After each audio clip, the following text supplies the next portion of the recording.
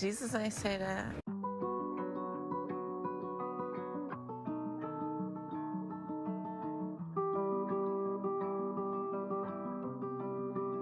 Aren't I a good guy?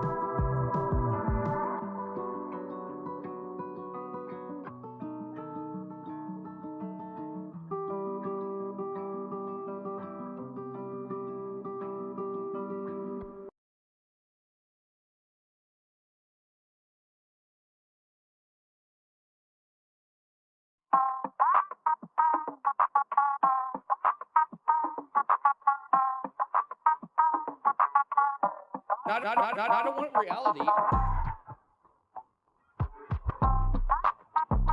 Arguably the greatest work of nonfiction of the 20th century.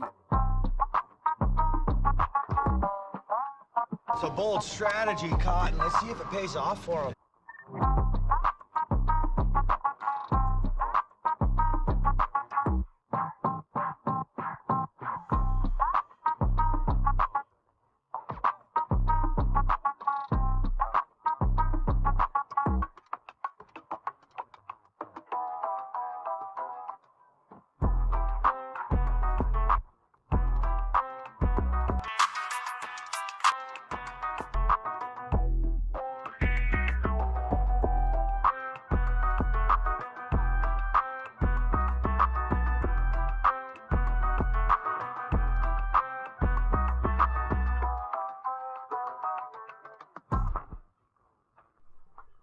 Well, I hope everybody's having a fantastic day and or night so far. Gonna get to it very shortly.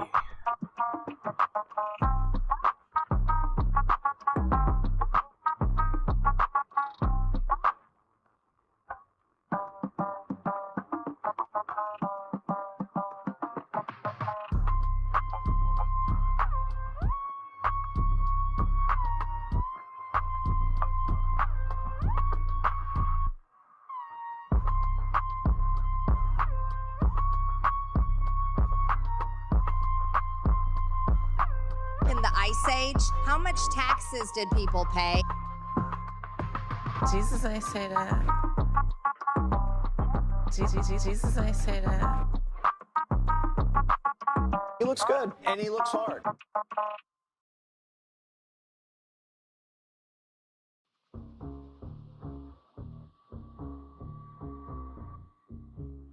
I'm not trying to ban anything. But you're not trying to ban any books. Who said I'm trying to ban books? Are you trying to remove books from libraries? From public school libraries.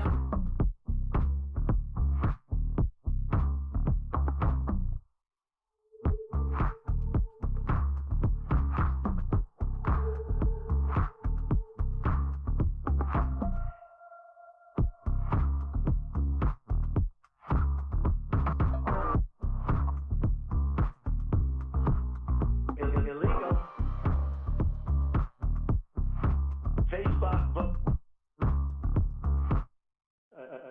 Zuckerbucks.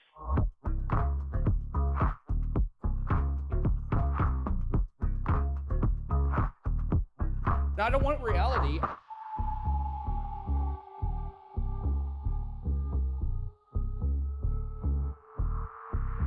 Aren't I a good guy?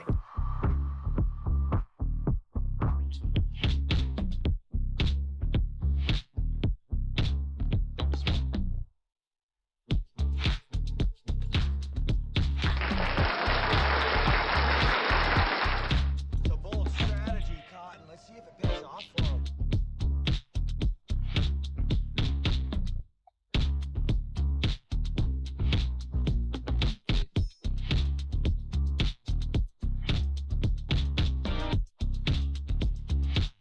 This is from 12 Rules for Life.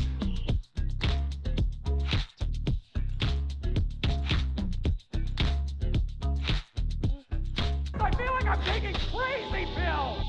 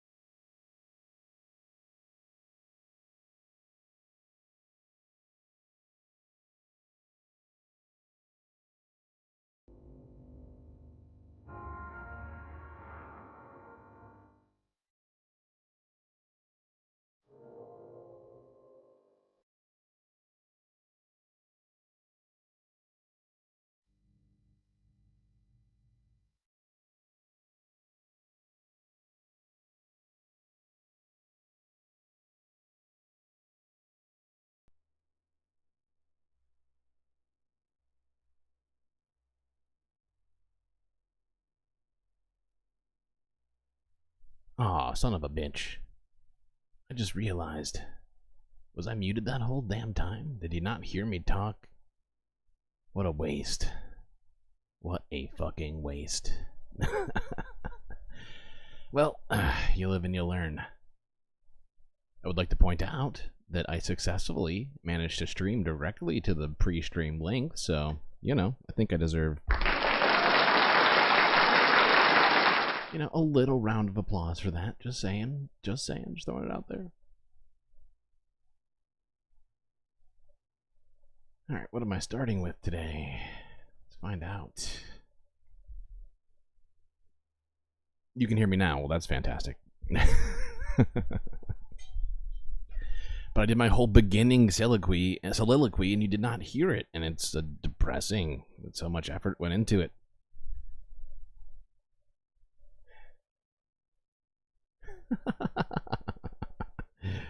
You think about audiobooks for a second. You think about you're bad at audiobooks because if you think about anything like laundry, then suddenly you've lost track, and I understand that.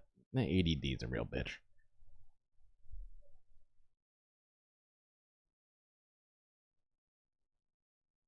$15 times? That's so many times. It's a lot of times. Okay. Well, we're going to start off, as usual, kind of easing our way into things.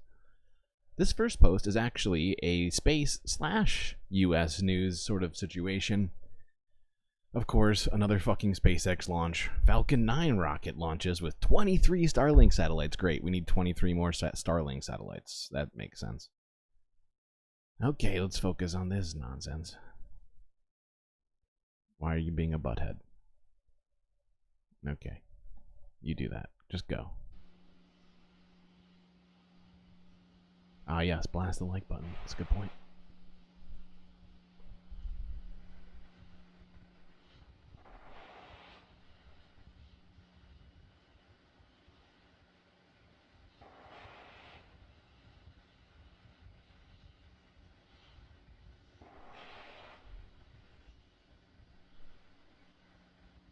Oh my god, what happened to my body? What is happening? I'm just a head floating in space. This is a disaster.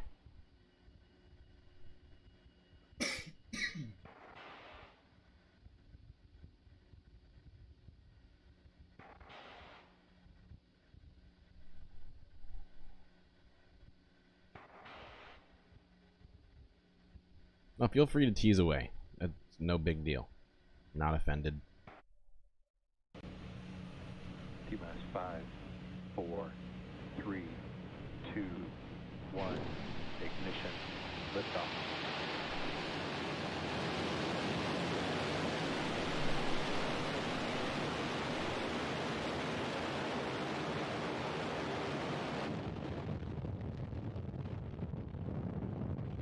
Vehicles pitching downrange. Well, just another milestone in the corporatization of space, people. Gotta get more satellite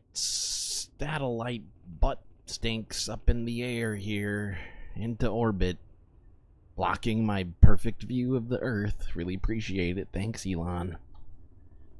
Yeah, Pitchforks, I don't see anything wrong with you saying that you prefer Doom over something else.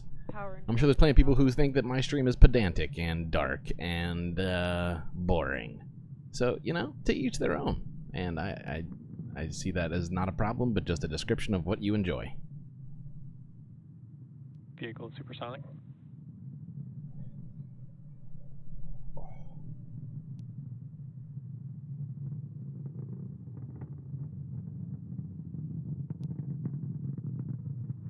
Max Q.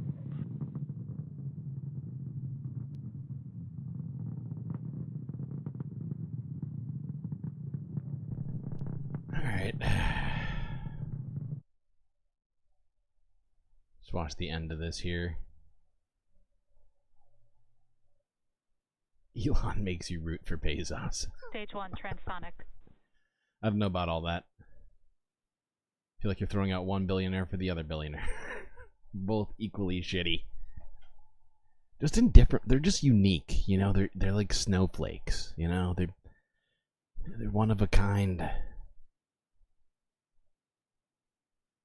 Yeah, I am boring. Yeah. See, that's what I'm saying. Some people think I'm boring and terrible. Atticus has just told us. I was right. Hate watching, and that's okay.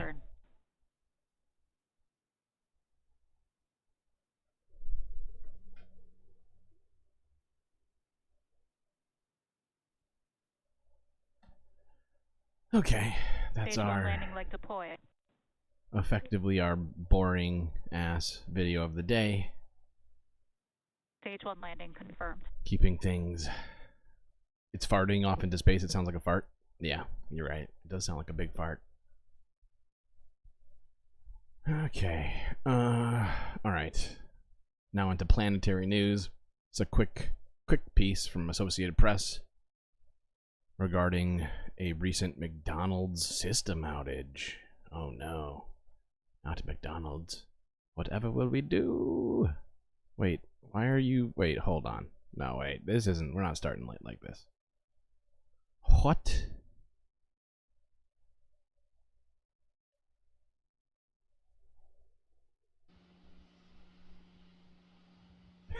SpaceX better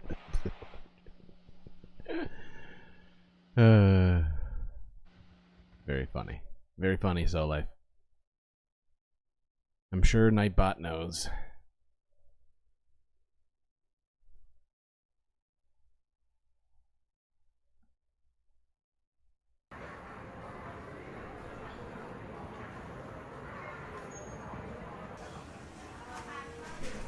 System failures at McDonald's reported worldwide Friday, shuttering some restaurants for hours. Chicago-based McDonald's Corporation said the problems were not related to a cybersecurity attack without giving more details on what caused them. Weird. Down Detector, an outage tracker, also reported a spike in problems with the McDonald's app. Sounds like a cyber attack to me, a little bit. I think they may have spoken too soon. I could be wrong. Is 8-Ball broken? Wow.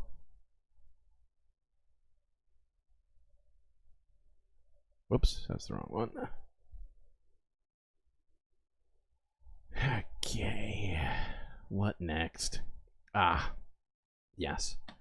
So this is from 12 hours ago. This is a Democracy Now! Piece, so I think everybody knows what your responsibility is as a... Well, not responsibility, but your option.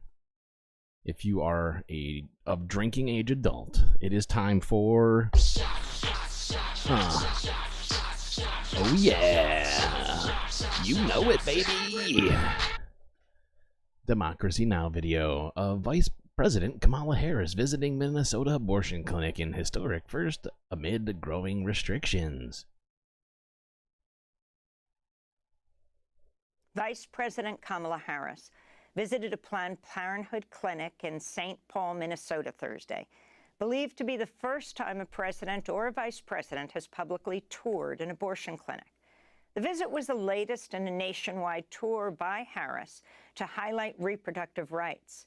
Minnesota's been a haven for women seeking abortion since the Supreme Court overturned Roe v. Wade, ushering in restrictive laws and outright bans in more than a dozen states. Last year, Minnesota passed legislation that enshrined abortion rights into state law. In her remarks outside the Planned Parenthood clinic yesterday, Harris referred to the attacks on reproductive health as a very serious health crisis and lauded Minnesota's efforts to protect abortion rights. God damn it. Oh, this is a serious ass piece, but Obsolete Optics found the 8-Balls command. Oh god, that's hilarious. I can't remember who it was. I feel like it was either Gabby or Goth. I think it was somebody with a G name. Way back, one of the early streams, who tried to... People were just making up commands at will that had no command for them.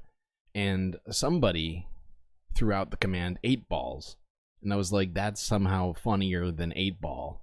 So I was going to put in a balls joke, but I couldn't come up with any. So I just put in placeholder balls joke. And somehow that's actually funny. I don't know why. We are facing a very serious health crisis. And the crisis is affecting many, many people in our country, most of whom are... Okay, I'm struggling to get started because people are just being hilarious today. Really good job, chat. That should have been the theme song of the COVID vaccine. Pitchforks is 100% right. That was a huge missed opportunity. I don't know how much it would have cost to license that shit, but if you had just made a commercial, freaking 30 seconds long, with people getting vaccinated, and then in the background you got Party Boy and Lil Jon going shots, shots, shots, shots, shots, shots. It would have, the whole country would have been vaccinated. Frankly, silently suffering. After the United States Supreme Court took a constitutional right that had been recognized from the people of America, from the women of America. In states around our country, extremists have proposed and passed laws that have denied women access to reproductive health care. And the stories abound. I have heard stories of, and have met with women who had miscarriages in toilets. Women who... And now that I'm thinking about it, I'm struggling to listen to what Kamala is talking about. I mean, honestly, I struggle to listen to her most days because she's just this sort of centrist puppet that has barely done anything, at least for America. I don't know about her. But I just thought of something. What if to complete the whole theme of it, like you got the commercial going, right? You got the music going, and just for the holdouts, you also add in if you get a shot, you take a shot, you know, and they just give out like shots of tequila and like whiskey for the holdouts and whatnot at the what do you call it? Like at the place where they're doing the vaccines, the pharmacies, the whatever. And plus, if I recall correctly, you get the shot and then you got to hang out for like 30 minutes or whatever, however long it was. And so, you know, like even if you're drinking, once you leave, you'll probably be good to drive. I've thought it all through. I've thought it all. But this was a huge missed opportunity. I wish we could go back in time and do this now. We're being denied emergency care because the healthcare providers there at an emergency room were afraid that because of the laws in their state that they could be criminalized, sent to prison for providing health care. So I'm here at this healthcare clinic to uplift the work that is happening in Minnesota as an example of what true leadership looks like.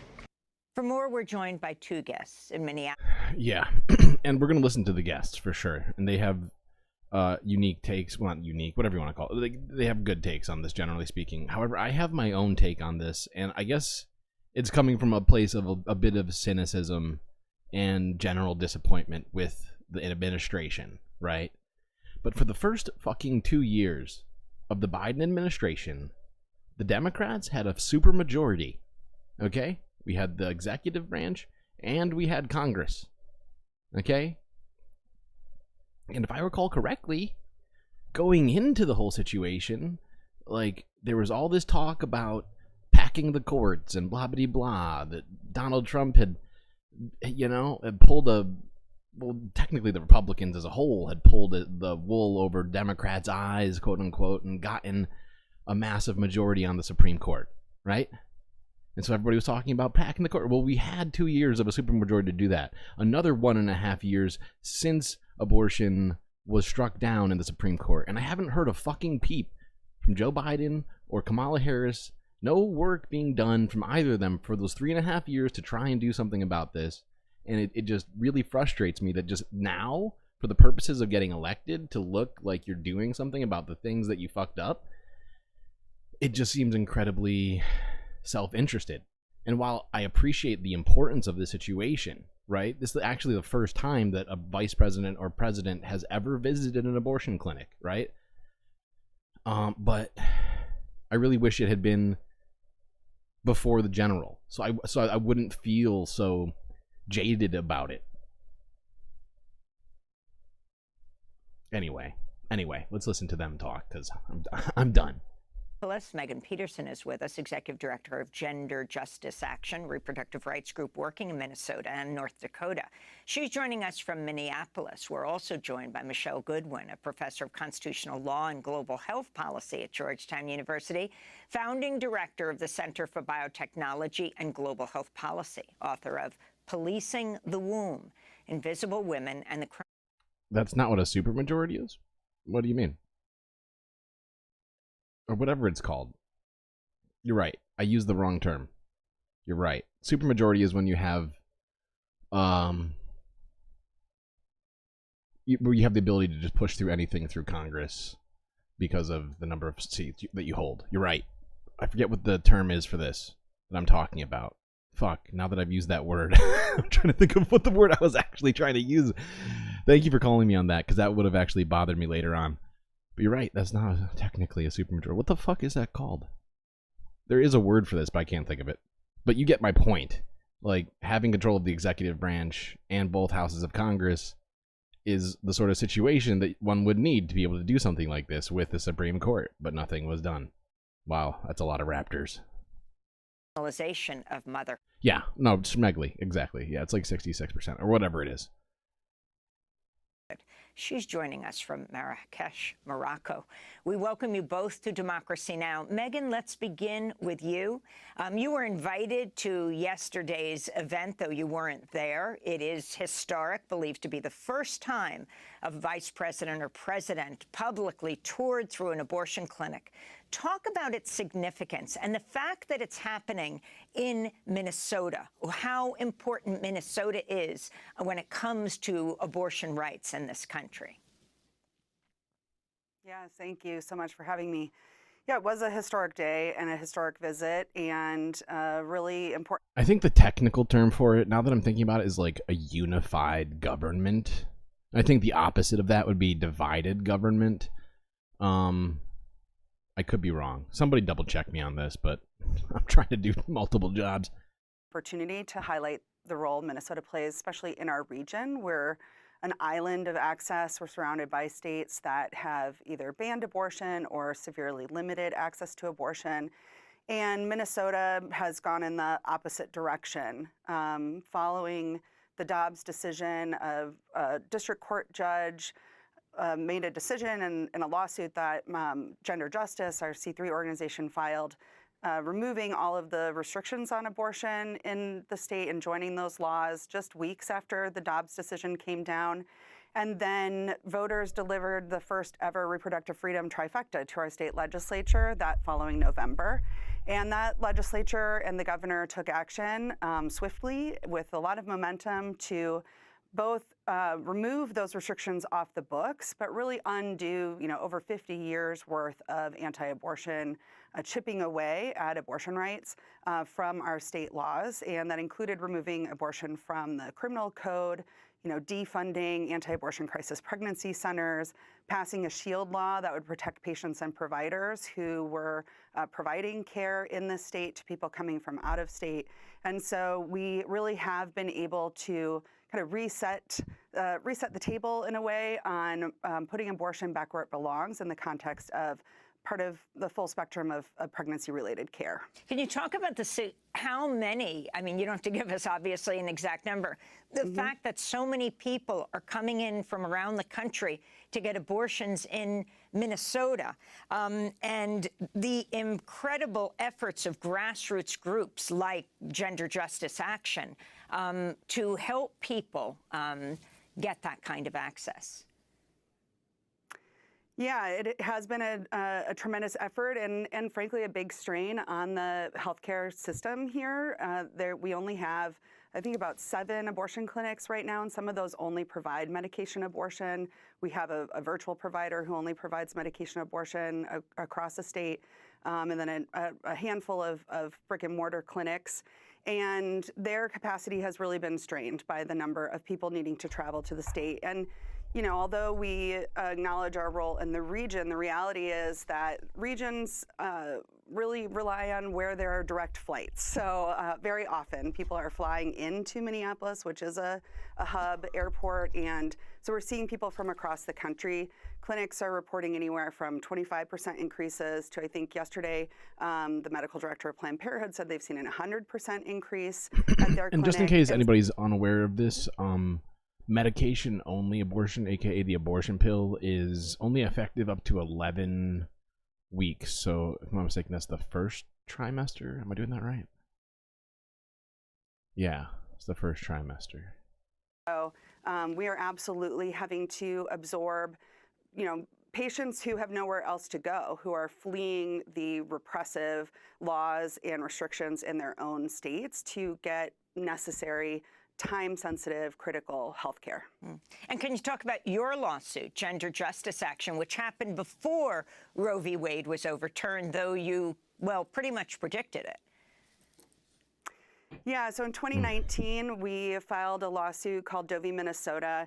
It challenged altogether basically all of the restrictions that had built up over the years, everything from a 24-hour waiting period to parental notification, a mandated bias script that doctors had to read to patients, a restriction on who could provide abortions. We were limited only to physicians, even though advanced practice clinicians, registered nurses, are perfectly capable of providing, especially first trimester abortion.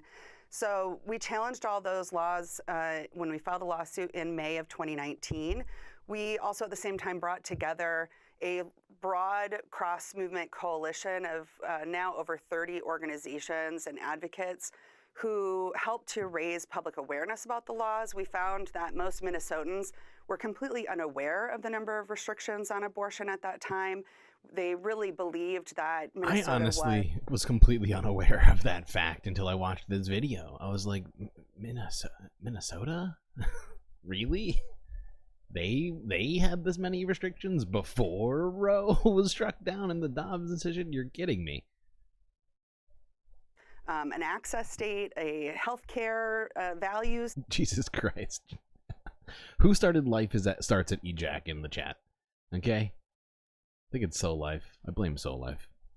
State in a place where they really couldn't imagine that there had been this chipping away of rights for so long. And so by both bringing the lawsuit and working in coalition to help raise public awareness, we did end up winning that lawsuit just weeks after the Dobbs decision came down in mid-July of 2022. And that really then, set the stage, I think, for the way that we were able to both engage in the midterm elections and move right into the following session in January of 2023. So that foundation that we laid starting in 2019 and really kind of ringing the bell that, Roe was on the chopping block. Roe, we absolutely anticipated and expected that it was going to go down. It was only a matter of time, and it was critical to do the work to undo the barriers and the restrictions that had built up over time in preparation for knowing Minnesota was going to need to serve a broader swath of the country.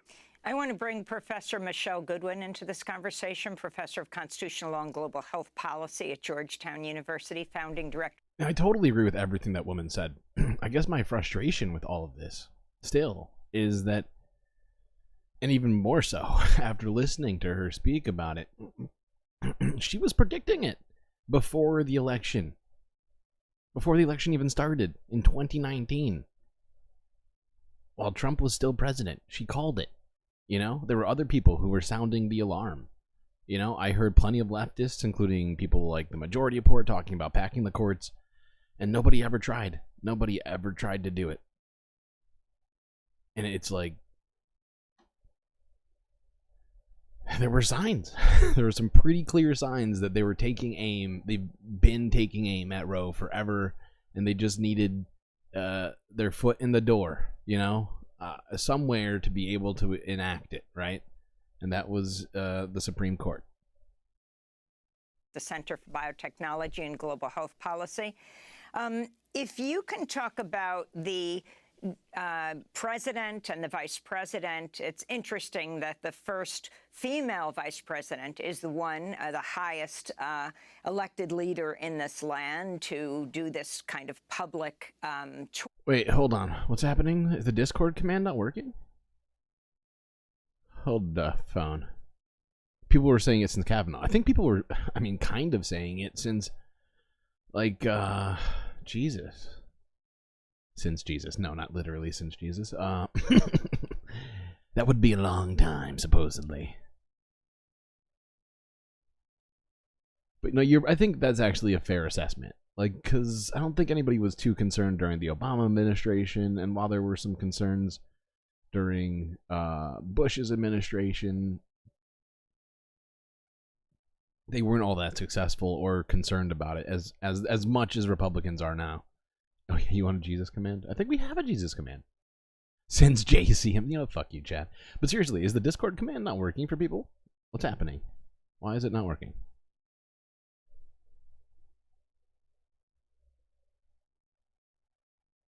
Hold on, let me try. Oh, I just realized why it's not working. It is a moderator level command. It's a I think it's set as a moderator level command.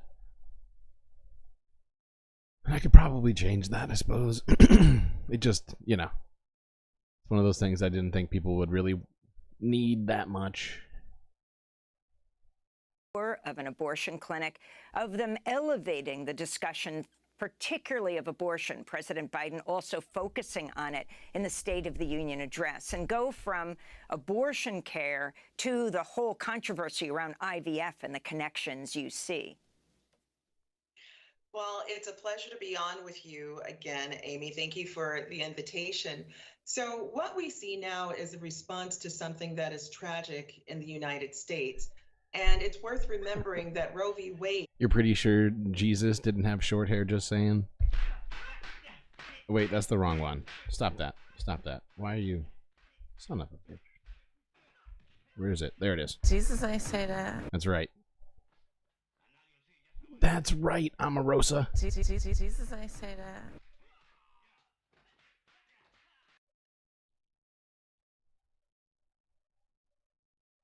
In 1973 was a 7-2 opinion. 5 of those 7 justices were Republican appointed. And I mentioned... How dare the plebs promote Discord? Fuck you, so life. I'll change it, okay? If you're going to give me shit about it, it's really not that important. And the fact that Justice Blackmun, who wrote the opinion in Roe v. Wade, was appointed by Nixon, as just giving a sense of just how dramatic it... I'm going to have to go back because I've lost complete track now due to all the shenanigans. But I just felt that the Discord command had a certain level of responsibility. I wasn't even sure when I first started this all who would even show up. I didn't think I'd have such, cool chatterers in here. I thought it would be filled with trolls. Founding director of the Center for Biotechnology and Global Health Policy.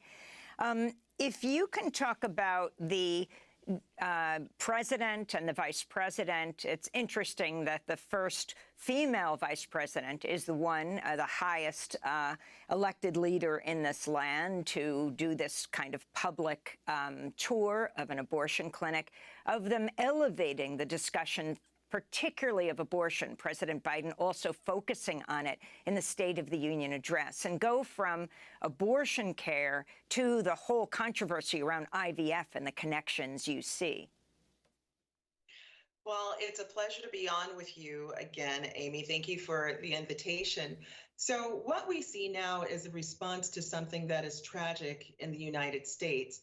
And it's worth remembering that Roe v. Wade in 1973 was a 7-2 opinion. 5 of those 7 justices were Republican appointed.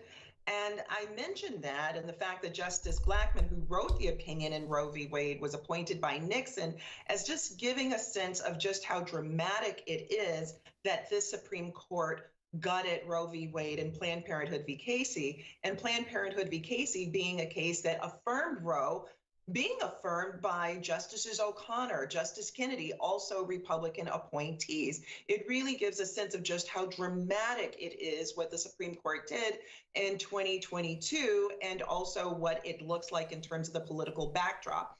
So, all right, Discord for everybody. I changed the permission level. Discord links for the people.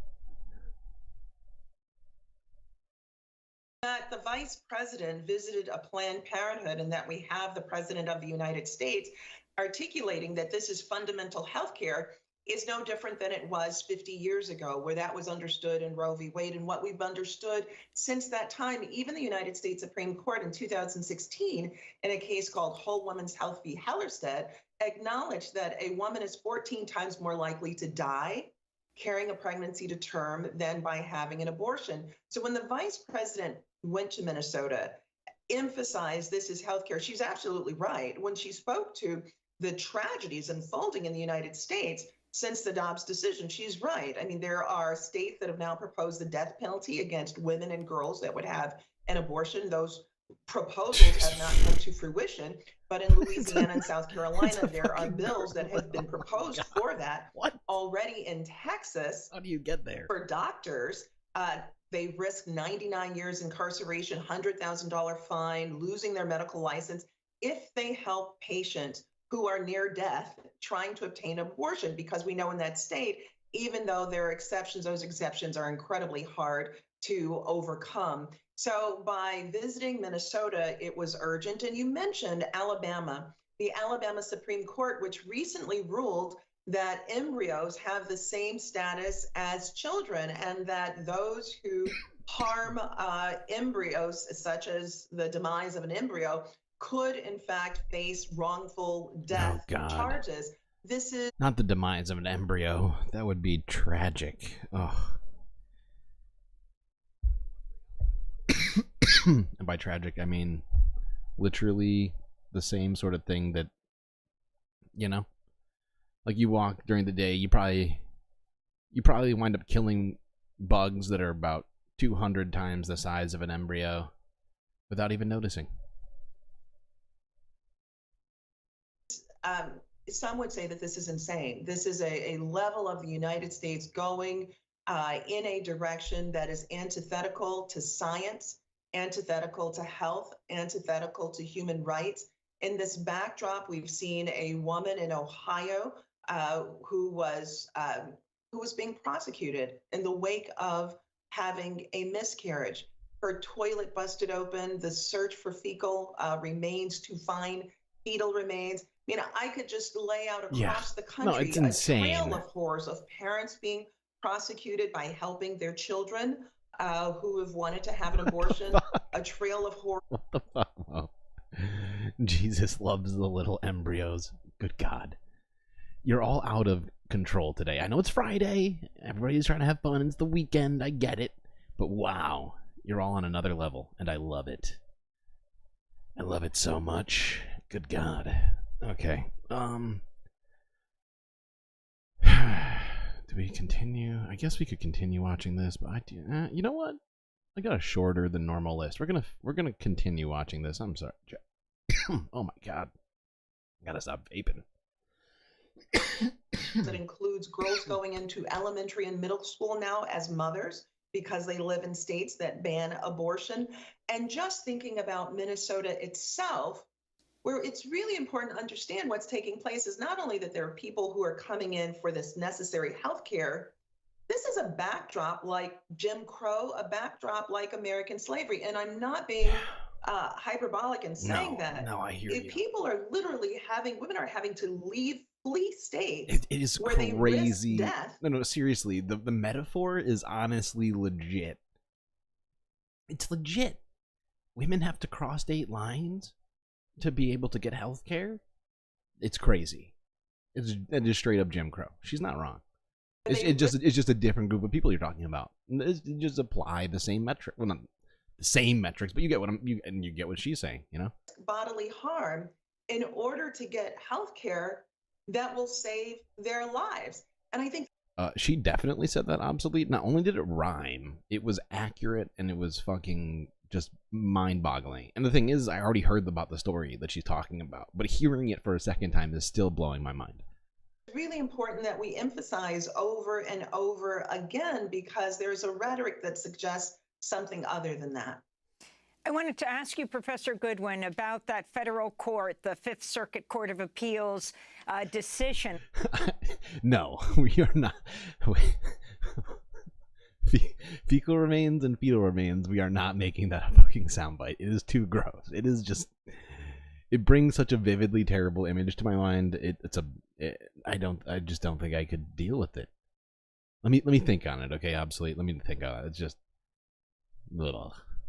Upholding a Texas law that prevents young people from confidentially accessing birth control from clinics. The court ruled clinics can be required to notify and get consent from parents. Planned Parenthood criticized the ruling, saying it marks a significant and dangerous departure from decades of precedent that has allowed all young people to confidentially get basic health care like birth control through Title X. Explain the significance. Came right before this visit, Vice President Harris. Again? And this is a public service announcement. If you don't love Amy Goodman, then we're not friends. Don't talk to me. Because everybody loves Amy Goodman. If you've got a head on your shoulders, you think Amy Goodman is the fucking goat. Understand what this means in historical context. Title X was pushed into law by George H.W. Bush. He championed Title X. George H.W. Bush, that being the first of the Bush presidents. His father, Prescott Bush, was the treasurer at Planned Parenthood. So when we're talking about decades of a standard of recognizing that this is healthcare, and in fact, George H.W. Bush, when championing Title X, which has been decimated in Texas and also decimated, we see, by the Fifth Circuit, but when George H.W. Bush decades ago was confronted about the question about access to reproductive health care for the poorest of Americans, he said, this is fundamental health care. This is public health. Nixon said, I feel like I'm taking crazy pills. Never should we ever have to bring up George H.W. Bush as like some sort of like example of good policy. And yet she's totally fucking right about this. It's just crazy to think that at one time the same people that currently love Trump also like were totally on the same side as George H.W. Bush and thought that, yeah, abortion was actually healthcare. What happened? What the fuck happened to those people? the same thing. And so part of what we're seeing now is something that is a dramatic, really dramatic step away from what we understood as basic care for human beings in the United States. So, like, are you causing problems? We are.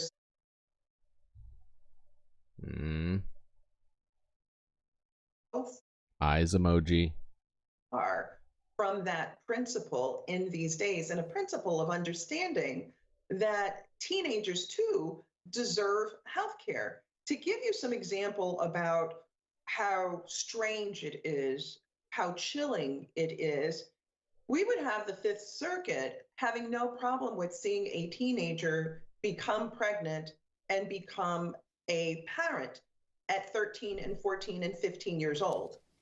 And yet at the same time, protecting their health through what could help prevent a pregnancy, we see obstacles in those ways. And this is something that is completely disconnected to what has been a tradition of understanding healthcare access over the last half century in the United States.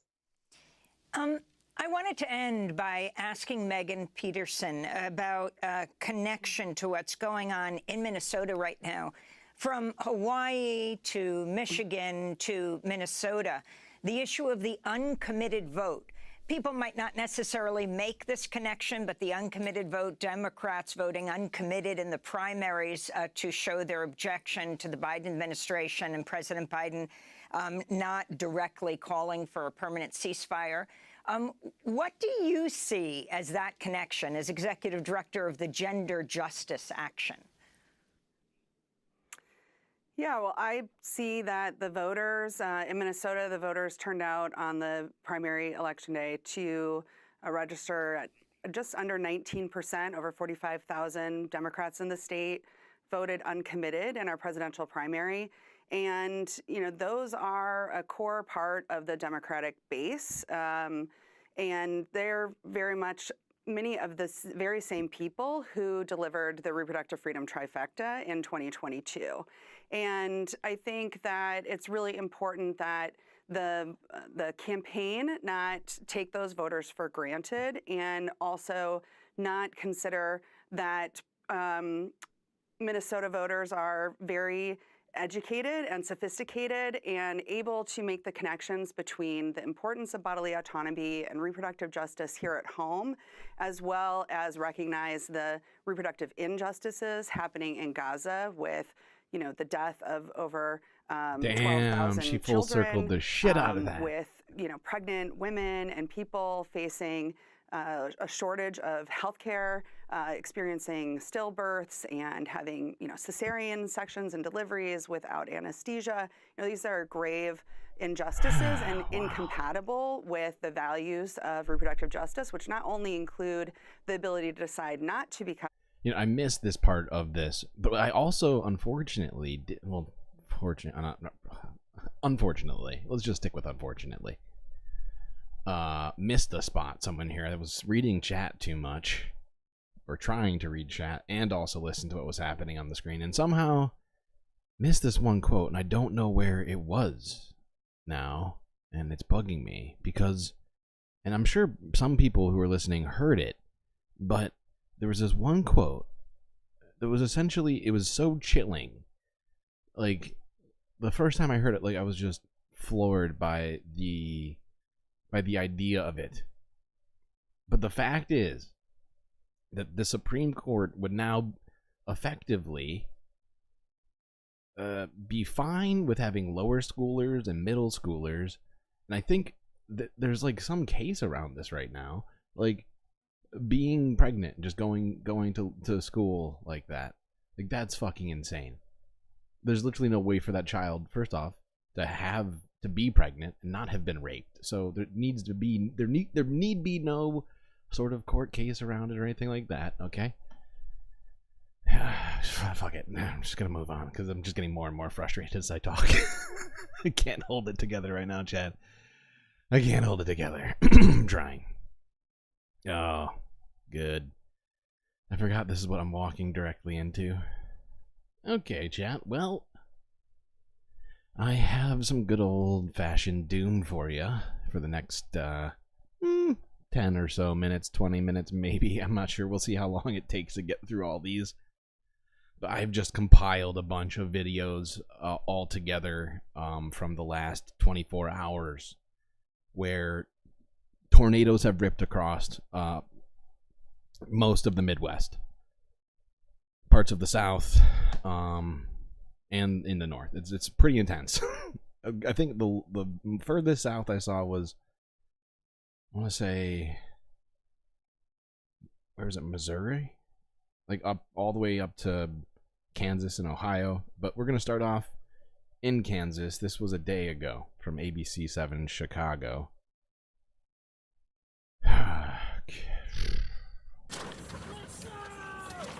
Yeah.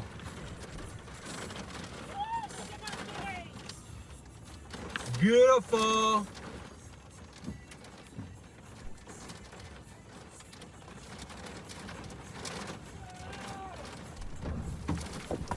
Go east! Go east! Go east!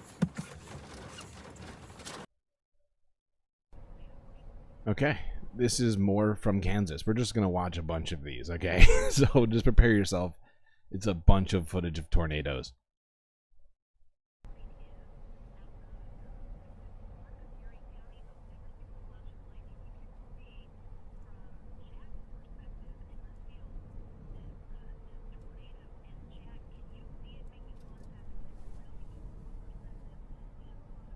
Wait, what's an R word that you don't like? Did I use an R word that you don't like? Did I use what word did I use? Oh, I think I know what you're talking about. I'm afraid it's just a reality. It's a real thing, right? And in the specific case of what I was talking about, with minor children being pregnant, right? You essentially that can't happen legally, from my understanding. And it's the only way to describe it.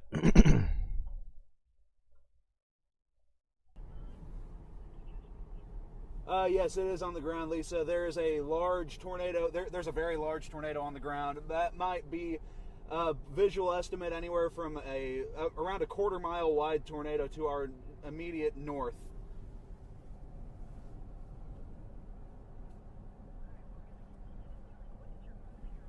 We're going east on State Highway 4, so this is going to be just to the east of Alta Vista, and it's going over some very open terrain right now. That's very good news, but it's going to be heading off towards the north. Areas along Highway 99 are going to be next in line for this. So to the south of Alma is where I would really be watching for this tornado to go. Thanks for watching. Stay updated about breaking news. Yeah, that's exactly my point, though. Obsolete. Does the child consent, though? Like, that's a nonsense question. Don't ever ask me that question.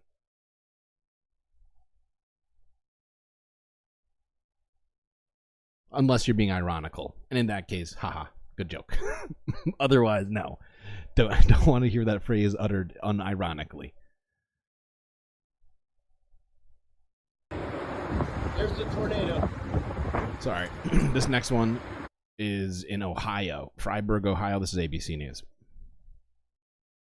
This is loud as fuck. I'm going to turn this down a little bit. Oh my god. Thank God it ain't in my house. Stop the door.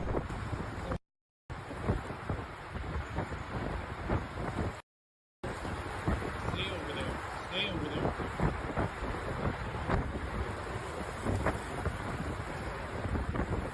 Stay over there. Don't come over here.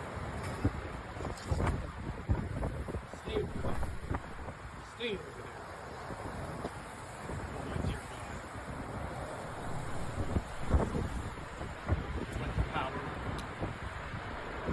Oh, damn.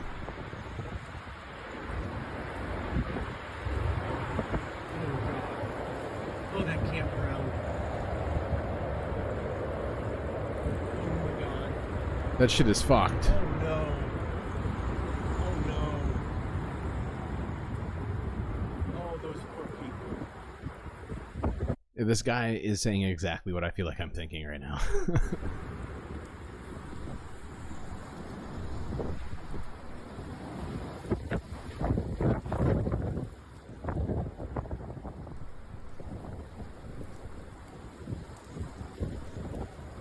No, I understood that that was a joke, obsolete, and that you were quoting, or at least speaking from the perspective of anarcho-capitalists.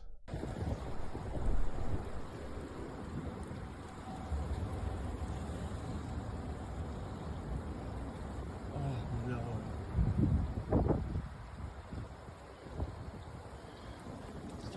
Okay, move to the next video. Shit is nuts. Ah, Disco Wolf, good to see ya. It's a twister, it's a twister. Yes, yes indeed, Morbius, that's exactly what it is. This next video is from the AP. This is just 17 hours ago, and this is from the tornado in once it reached Indiana and Ohio. Shit is insane, dude.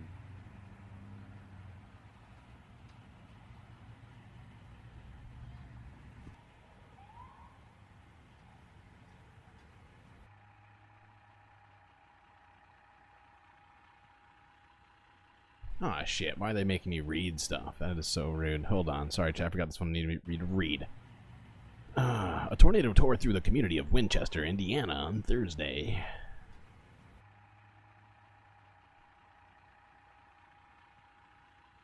Indiana State Police said there are many significant injuries.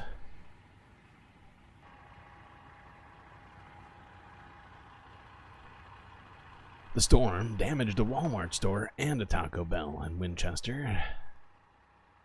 Those are probably my two lowest concerns of damaged Walmarts and Taco Bells. State officials called on Indiana Task Force 1 to help with search efforts.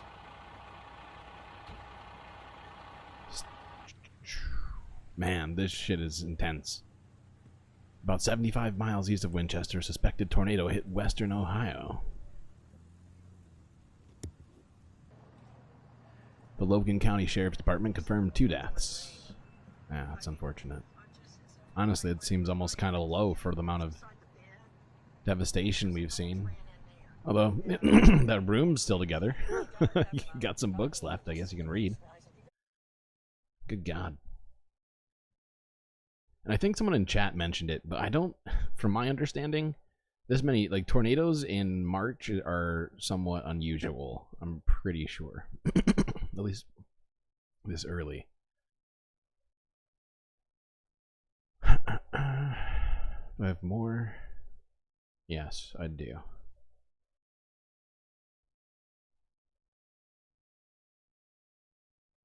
This is CBS Mornings showing more of the same footage, or similar footage. Breaking news overnight. Severe weather across the middle of the country, including a deadly outbreak of tornadoes. At least 3 people died when a twister touched down in western Ohio. That's just north of Dayton. Multiple storms caused devastation in Indiana as well. At least 7 tornadoes were detected across the 2 states, part of a massive system. Clay Gordon from our Columbus affiliate, WBNS, joins us from Indian Lake, Ohio. Clay, good morning. So what are you seeing? Nate, where I'm standing, we're seeing extensive damage to homes and property. Local police here are working to confirm if there's any more injuries or even deaths related to this violent weather. We're also seeing severe weather across other parts of the Midwest as well.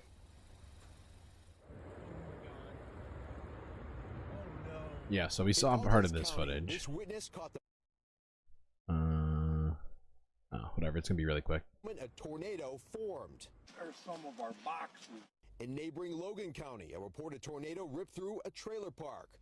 First responders at the scene say the damage was extensive and are calling it a mass casualty event. They reported at one point a shortage of ambulances. Tornado on the ground right over the Ohio River. A view from above shows extensive destruction to numerous homes, roofs torn off, buildings torn to shreds, and piles of debris strewn across neighborhoods. Imagine just waking up and not having a roof. The utility room, and about 30 seconds later, it hit, and you see the damage. A different violent tornado slammed. Some people don't have to imagine it who are homeless. Sorry, I'm getting distracted. Randolph and Delaware counties in eastern Indiana. Emergency officials are there this morning trying to confirm the extent of injuries and possible deaths. That work will begin in the morning to actually go through and subdivide every single one of those properties. Do everything within our power to find out if there is anyone still. And no, of course, I'm not trying to suggest that somehow we should start trying to compare suffering between homeless people and people who've just been made homeless by a storm. That is nuts. It is all sad. Hopefully, you know, everything winds up being okay over there, but these are the sort of things that we're going to be seeing more and more of, with weather events increasing in extremity. Is that the right way to put it? With weather events becoming more extreme and more frequent, stuff like this, tragedies like this become almost commonplace. But we have to keep looking at them, otherwise, how will we ever know?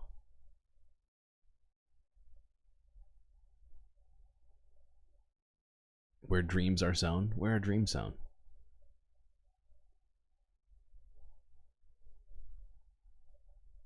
Is that at the Nike factory? Just do it.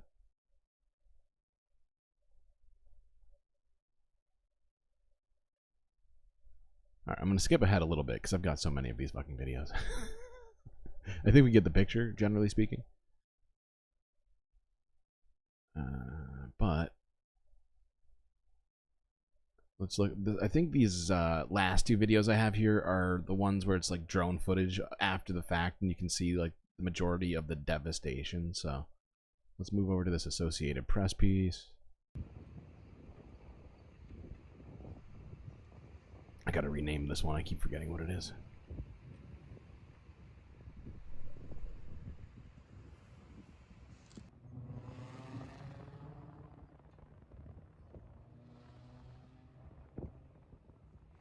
Officials say 38 people were injured by a tornado that cut a wide path through the area. I don't know what it said exactly. So we just all took cover, and it didn't really last. Probably, I mean, it was like within 5 minutes, it was over.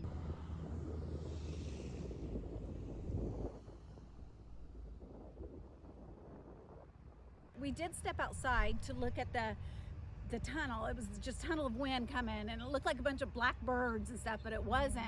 It was debris just coming, and it was heading our way. It sounded really loud and scary the closer it got.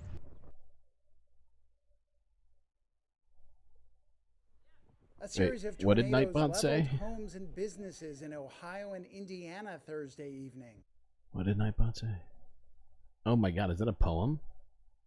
A soul untethered in search of truth must roam through digital realms uncharted. A wanderer yearns for home. Departing chat, a path unfolded to find where dreams are sown. Hashtag GNR? What the fuck is GNR?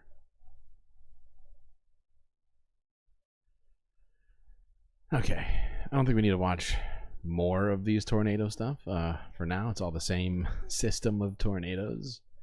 But I will keep you apprised of all of the most doomerific weather events as I best can. What's next?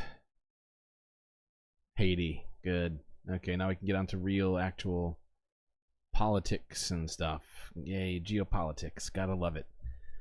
Okay, no more US stuff. And you notice that I kind of merged environmental stuff and US stuff today. It was just a happy accident. It was actually a merging of space, environment, and it was the perfect trifecta. Really got us started here. Alright, first piece is with Reuters. Haitians analyst wary of transition council.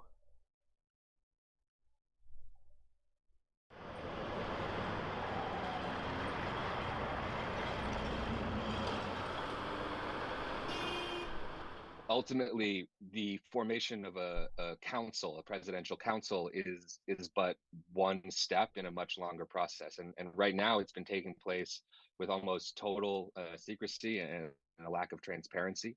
The only announcements have been made by foreign leaders and in English. So there's really no way for the broader Haitian population to engage in that process in a meaningful way. And that is going to have repercussions, because whatever comes out of it is going to face a legitimacy crisis from day one because of the process that has been put in place by those external actors. I think the 7-member council is an insult to the Haitian people. I think that it's an insult to worsen the country's problems. The country had a single-chamber government with Ariel, which caused problems. Since the founding of the nation, we've always had a 2-chamber government, a president and a prime minister. But it's very unfortunate, I think, they want to create crisis after crisis to worsen the situation of Haiti. They gave us this proposal, and it will not be a good thing for the country.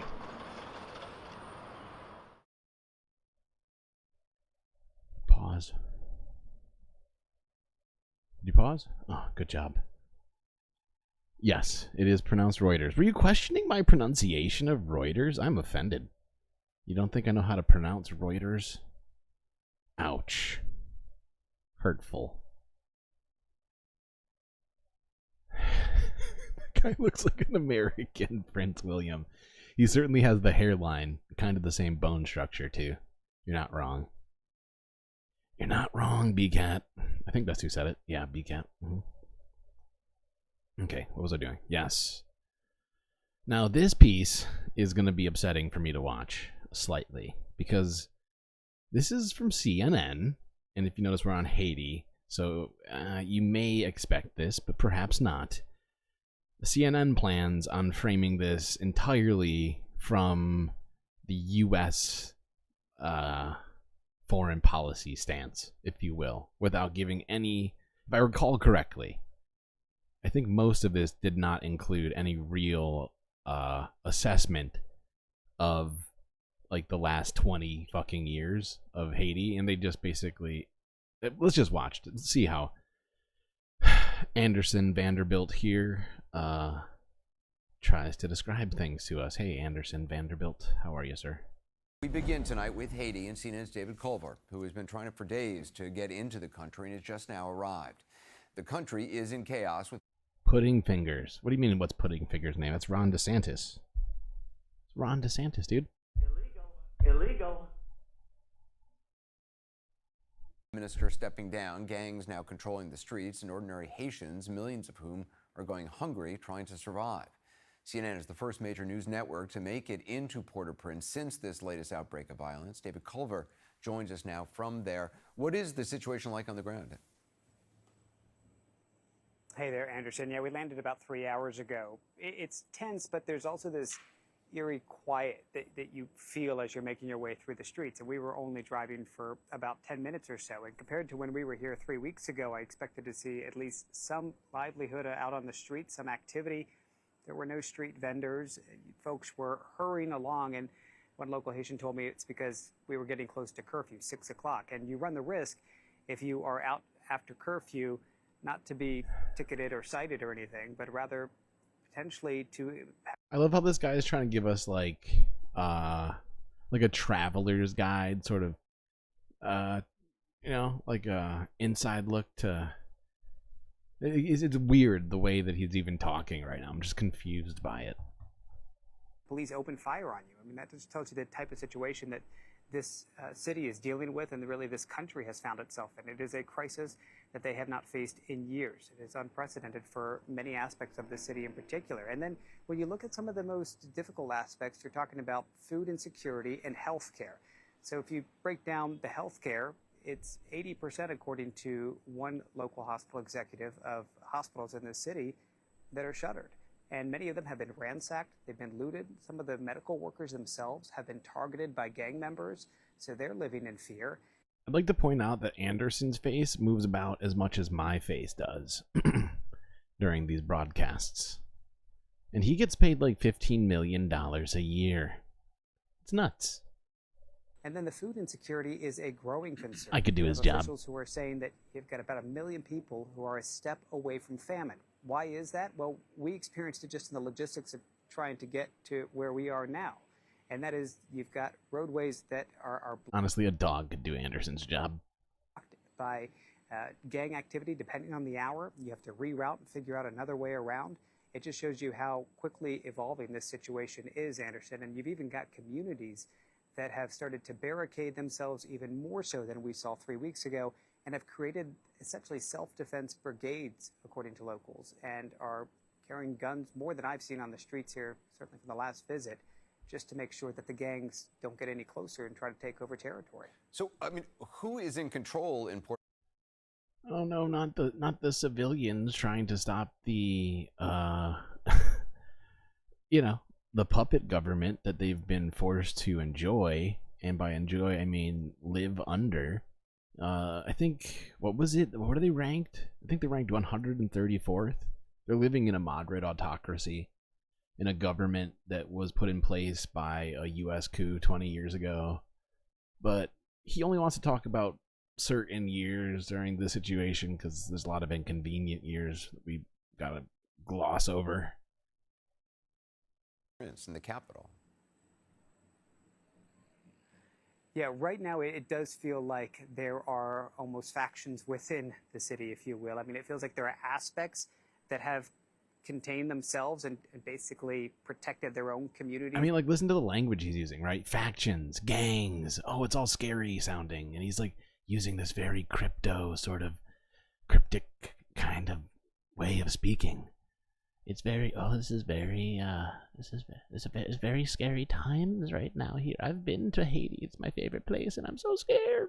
Well, maybe you personally should be scared because you're here basically just kind of promoting Western hegemony. You will, not only physically and putting up a defense, but also just kind of operating on their own. Neighbors looking out for neighbors, if you will. And outside of that, there are some aspects that are able to continue just with some of the the standard government and police protection. But then Anderson one day a year on New Year's Eve. I'll take that. You can hear it on and off at times. You'll have moments where gunfire will just erupt, and it shows you that these are times that are just totally unpredictable. And so, mostly because Anderson is just so, like, as a person, like, he's, what's the word? He's got a lot of albedo, right? Like, he's shiny, right? So if you get him near all those lights and stuff, it kind of adds to the ambiance. Region, you've got people who are sealing themselves in their homes and who haven't left in the past couple of weeks. How difficult was it to get into the country?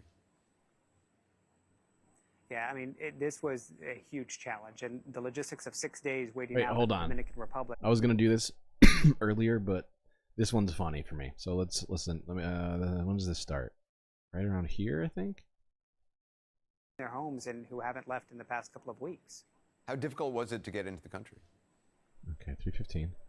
Yeah, I mean, this was a huge challenge, and the logistics of 6 days waiting out in the Dominican Republic, trying to go through a lot of bureaucratic red tape at times, of course, but that just shows you, what the Dominican Republic and Haiti officials were trying to navigate so as to get the foreign media in. Now, we happen to be the first ones to get into Port-au-Prince, which is significant, especially after 6 days of trying over land crossings, then trying to book certain helicopters to make our way in. And we finally were able to land about 3 hours ago, and this is just a sampling of our trip. Okay, so that was 47 seconds of him complaining essentially about how hard it is to get into Haiti while they're in the middle of a civilian-led regime change, right? Like, it's one of the most nonsense things. They could have spent that 45 seconds giving us historical context, talking about the U.S.-led coup in 2004. They could have talked about, the strategical importance of Haiti as it's in the middle of a shipping route to the Panama Canal. They could have talked about all sorts of stuff that's important in this situation, but no. Rather, better to demonize black people asking for independence and to complain about not being able to get in. But he's not done. So we started at 3:15. We're at 3:52. He's about to describe even more just how harrowing it was and difficult to get into the country. We're going to be flying to Haiti. It's going to take us 1 hour to get there. The logistics of this trip alone have been incredibly challenging, to say the least. They're confirming with us It's so bad. The logistics so hard. In the Ice Age, how much taxes did people pay? A very dire situation in Port-au-Prince.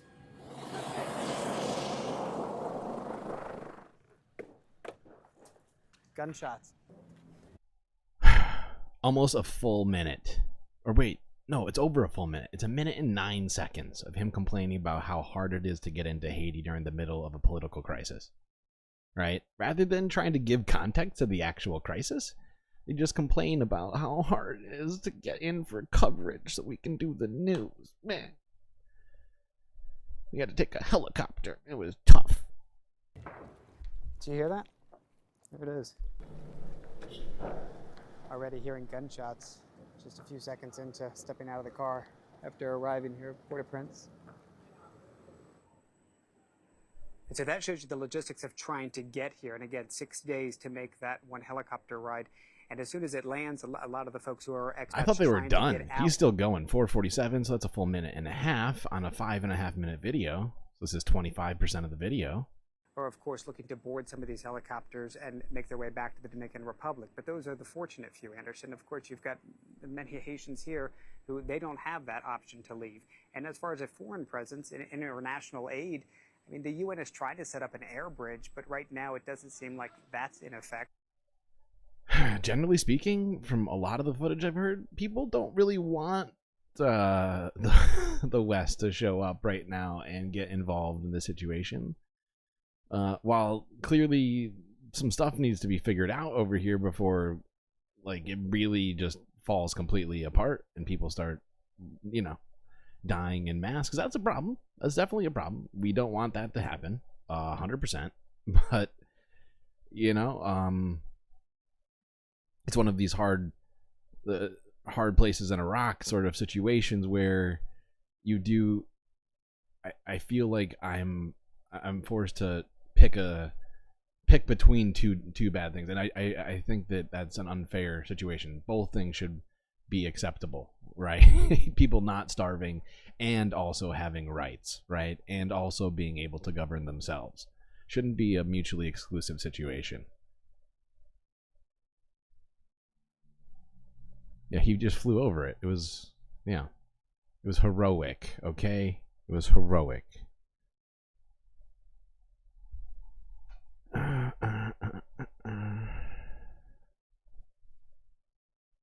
now we're moving on to Ukraine. This is an Associated Press piece from 11 hours ago. 2 dead in Ukraine attack on Belgrade region. Russian authorities claim.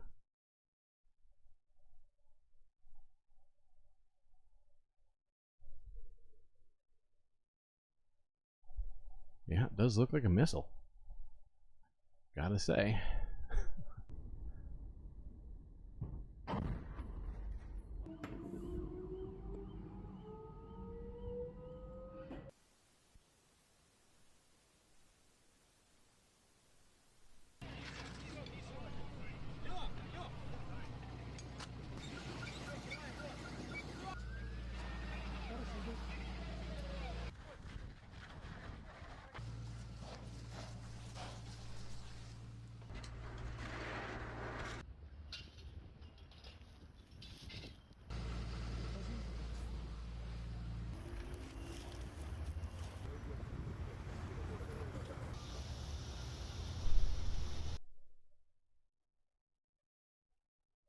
Okay.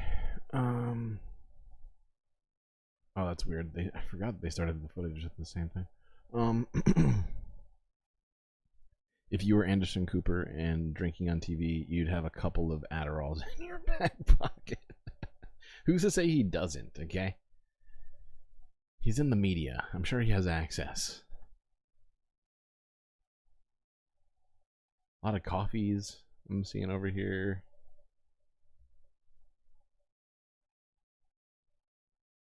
Oh, and Feldman's taking a break. Yeah, makes sense. He is, after all, no spring chicken. Alright, this next one's from the AP as well. Putin accuses Ukraine of trying to disrupt Russia's election. Okay.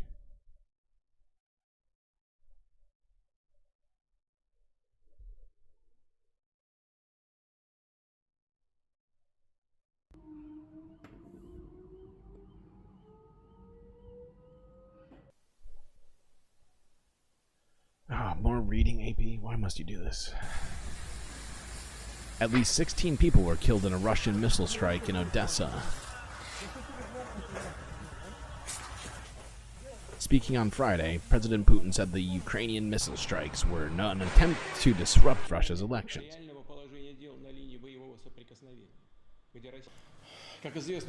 As you know, in accordance with the Constitution of Russia, the presidential elections begin today in our country. The neo-Nazi Kiev regime has conceived and is trying to carry out a number of... Wait, son of a bee sting. Go back.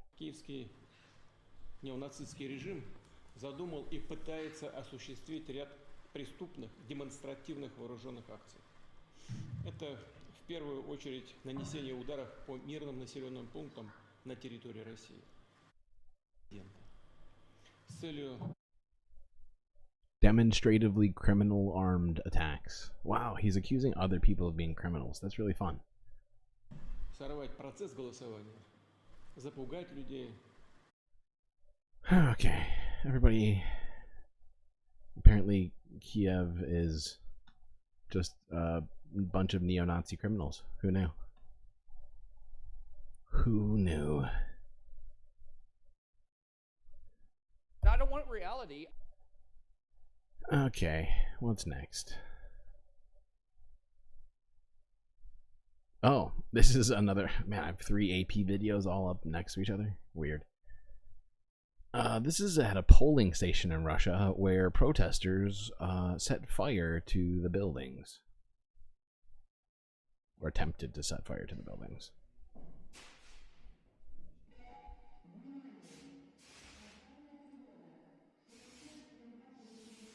A polling station in Russia was set on fire on the first day of presidential election voting.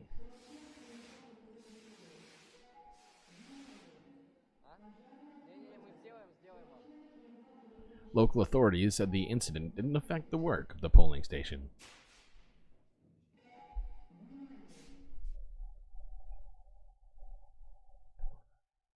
Russians have begun voting in a presidential election, which... Okay, well, you already kind of heard because this BBC reporter just ruined it for me. But this next video is from the BBC, entitled "Russia Election Protesters Attack Polling Stations in Defiance of President Putin." Russians have begun voting in a presidential election which Vladimir Putin is certain to win when the polls close on Sunday. There have very unusually been some protests, such as this woman pouring dye into a ballot box. But President Putin faces no serious opposition, with his rivals dead, in prison or in exile. This report is from our Russia editor, Steve Rosenberg. Russia's democracy is the best in the world. And at polling station 38... I thought I wasn't going to have to pull this out today, but I think it's too late. It's already happened. It's happened. We got to do it. So much use of this.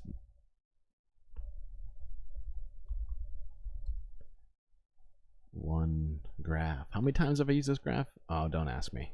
Too many times. So many times that it's better not to ask. Okay, chat, let's do this again just to make sure. I could be wrong. Maybe I've just been hallucinating. That's on me. You know?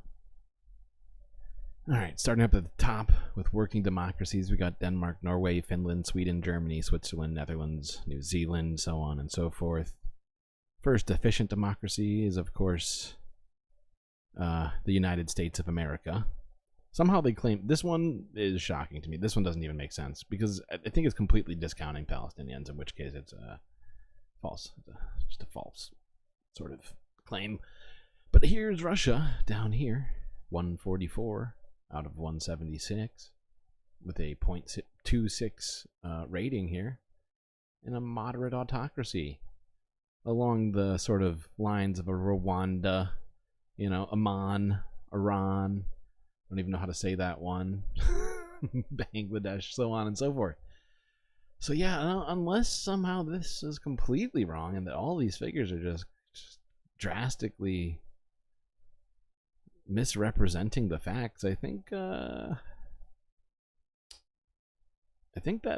might be not true.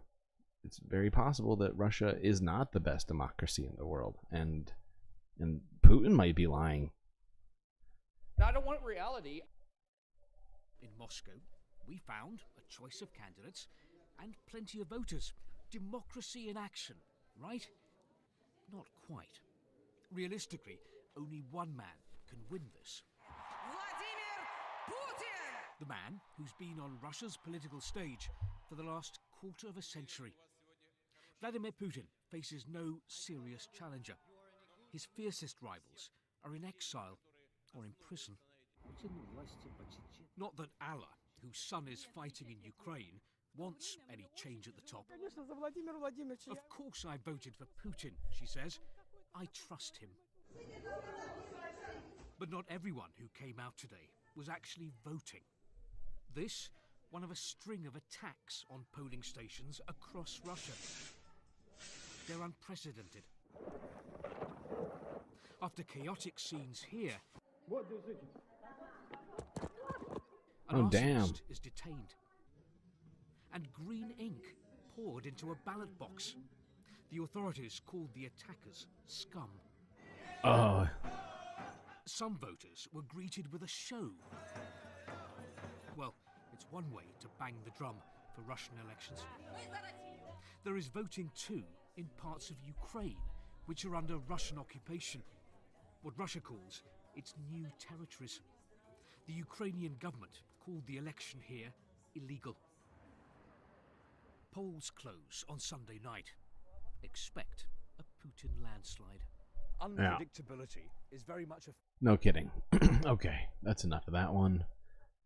Just figured we'd at least keep up with the happenings out there.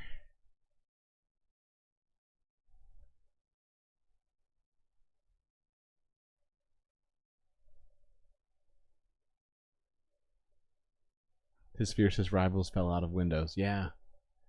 A lot of political dissidents and like people that are trying to get involved in government just have, like, they're just accident prone type of people. you know? Always dying. A lot of depressed people too. A lot of suicides. It's very odd. Something about it statistically doesn't check out, but I don't know. I can't do the math.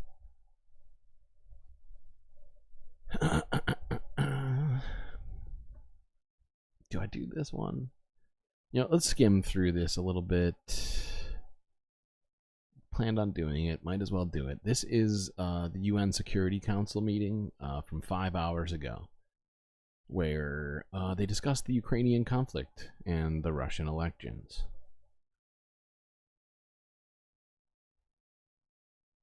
Wait, why didn't you do your job? Go. Just go.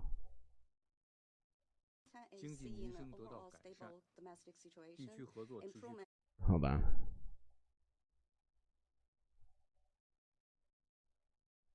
Let's see. Let's start here with the United States. Let's see what we supposedly have to say about this. Go back up. As we celebrate Women's History Month and convene the 68th session of the Commission on the Status of Women. Colleagues, we all have more work. Oh my god, that story was hilarious, BCat. But who did I see that? I don't even remember which stream it was. I want to say it was like an Majority Report day, like a Thursday on the Majority Report. And like we were covering, maybe that's what they were covering. I can't remember, but somewhere I saw that and it just died. It just died. Like imagine leaving America because you hate the wokeness and stuff.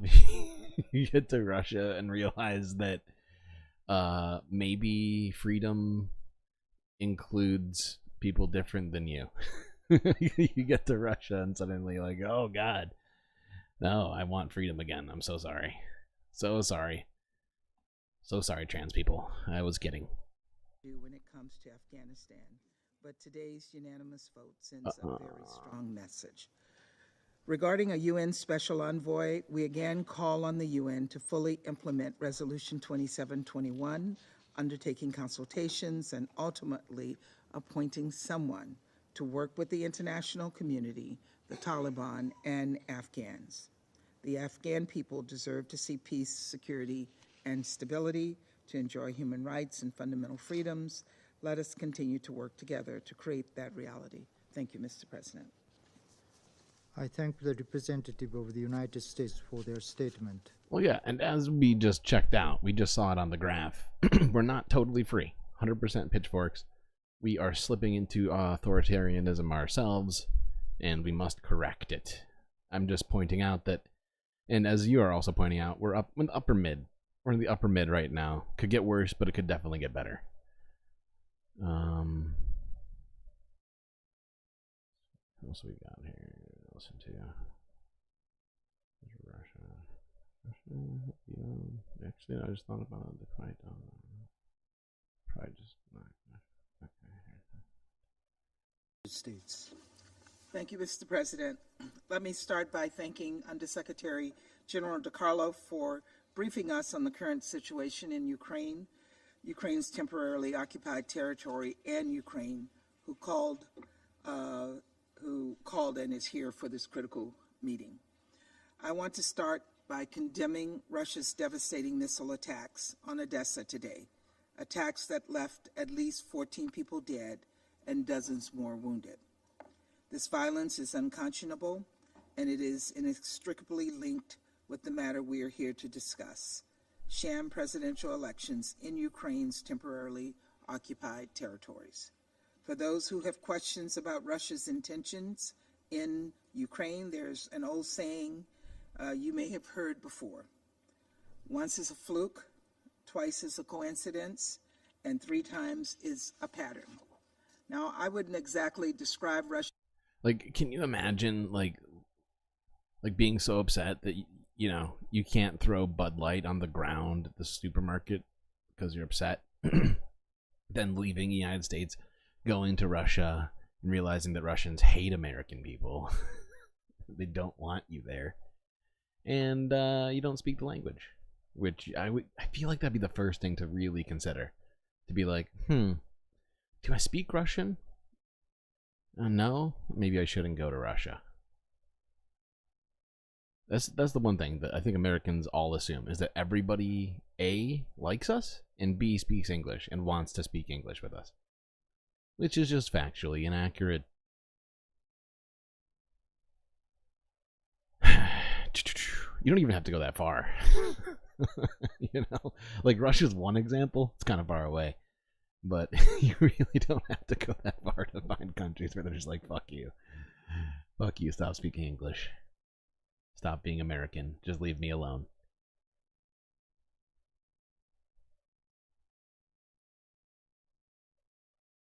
We're the Karens of the world. I'd like to speak to the manager, please.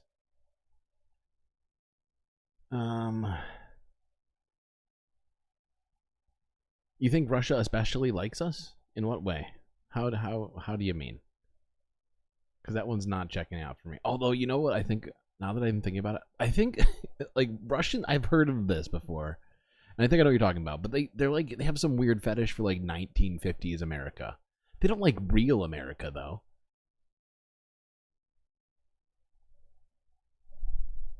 Like, I think, like, currently they do, like, sock hops on the regular and weird shit like that. Like, and it's very strange to me.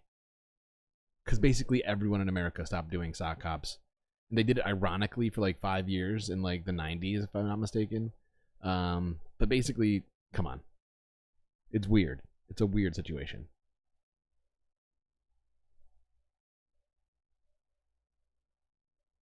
Okay, we're moving on to what I said I wanted to try and get into yesterday.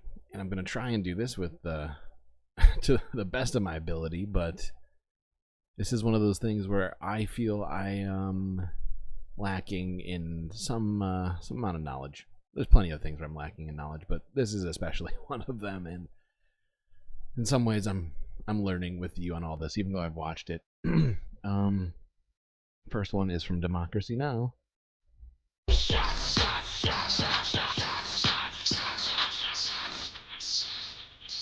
Everybody. Oh yeah. Okay. This is not really the time for shots, although you might need a shot for this one. This is actually from 2 years ago, because I feel like I'm not the only one who is lacking in knowledge on the Sudanese. So, let's start with this from 2 years ago. Democracy Now! Devastation and anger in Sudan as military coup halts country's democratic transition. A warning to our audience, this segment contains graphic video of state violence as we turn to Sudan, where protesters are back in the streets again today following Monday's military coup.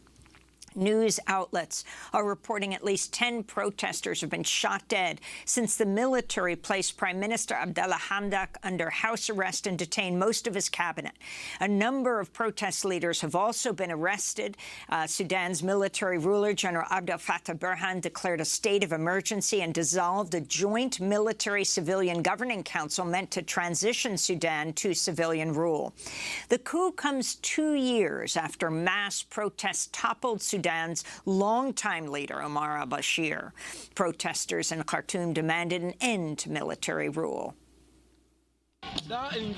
This is a full-fledged coup, and we reject it completely. We have to go back to the constitutional document. The government should be handed to civilians, and you should free all those you detained and bring them back to their positions. General Abdel Fattah Burhan should submit his resignation. His resignation is the street's main demand. Protesters accuse the military of firing live ammunition at the demonstrators on Monday. They fired stun grenades. Then they fired live ammunition. 2 people died. I saw them with my own eyes. Then they came back twice and killed one more. This is the 3rd one I saw. On Monday, UN Secretary General Antonio Guterres condemned the military coup in Sudan and called for the immediate release of Sudan's prime minister and the other detainees. The United States has suspended $700 million in emergency aid package for Sudan. The coup occurred just a day after the U.S. Special Envoy for the Horn of Africa, Jeffrey Feltman, was in Khartoum, where he met with both the head of Sudan's military, who's fomenting the coup, and the now detained Sudanese prime minister. We're joined by two guests. Ismail Kouchkouch is a Sudanese-American journalist in Washington, D.C., former New York Times reporter who is based in East Africa, lived in Sudan for 8 years. But we're going first to Sudan, to Alaa Salah, a human rights lawyer who... Now, I can't remember if in this video they discussed this, but I'm just going to bring this up. Actually, I'm going to bring up two points. First off, Sudan is directly below Egypt. So it is incredibly close to the genocide that's happening in Gaza right now. But it's not getting the same kind of coverage, so I feel like it's important for us to at least educate ourselves, that myself included, on what's happening in Sudan, and to not look away just because there's too much. And then what was the second point? Oh, the second point is that over the last number of years, there have been a bunch of allegations going around that, and I've seen video evidence. I didn't compile it for this one, unfortunately. I probably should have. But there's like a great deal of evidence pointing to Russia's Wagner group having gone to Africa, countries like Sudan, and parlayed military assistance for other sorts of deals, depending on the country and its resource and other things like that. It's very, very shady. But that's something to keep in your mind, is that the Sudanese military, which did this coup, has been accused of being funded by the Wagner group to some degree.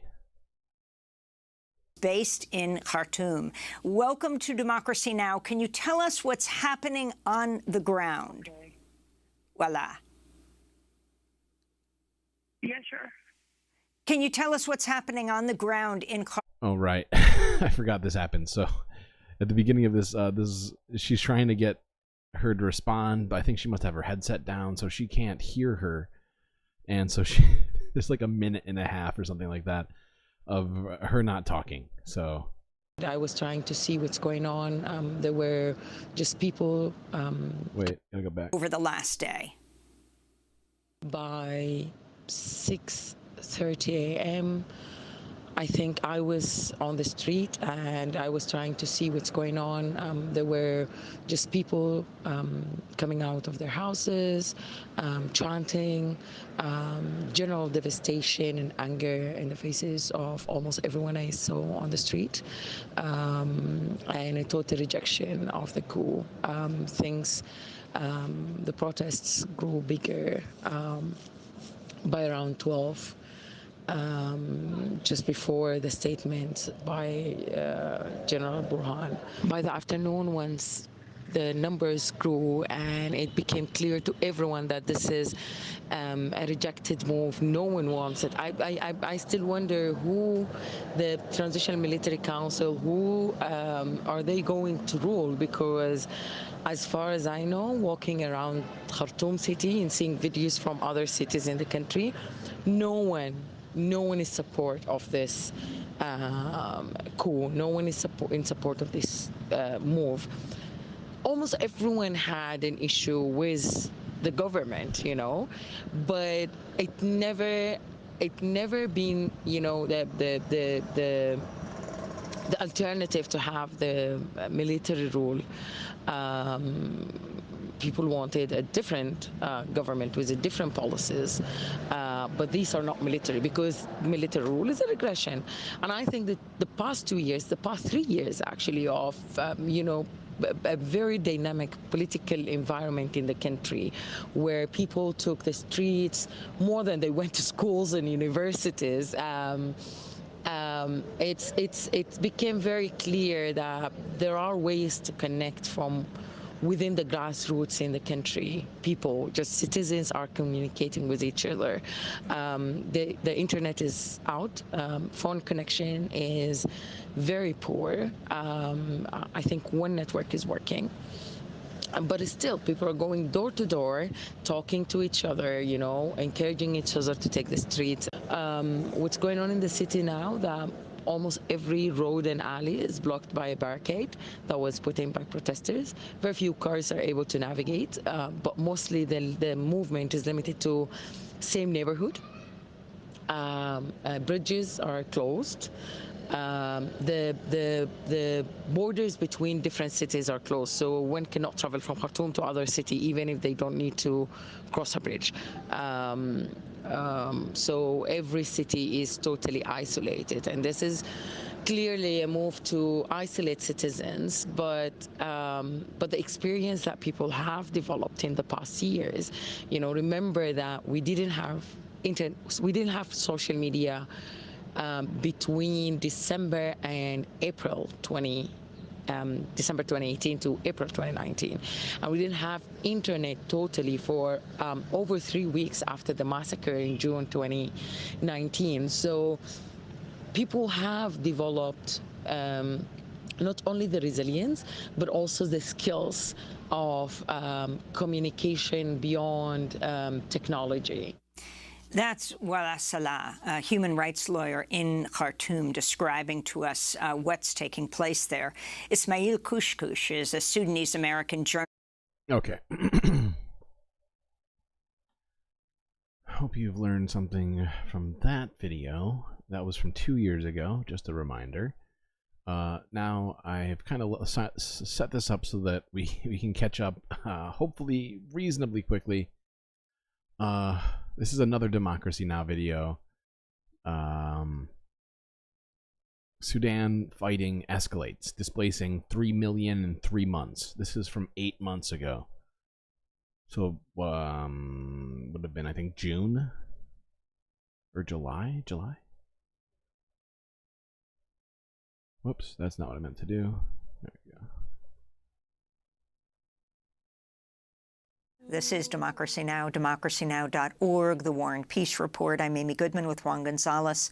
We turn now to Sudan. After 3 months of fighting between the Sudanese military and the powerful paramilitary... Don't overdo it there, Morbius. Or not Morbius. I just called you Morbius. Fucking hell. Pitchforks. Don't overdo it. Sorry. Sorry, pal.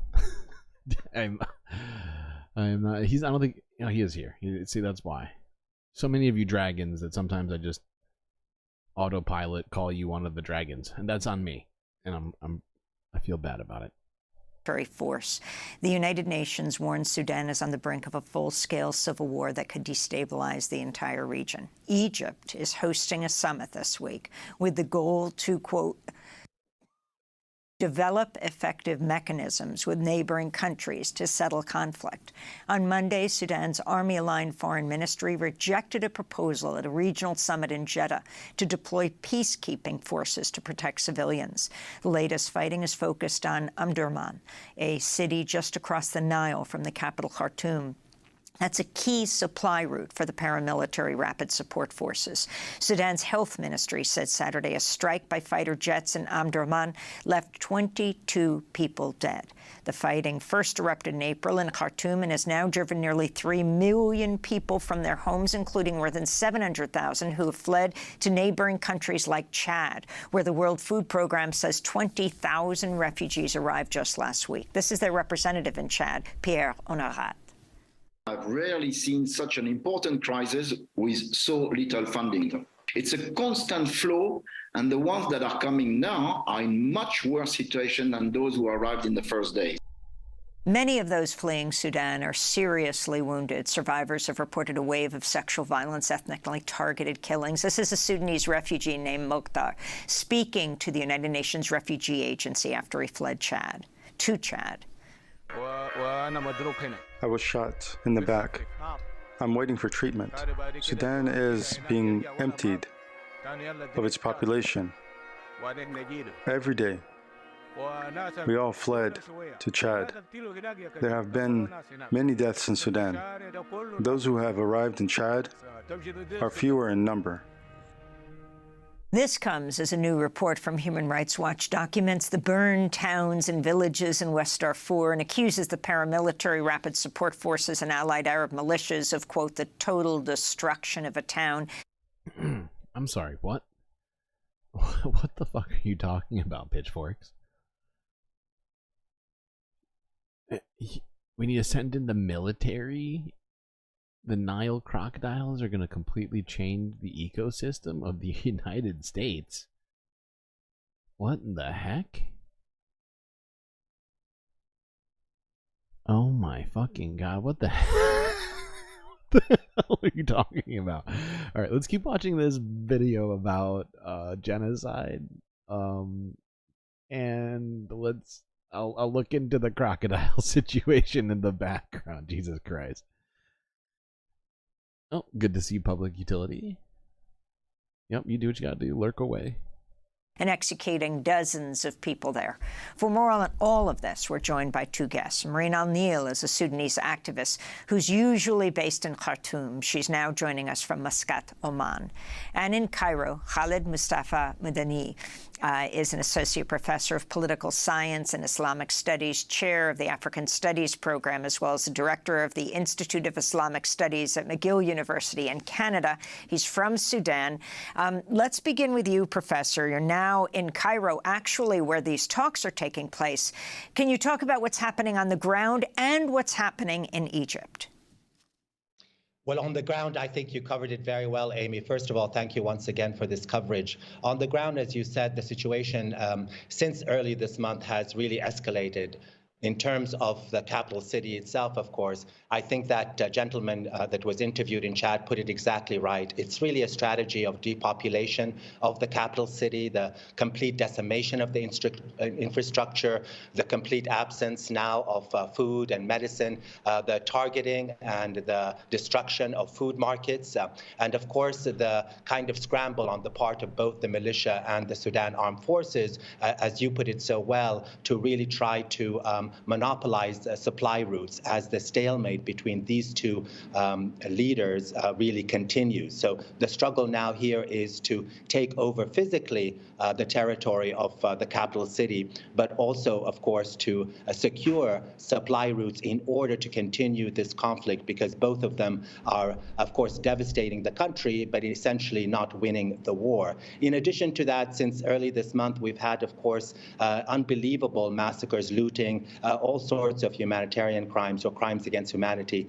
particularly in central Darfur, in El Geneina. 70% of that population in El Geneina, the capital of West Central Darfur, has been essentially depopulated with thousands fleeing. And I want to add, unfortunately, another thing, an expansion of the war into the southern states of South Kordofan and Blue Nile, as the insurgent organization led by the insurgent leader Abdel Aziz al-Hilu has basically attacked Sudan Armed Forces. So here we have an expansion not only in terms of the devastation of the infrastructure in the capital city, the fight over supply routes in Durman and also Al Ubaid, a central city between Darfur and Khartoum, but also the expansion on the ground with respect to the insurgency, as the kind of insurgency in the southern part of Sudan now is fighting Burhan, the leader of the Sudan Armed Forces. So this is a drastic escalation. I do want to add also the 700,000, much more actually, that have tried to flee or have fled have been the fortunate ones. Now we see countries, Egypt, Chad, and others, Ethiopia, who are restricting the passage of refugees across the borders, essentially holding... It sounds very similar to what we've been hearing in Israel/Gaza. Sure, it's a different environment, and the power dynamics may be slightly less skewed, but it sounds incredibly similar. But honestly, I don't even know if I'm right about that last statement. I'm trying to assess that right now. It might be very, very much almost synonymous. By the way, Pitchforks, I'm trying to look into this, okay? This crocodile situation. I'm literally finding nothing on this. I searched like 5 different search terms trying to find anything about, Nile crocodiles taking over the U.S. But if you can, I don't know, link me a video in the Discord, if you're in the Discord, then maybe I could at least attempt to look at it. But I just have no idea where to start with this. I mean, I'm aware of the fact that Floridians have imported a number of non-native species, including crocodiles, and, you know, it's a weird place. But I genuinely just have no idea where to start on this one. Sudanese population even more hostage in the context of this war. In terms of Egypt, of course, tomorrow, as you mentioned, there's going to be yet another kind of roundtable of negotiations, bringing in supposedly the warring parties. This is a problem in terms of how it is designed, and a problem that reflects this war's relationship to external actors. A number of external actors, whether it's in Kenya, Egypt, Saudi Arabia, the Emirates, have, of course, different interest with respect to this war, and they have different relationships in terms of their support or lack thereof with respect to the Sudan Armed Forces or the militias, the Rapid Support Forces. So here we have a kind of a competition or competitive initiatives that are undermining what is really key with respect to eventually resolving this war, and that is a truly multilateral, and we've spoken about this before, a multilateral, coherent initiative that brings both parties together, includes civil society actors that actually would help set the agenda and implement a ceasefire, and then go on to resolving this conflict towards a resolution, a political resolution. So here we have these competing initiatives. The one in Jeddah that has failed, the one in Addis Ababa that has also failed because of its exclusiveness and the bias that the Kenyan President Ruto reportedly has vis-a-vis the Rapid Support Forces. And now tomorrow, Egypt's conference that does not include the civilian stakeholders, which is really essential. And also, importantly, does not include the external actors that are so important, including, for example, the United States. Why is it always that civilians are discounted and taken out of the equation, not brought to the table? The powerful divide up things and make the decisions for for others that they don't even have the authority to do. Because at least in the case of like a democracy or a situation where there's some representative there, you know, you could at least say that the people have some voice, even if you know, I guess I'm just thinking out loud about it. It was just so frustrating. I feel like we're looking at so many situations all at once with the same sort of theme to them, you know, to one degree or another, right? Emirates. So here we have these competitive initiatives that are undermining any kind of positive outcome with respect to resolving this conflict. So we have an internal conflict that is devastating the country, but importantly and problematically, we have these competing initiatives that are undermining a multilateral solution to a conflict that does not, of course, only affect Sudan, but as you put it so well, Amy, really is destabilizing the entire region, including the Middle East region, if you don't mind me saying. Professor, I wanted to ask you. You mentioned external forces involved. So often, the conflict in Sudan is portrayed basically as a civil war in a failed state, without taking into account these historical outside actors. I wanted to ask you about the role of the United States, the IMF, which is probably, I don't know. Money talks. Yeah, that's a good point, BCAT. Refugees don't have a whole lot of money usually. On maybe 11 restructurings over recent decades in Sudan, and also the fact that in the 60s and the 1970s, Sudan probably had the largest communist party in the Arab world. It was actually a very important force within Sudanese society, which clearly upset the United States and the Western powers. So if you could talk about the U.S. role, the IMF role, and also that is something I did not know, which Juan has just alluded to and enlightened me on. Interesting, shocking, and yet somehow makes perfect sense.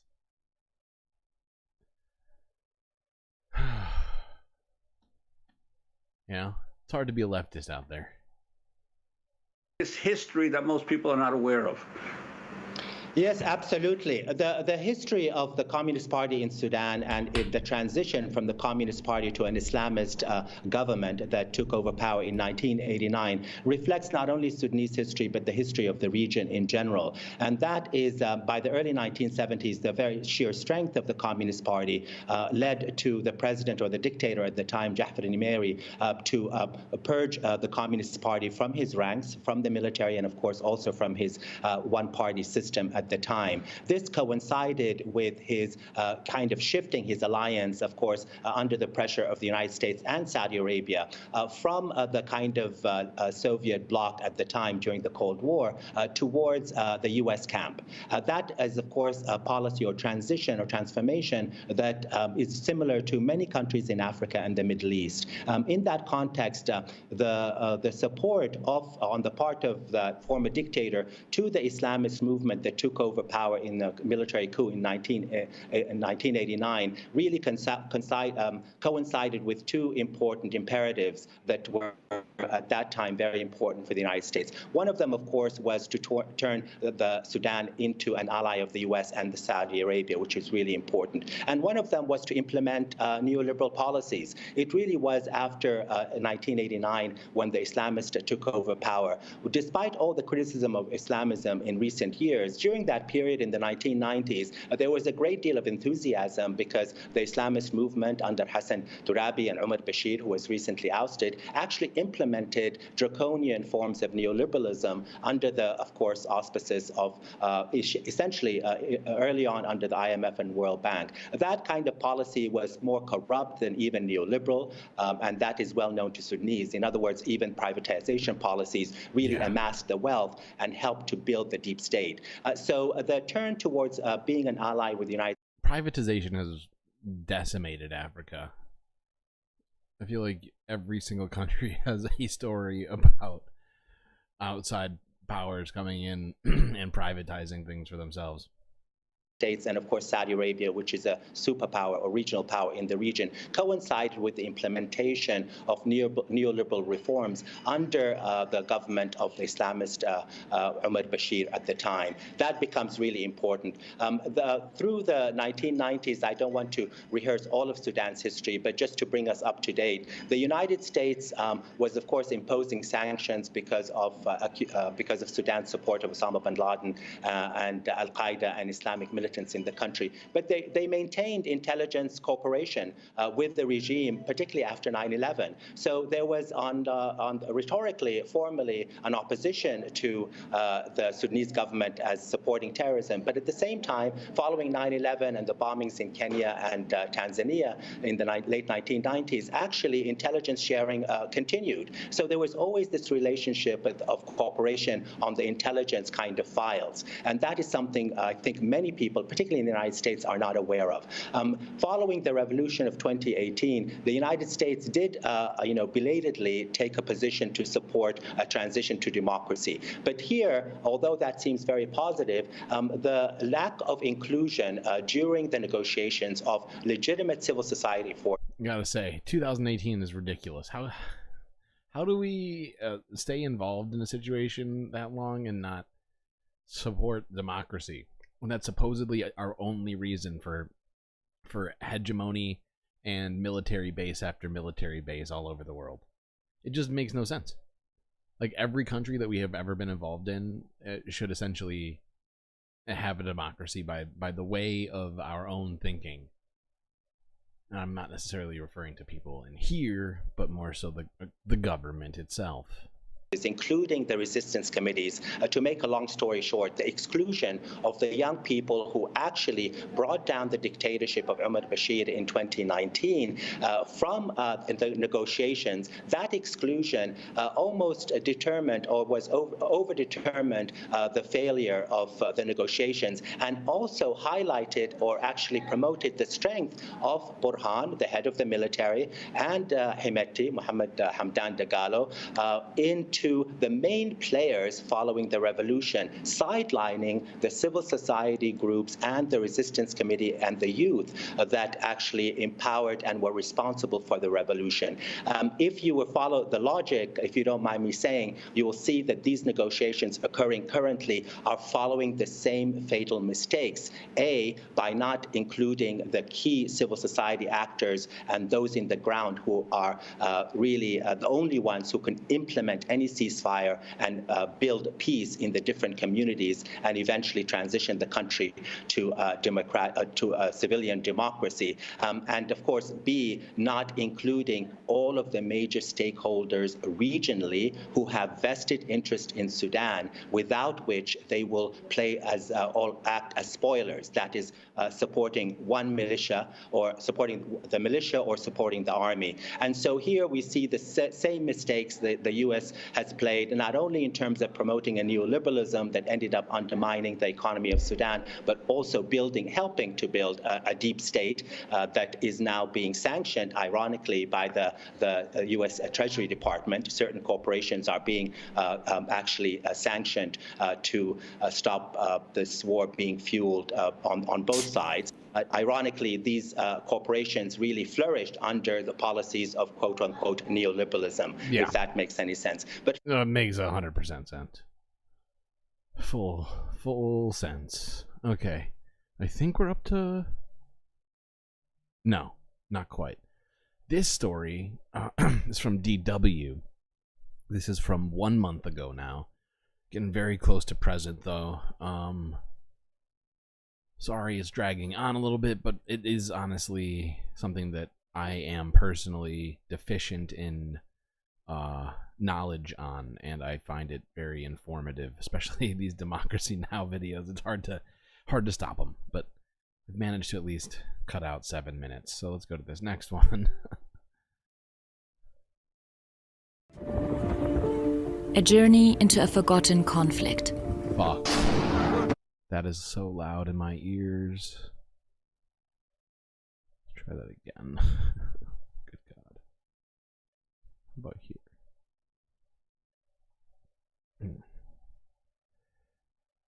By the way, Pitchforks, I hope that you're managing to navigate the Discord. It does take 10 minutes for you to be able to do anything. There is a timer for new members just to give me and the moderators the ability to see who's attempting to become a galactic individual, just in case we, I don't know, for whatever reason, would want to stop somebody from even getting that far.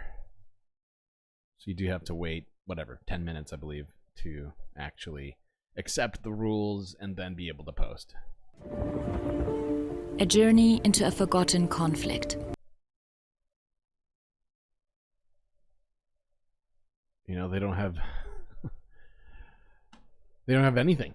They're literally living in a fucking field in tents. This is insane. Don't blame God, blame the government. Wait, public utility, you've used a computer the size of a house? That's pretty crazy. That's pretty nuts.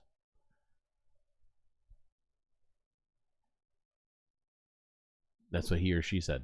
Pick your poison. We're at that point where it would be great if people would just be basic humans. At least I think that's what you're trying to say, and I agree. That'd be great. Gangsters wear badges and uniforms. Okay, public. So you're slightly older than I was assuming, but I guess that means that you must have used computers from like way back in the day that were literally like filled up entire rooms. Is that what you're saying? That's pretty crazy. Pretty crazy. Probably gives you a lot of context for how far we've come.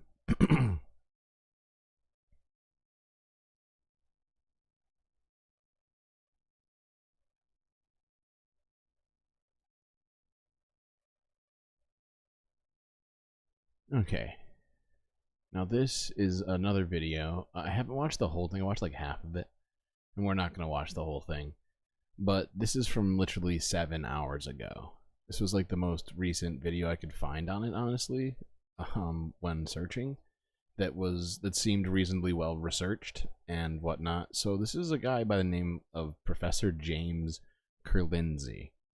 I don't honestly know a whole lot about him, but this video did seem pretty informative on the subject, and once again is very current. So this video is entitled "Sudan Heading for a Disaster?" Question mark. Heading for a disaster? Question mark. As international attention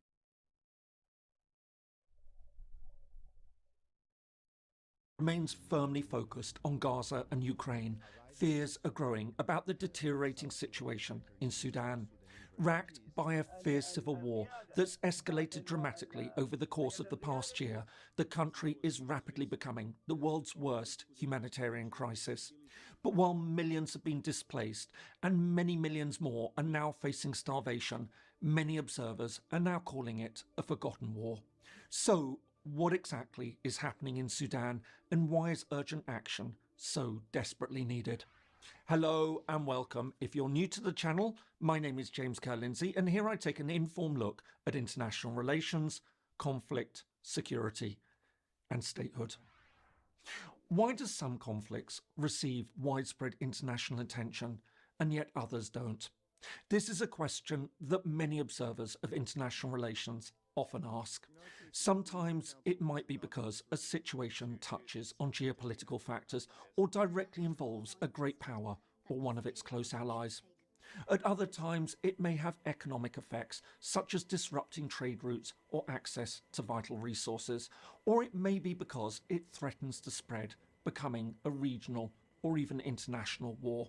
Of course, media and policy priorities also play a role. Wars in more remote or less strategically significant areas naturally receive less attention, even if their effects are far more catastrophic than other conflicts.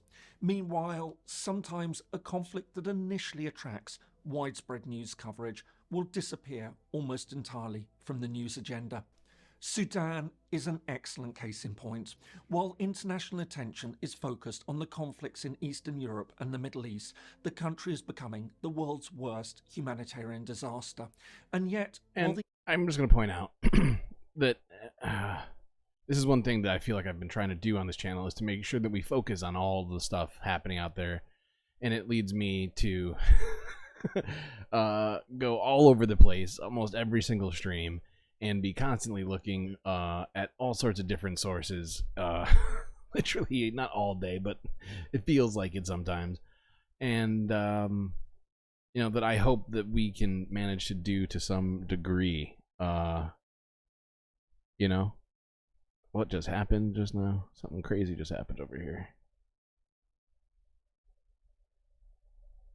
And the thing is I don't think that any conflict deserves, you know, any of these conflicts we've been looking at deserve more or less attention, generally speaking. Whoopsies.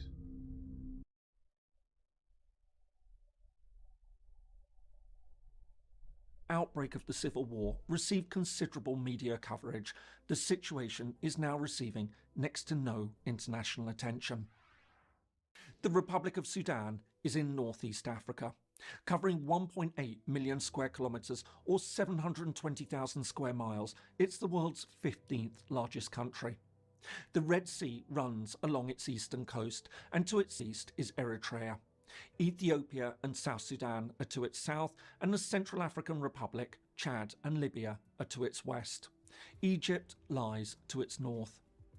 The population is believed to be around 46 million. Although almost all Sudanese are Sunni Muslims, the country is ethnically mixed. While the majority are Arab, around a third of the population comprise sub-Saharan African groups. Sudan's history stretches back thousands of years. Once dominated by ancient Egypt, it later came under Christian Nubian rule. However, by the 17th century, Islam had gained a foothold over the northern regions. In the early 19th century, the Ottoman Empire and its Egyptian vassal state successfully expanded their reach into Sudan. This lasted until 1881, when a revolt erupted under a local Muslim religious leader. Concerned about the effects on the newly built Suez Canal and fearing it could spread more widely, Britain then stepped in to quell the uprising. Under British colonial rule, steps were taken to integrate the predominantly Arab Muslim northern provinces, which comprised most of the population, with the southern provinces consisting. So you're telling me that England once again got involved in nation building and regime change and drawing lines in Africa and the Middle East, and it went awry? Get the fuck out. That is shocking. Who would have guessed? Sub-Saharan African tribes following Christianity and local faiths. However, as decolonization took off after the Second World War, deep divisions erupted over Sudan's future. While the South was willing to accept a united Sudanese state, it wanted a federal structure. Otherwise, it called for independence, a position that was fiercely opposed by the Muslim Arab North. Matters all came to a head in July 1955 when Southern troops serving in the colonial armed forces mutinied. As the violence spread, Britain quickly decided that it couldn't control the situation, and 6 months later, on the 1st of January 1956, Sudan gained its independence. Okay. Well, that's it for Sudan. It is now time for Gaza-related stuff. Unfortunately, it's that time. And, yeah. I'm actually going to start with something that might seem strange. But, I just want to... I put this here because I wanted to juxtapose this video up against the next stuff. Like the rest of the stuff that we're going to watch. As well as, we'll get into it in a second. But this is the AP from 4 hours ago. It's entitled, Biden Calls Putin a Thug at Friends of Ireland Luncheon.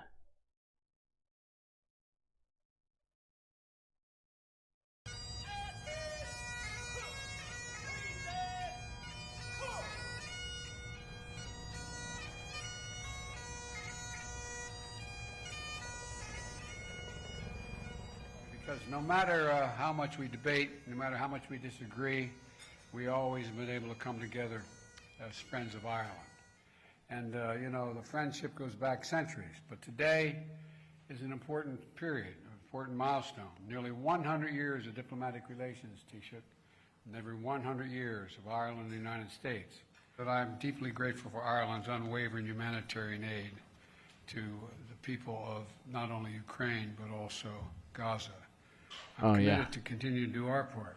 Oh, really? I'm confident the vast majority, and excuse me for saying this, but I think a vast majority of members of Congress are willing to do their part and to continue to urge every member in this room to stand up to Vladimir Putin.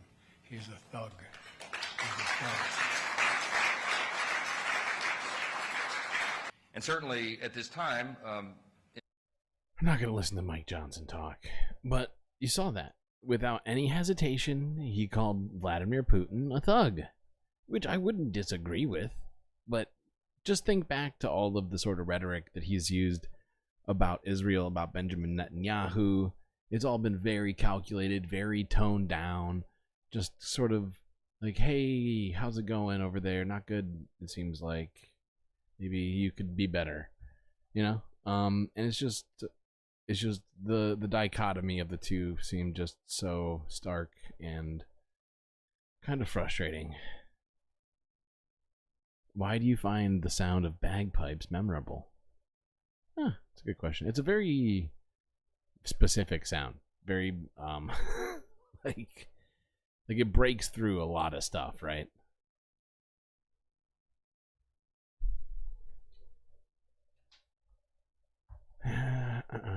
Okay, this next video is from BBC.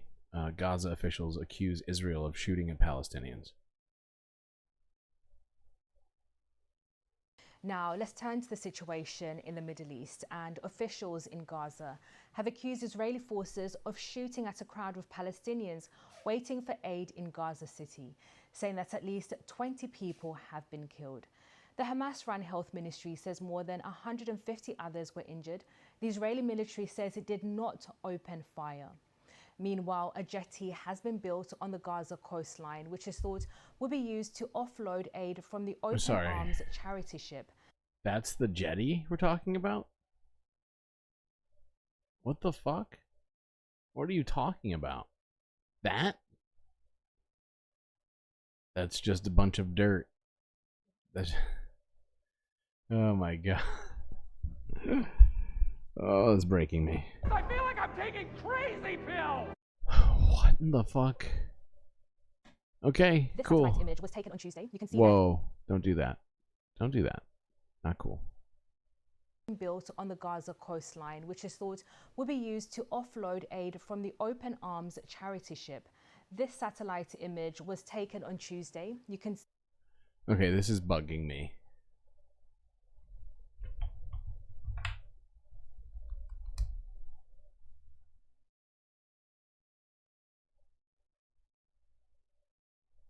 Yeah.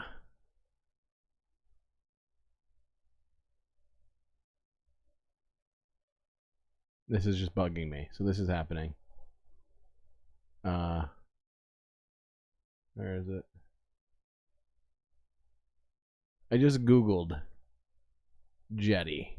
Okay? I Googled jetty. This is what you get. This is a jetty. That is dirt. That's just dirt on the land. The most important part of a jetty is that it goes into the water, aka it jets out. Like, yeah. Fucking hell. Okay. Okay.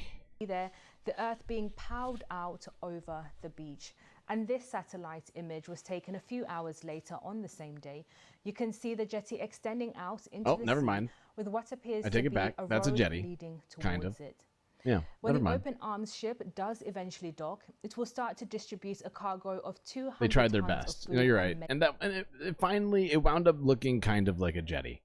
I'll give them that. It's certainly not the world's best jetty, but it does in fact leave the coastline, which is the most important aspect of jetties. I would point out it's a janky jetty, but it counts. And I was hasty in my criticism. When the Open Arms ship does eventually dock, it will start to distribute a cargo of 200 tons of food and medical aid. Further shipments are expected in the coming weeks. Here you can see warehouses in Cyprus with aid waiting to be loaded. Well, we can speak now to our correspondent, Anna Foster, who's in Jerusalem. Morning, Catherine. I'm in East Jerusalem this morning outside Damascus Gate, where worshippers are starting to arrive already for Friday prayers, the first Friday prayers of Ramadan. It's traditionally been a time of tension. There have been violent clashes here before. And what's interesting this morning is the Israeli security forces have a very wide cordon set up. In fact, when you look at the worshippers who are arriving, many of them have come from checkpoints through the occupied West Bank this morning. By the way, I just had to do the math in my head while I was listening to this woman, but I'd point out the 200 tons of food divided among 2 million people. Granted, it's like whatever, like 40,000 less now. But my point is that equals out to 0.1 pounds of food for every person, if every person were to get food. So a tenth of a pound of food. I've never heard of that hamburger, but like think of that. Like you went to whatever Wendy's and got a tenth of a pound hamburger, and that was it. No bun. But who knows exactly what's in those, and my guess is it's not going to go to all 2 million people in any way. Won't see anybody here over the age of 10 or under the age of 50. 10 to 50-year-olds have been excluded from worshipping here today as attempts are made to try and keep this peaceful. Of course, it's happening against the back. 10 to 50. That's basically everyone. It's like everybody who could leave the house and come to the mosque, like, can't go, right? Like, look at this lady over here walking down the bridge. She looks like she's about 90. She's barely getting over this bridge right now. And I would point out, although I feel like in vain, that this is in East Jerusalem, occupied East Jerusalem. She at no point does this BBC reporter bring up that Al-Aqsa Mosque happens to be an occupied Palestinian territory. You know? It's not important for context, apparently. Of the war in Gaza. Absolutely. You're going crazy with these Nightbot commands right now. Mentioned the incident there that was last night at the Kuwait roundabout in Gaza. Now, the Hamas-run health ministry said that 20 people had been killed and more than 150 had been injured. They said it was people sheltering potentially in a container waiting for a delivery of aid. They were questioning whether an airstrike, for example, might have hit the container. Now, Israel very quickly denied that. They said that reports that this was an IDF attack were false, and they said that they would be carrying out a thorough assessment of the situation. Oh, good, they're going to investigate themselves. Phew, I was worried that they would go unanswered. All of this, as we were saying, happens against the backdrop of Ramadan, of prayers, and of tension in this area in particular. And I was speaking to an imam at the mosque in Bethlehem, Imam Abed Al-Majid Atta, and he just explained a little more about why we see these tensions here during Friday prayers at Ramadan. I was imam in Al-Aqsa Mosque, and I was arrested from there several times, and I am prevented from going there. So the walls stop you, the checkpoints stop you, the soldiers stop you. You need special permission. Special permission only from the Israeli security. The Israeli security doesn't give anyone. Now, of course, there are still calls for a humanitarian ceasefire to take place. Hamas said last night that it had put forward what it called a vision for an agreement that it had put to peace talk mediators in Qatar. Okay. Well, you heard it from BBC, folks. Not that much to see. It's just the, government of Israel disallowing most Palestinians from going to their most holy site on their land. So, no reason to talk about that part of it. At least not in that way. It's just a thing that's happening, NBD. This is from 17 hours ago. Associated Press. This is, actually, these next two videos are both Associated Press. We'll just watch them together. And this is footage of the aid ship that's coming in to bring all the aid to the Gazans.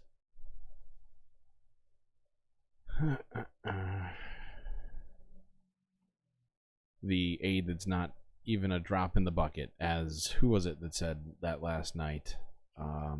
Daniel Levy, I think. I think that's who said it.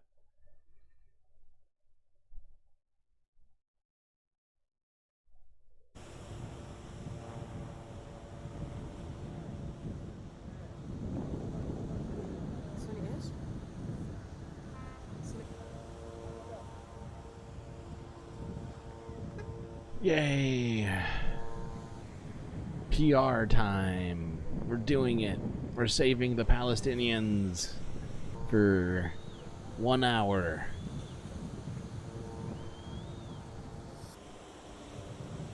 We did it, chat. They're saved.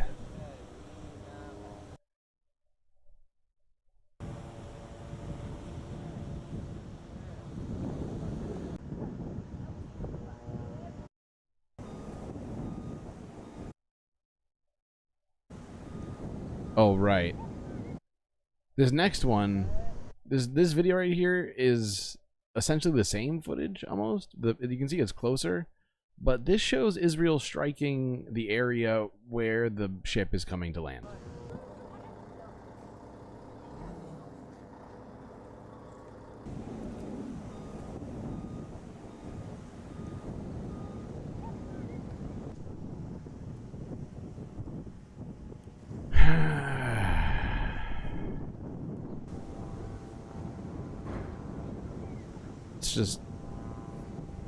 It's just so disheartening. It's almost as if Israel does not care in the slightest what anybody thinks anymore. I feel like they started off trying to pretend that they were doing the right thing, and then now, after having been not convicted. That's the wrong word.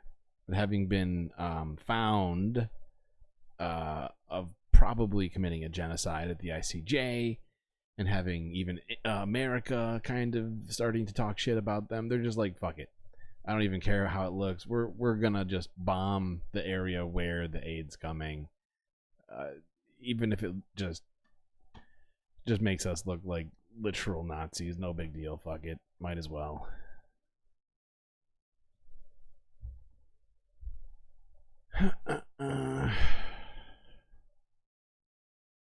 This is from around the same time at a West Bank checkpoint.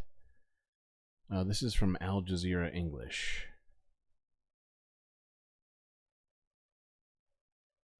Joining us live from occupied East Jerusalem. Let's cross now to Nida Ibrahim. She's at the Kalandia checkpoint in occupied West Bank, where people are trying to cross from the occupied West Bank to get to where Willem was, outside the Al-Aqsa Mosque compound. And Nida, it is the first Ramadan since the war on Gaza began. People hoping to get to Al-Aqsa are facing even more restrictions. Yes, they are, and we are closer now to prayer time. We're talking about 45 minutes before the prayers start, but people here are still hoping that they will get a chance to enter through Al-Aqsa Mosque compound from one of those gates. This is a different gate than the one we were at this morning, but still we are at the Qalandia checkpoint where Palestinians who are above 55 for... Do you see how differently BBC and Al Jazeera are covering this situation? Oh God, it is crazy.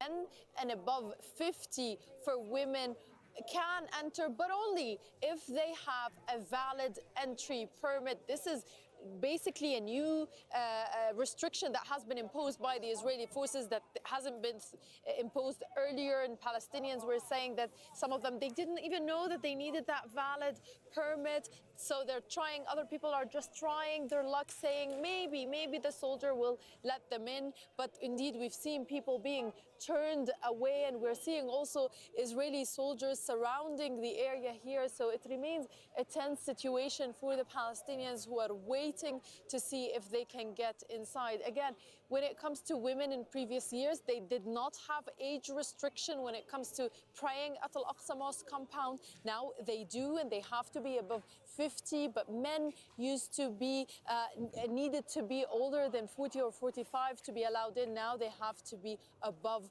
55. So this just tells you about the situation here, about people who are hoping and dreaming to go and pray. I gotta say, this seems a hell of a lot like apartheid to me. In Al-Aqsa Mosque compound, specifically at the first Friday of Ramadan. Yes, it's of course so important to people there, isn't it, Nida? Just how worried are people there about a further escalation of tensions with all of these new restrictions that they're trying to navigate? Yes, they are trying to navigate these new restrictions that also include that Palestinians, when they leave, they either have to submit their papers at the checkpoints or even take a selfie through one of the applications that belong to the government, to the basically the Israeli activity, the Israeli entity that deals with Palestinians in the occupied West Bank. Imagine like taking a selfie to be able to prove that you exited Jerusalem. But also we're talking about Palestinians. You know, the numbers, if compared to previous years, there are a trickle of what we used to see when Palestinians would gather here by the thousands in these areas trying to get in. But some of them were telling us that it's hard to make the move from different cities from the occupied West Bank and make it here because of the Israeli military checkpoints, because of the situation of settler attacks against them. So we're talking about a very tense situation. People are also scared that the situation inside Al-Aqsa Mosque compound might be tense with Israeli restrictions, with the tense situation that has been unfolding there. Nida, thank you so much for your reporting. Nida Ibrahim live at the Kalandia checkpoint. Okay, well there we saw Al Jazeera's coverage of the same thing BBC was trying to cover, but in a more fair and accurate way. At least focusing on the reality of the situation, maybe getting a shot of, you know, actual people. Who knows? I'm making good time here, chat. What are we at? 2.5 hours? 2:45. Not bad, not bad. What's next? Another Al Jazeera video. This is entitled, "Is this a watershed moment for Jewish solidarity with Palestinians?" This is from Upfront.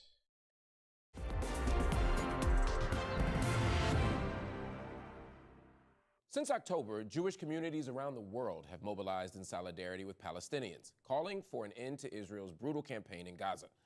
Here in the United States, record numbers of American Jews have joined anti-occupation groups like Jewish Voice for Peace and If Not Now in some of the largest demonstrations for Palestine that we have ever seen.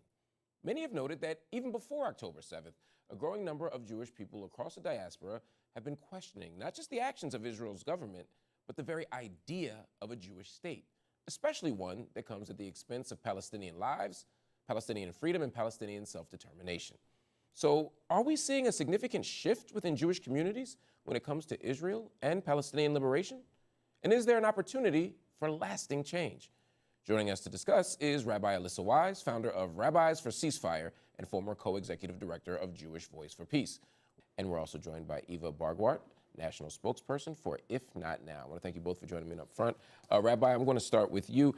You have said since October 7th, Jewish anti-Zionist organizing against genocide has erupted on an unprecedented scale. Peter Beinart of Jewish Currents predicts, quote, "All right, settle down with the Nightbot. It's making it really hard. Like, I keep trying to read these messages, but they are super long. And I appreciate what you're trying to do, but it's throwing me the fuck off because I keep looking over. I can kind of tell usually, depending on how fast chat's moving, like when a chat comes in, and that's totally fucking throwing me off. I'm not saying that inaccurate information is coming out or anything, but you know, making it weird for me right now. Traits of narcissism include grandiosity, need for admiration, lack of empathy, sense of entitlement, manipulation, and excessive concern with appearance and success." Yep. Questioning the idea of Jewish statehood will be a current in American Jewish life that it has not been since the American Jewish Zionist Consensus was established in the 1940s. You've been a leader within the Jewish left for decades. Is this like a turning point when it comes to the question of Israel? I think so, for sure. One of the things that we've seen in this time is that the organizing that actually been happening for decades is coming to fruition, right? So I think that what's happening right now in the Jewish community is there's a calling of the question, right? Who are we on a moral and communal level? And how far are we willing to go to defend Israel and the Jewish state? You know, and I think for a lot of people who have not yet been called off the sidelines on this question, they're being called off now because there's no way to be neutral on this question. You either are standing against the mass slaughter of Palestinians in Gaza or you're for it. There's really not anywhere in between. Eva, research shows that younger American Jews are becoming increasingly critical of Israel. Even before October 7th, there was a growing generational split between the American Jewish community when it comes to Israel and the occupation. Why do you think we're seeing this generational divide now? I think there are a couple of reasons. I mean, the things that many young Jews are taught growing up, the sort of mythology that the successive Israeli governments have required to be able to claim Jewish support around the world, which they've depended on for their foreign policy. That mythology is dependent on Palestinians not being fully human. And then young Jews go to college with Palestinian peers, or they follow young Palestinians on social media. In this moment, they see Palestinians broadcasting on Instagram the genocide that they are going through at the hands of the Israeli government. And there's a shattering that happens of all of the different mythologies of like a land without a people for a people without a land, the IDF being the most moral army in the world, as IDF soldiers right now are posting videos of the war crimes they're committing on social media. And young Jews are saying, wait a second, the values that we were raised with of justice and equality are totally incongruous with this, and we refuse to check them at the door when it comes to the Palestinian people. I was raised with an overwhelming amount of Holocaust education. I feel very, very clear on what has happened to so many Jewish people during the 20th century. And so it should not be a shock to anyone that I'm out in the streets resisting what I see as an attempt to wipe a people out. What was I taught in my Jewish education, if not the ability to recognize an attempt to wipe a people out when I see it? And that's why thousands of young Jews are in the streets right now. Rabbi Weiss, in October, you founded Rabbis for Ceasefire. You have said that Jewish teachings actually demand an end to Israel's onslaught in Gaza. Can you explain what you mean by that? Well, I mean, the truth is, one can approach the sacred text of the Torah with any lens, right? So we at Rabbis for Ceasefire choose to read it to pull out its ethical and moral core. And when we do that, what we see is that the most sacred obligation that there is for people of faith, Jews and not just Jews, Christians, Muslims, everyone, is the idea that all people are made in the image of the divine. And what that means is that we must treat each person as sacred and each life as sacred. Yeah. And so if you follow down that road, right, if that's your central spiritual obligation, then how does this massive slaughter in Gaza, how does the denial of food and water and medicine, destroying hospitals where... Yeah, and I mean, I know I've said it before that I'm not religious, but fully aware of religious teachings. I've read a ton of, like, most of the religious texts, like at least the mainstream ones, if you will. I've read parts of, basically... Let me think, like of all the main religions, right? Like the Torah or the Old Testament, the New Testament, the Bible, right? And I've read parts of the Torah as well, but I've also read a lot of like Eastern religious stuff, from like Confucius to like the Ramayana, and things like that, and like it just seems so non-religious to be starving an entire people. It's like the worst part of religion. They're embracing like just the bad stuff. Oh, welcome back, Morbius and BCat. Good to see you both. The humanitarian crisis, like you can't even begin to like wrap our heads around it, right? It's such a desecration of the divine. And for us at Rabbis for Ceasefire, we pull on these threads of Jewish tradition. Let me just push back a little bit. Somebody's gonna say that's abstract though. Right, there are actual people dying. 1,139 Jews died on October 7th. And there's the abstract question, but then there's the literal and immediate urgency of protecting Jewish lives right now in Israel. What do you say to those people? I think that it's a mistake to think about the Hamas attack as an anti-Semitic attack. I think the Hamas attack was an attack that was targeting Israelis and the Israeli state for decades of dispossession and occupation and apartheid. And so it's part of Israel's project has been to completely conflate Zionism and Judaism. So we are meant to understand that anything that Israel does, they do kind of as the Jew in the world. But Israel's not a Jew. Israel's a state. And they need to be dealt with and treated as any other state would, with the 100%. It's very sensible. Same accountabilities. And I think that when it comes to, we understand what is our moral and spiritual obligations in this time is, as the Persian poet Rumi put it best, of I've come into the world to see this, the sword dropping from their hands, even at the arc of their rage, because we understand there's just one flesh to wound. And that's the idea. There's just one flesh. You can't kill Palestinians and torture Palestinians in the way that Israel's doing and not think that that doesn't also cause injury, whether physical or moral and spiritual, to the Jewish people. And as rabbis, we feel an obligation. We took on a responsibility when we became rabbis to serve the ethical core of Jewish people. And we wouldn't be doing our jobs if we stood aside while Israel commits these heinous war crimes. Yep. So we're in a moment of great public awareness, outrage, pain, and considerable organizing, specifically in the American Jewish community. Do you see us building on this and it turning to a full-fledged movement? Mark, I think this is definitely a turning point. In the days after October 7th, the thing that was happening in the streets were that American Jews many of whom had lost Israeli friends or relatives on October 7th, people who were murdered in that attack, as well as Palestinians who had had relatives murdered in the decades before and in the weeks and months since, were together in the streets saying, we will not be divided from each other. Our safety and our futures are tied together.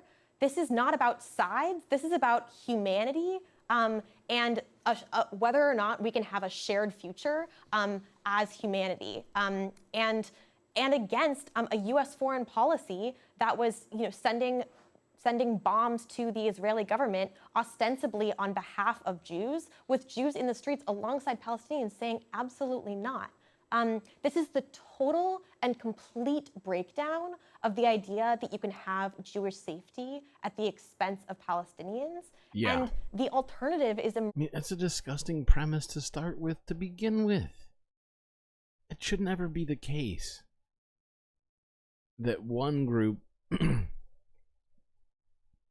is somehow prioritized beyond, not, and beyond prioritized, like actively, like another group is actively being suppressed and or killed or starved and all sorts of other sorts of things in order to uphold that sort of an ethno, ideology.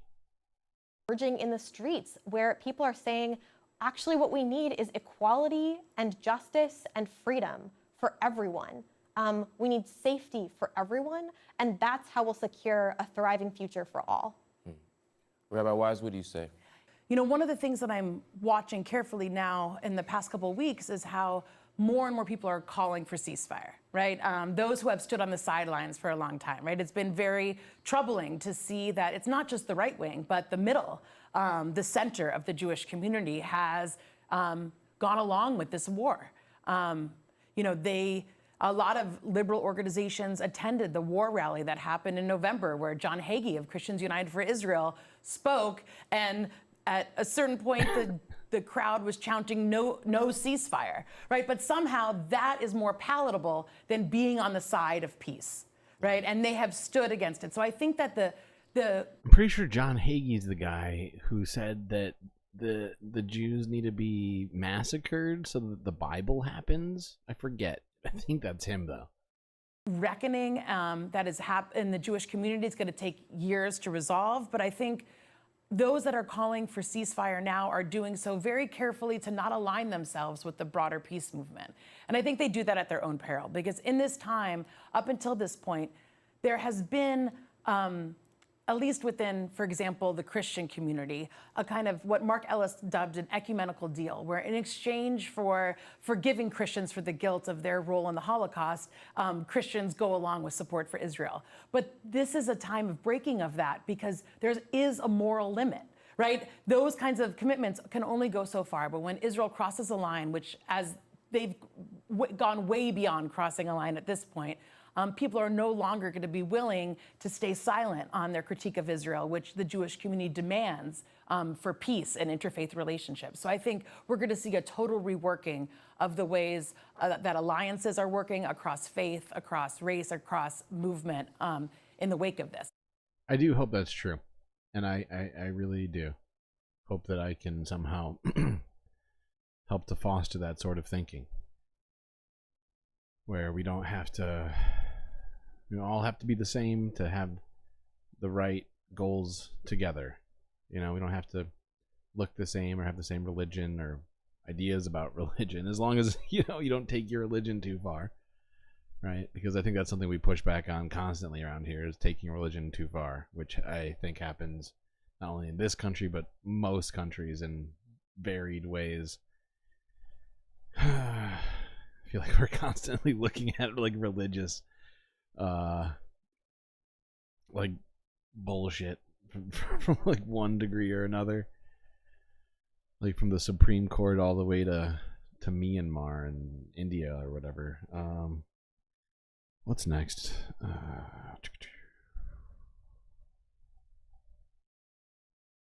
Okay, this is a PBS NewsHour from 4 hours ago.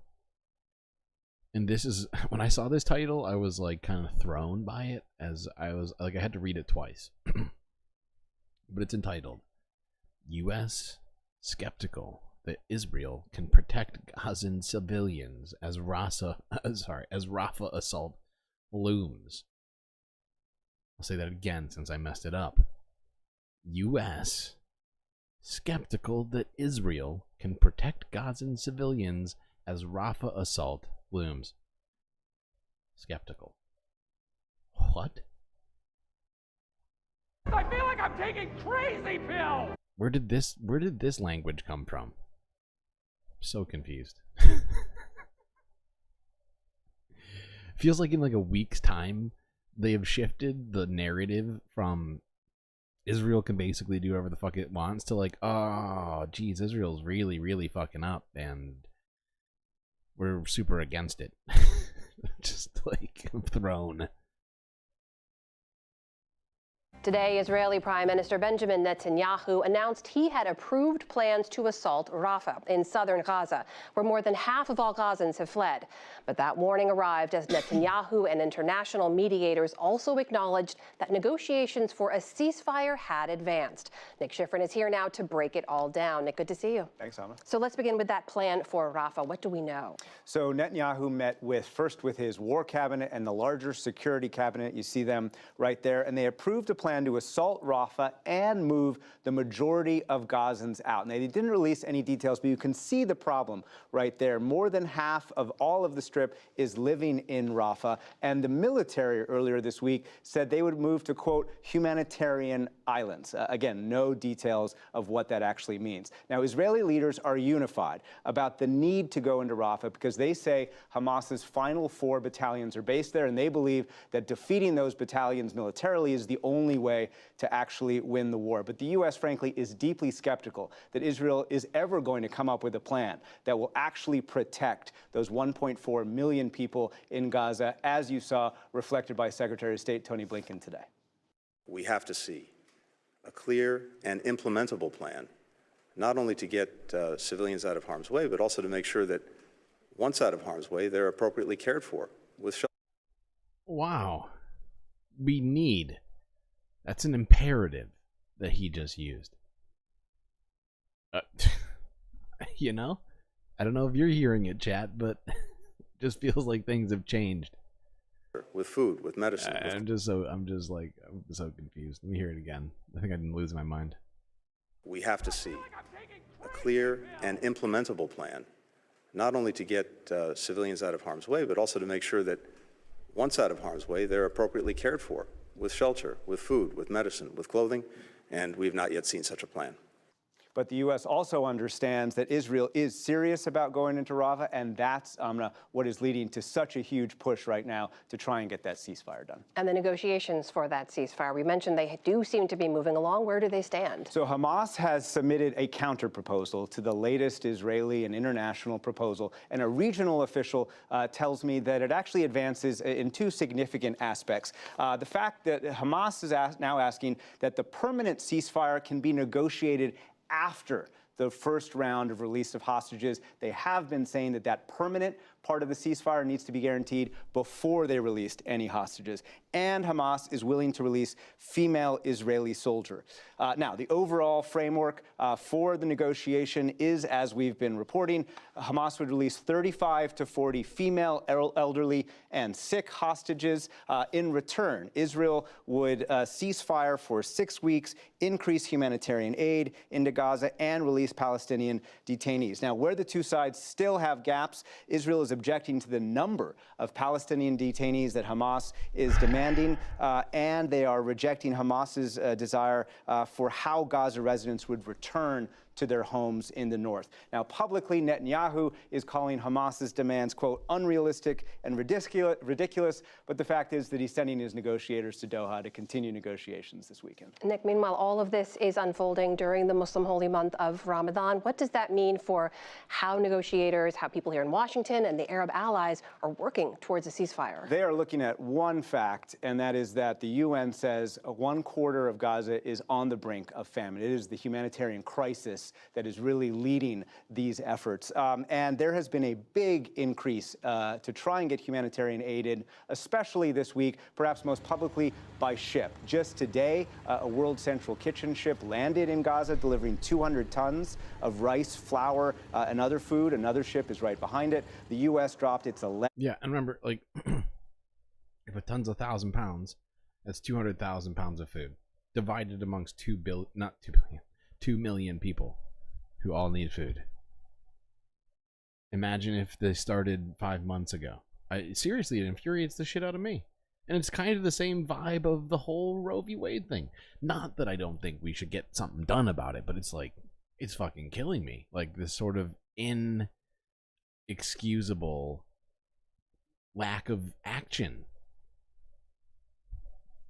from our government on the things that matter most, and just sort of letting it ride, figuring they'll continue to get lucky at the roulette table.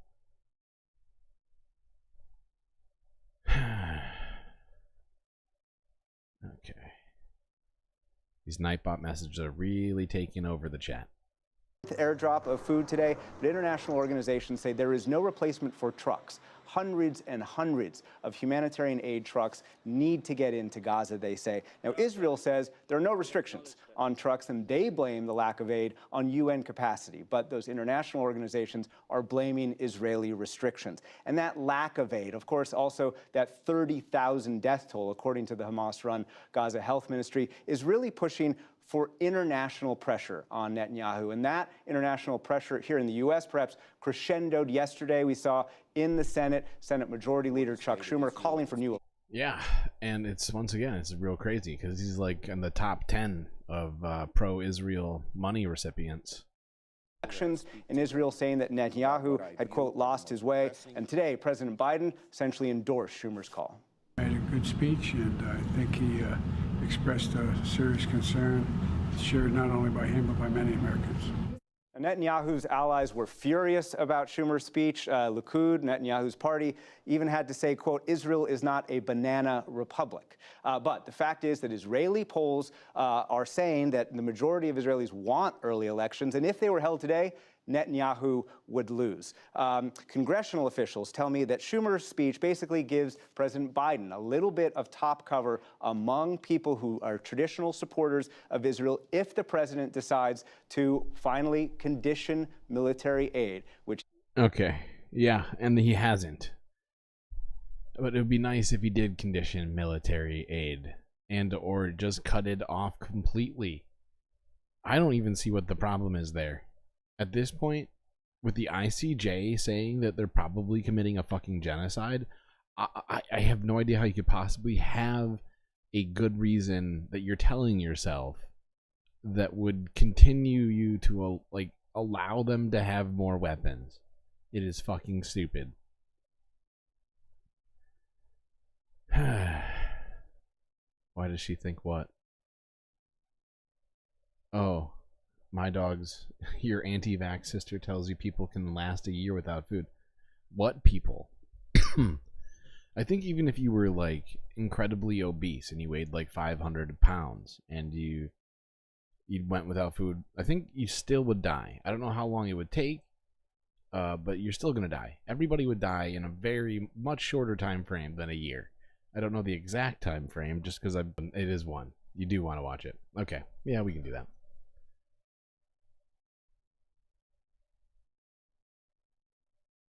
Okay, we'll do it.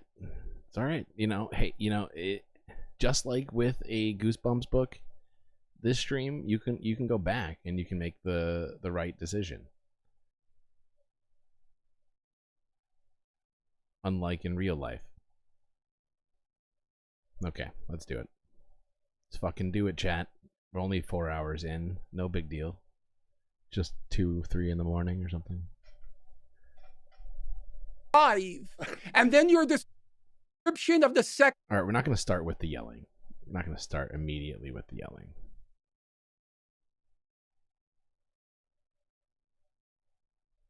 We'll watch parts of each of their topics here. Nightbot, who is Destiny? God damn it. Of course Nightbot knows who Destiny is.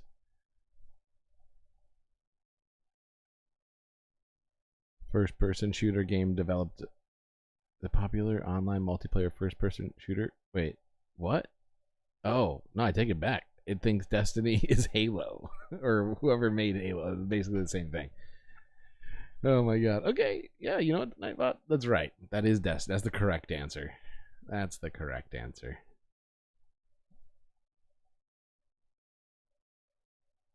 That's the correct answer.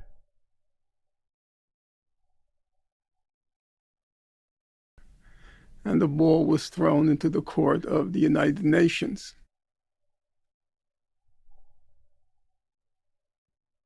First question is about 1948. For Israelis, 1948 is the establishment of the State of Israel and the War of Independence.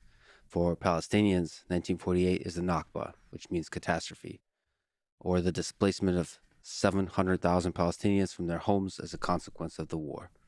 What to you is important to understand about the events of 1948 and the period around there, 47, 49, that helps us understand what's going on today and maybe helps us understand the roots of all of this that started even before 1948. I was hoping that Norm can speak first, and Benny, then Ween, and then Steve. Norm? After World War II, By the way, I find Lex Friedman to be a inadequate moderator. In fact, he often tends to be more than inadequate and seems to really show his bias pretty frequently. Not just in this debate, but like pretty much all the debates I see him in. From the way that he moderates, you can kind of tell that he's got like a right-wing sort of bent to him, if you will. And I find most of his debates to be pretty like crappy, but it was interesting to actually see, like, you know, what's his name, Marwani Rabbani? No, that's not the way. No, I don't think that's how you say his name. I can't remember. I gotta look it up. But like him and Finkelstein here, it was pretty. It was weird because I feel like a lot of times he has like. Although now that I think about it, he's had some pretty fucking like big people on his podcast, but he just I find him to be distasteful. British decided that they didn't want to deal with the Palestine question anymore, and the ball was thrown into the court of the United Nations. Now, as I read the record, the UN was not attempting to arbitrate or adjudicate rights and wrongs. It was confronting a very practical problem. There were two national communities in Palestine, and there were irreconcilable differences on fundamental questions, most importantly, looking at the historic record on the question of immigration, and associated with the question of immigration, the question of land. The UN Special Committee on Palestine, which came into being before the UN. He interviewed Richard Wolff. Yeah, that sounds right. I mean, he's interviewed plenty of people, but his style of it's just terrible. And yes, Norm needs a lozenge. He always kinds of needs a lozenge. I could use a lozenge, honestly. 181 partition resolution. The UN Special Committee, it recommended 2 states in Palestine. There was a minority position represented by Iran, India, Yugoslavia. They supported 1 state, but they believed that if forced to, the 2 communities would figure out some sort of modus vivendi and live together. United Nations General Assembly supported partition between what it called a Jewish state and an Arab state. You think Norm Finkelstein smokes? That wouldn't shock me. If I were a Palestinian historian, I'd probably smoke 2 packs a day. Now, in my reading of the record, and I understand there's new scholarship on the subject, which I've not read, but so far as I've read the record, there's no clarity on what the United Nations General Assembly meant by a Jewish state and an Arab state, except for the fact that the Jewish state would be demographically, the majority would be Jewish, and the Arab state demographically would be Arab. The UNSCOP, the UN Special Committee on Palestine, it was very clear, and it was reiterated many times, that in recommending two states, each state, the Arab state and the Jewish state, would have to guarantee full equality of all citizens with regard to political, civil, and religious matters. Now, that does raise the question, if there is absolute full equality of all citizens, both in the Jewish state and the Arab state, with regard to political rights, civil rights, and religious rights, apart from the demographic majority, it's very unclear what it meant to call a state Jewish or call a state Arab. In my view, the partition resolution was the correct decision. I do not believe that the Arab and Jewish communities could, at that point, be made to live together. I disagree with the minority position of India, Iran, and Yugoslavia, and that not being a practical option, two states was the only other option. In this regard, I would want to pay tribute to what was probably the most moving speech. Wait, does somebody in here not know who Destiny is? Public utility? You don't know who Destiny is at all? I know you're older. I think you mentioned that you're like 50 or something. I guess that would make that checks out. Yeah. Destiny is basically like mostly a Twitch. I feel like he started on Twitch, if I'm not mistaken, and he's mostly been on Twitch. He's just like kind of like focused on the younger crowd. 100%. At the UN General Assembly proceedings by the Soviet Foreign Minister Gromyko.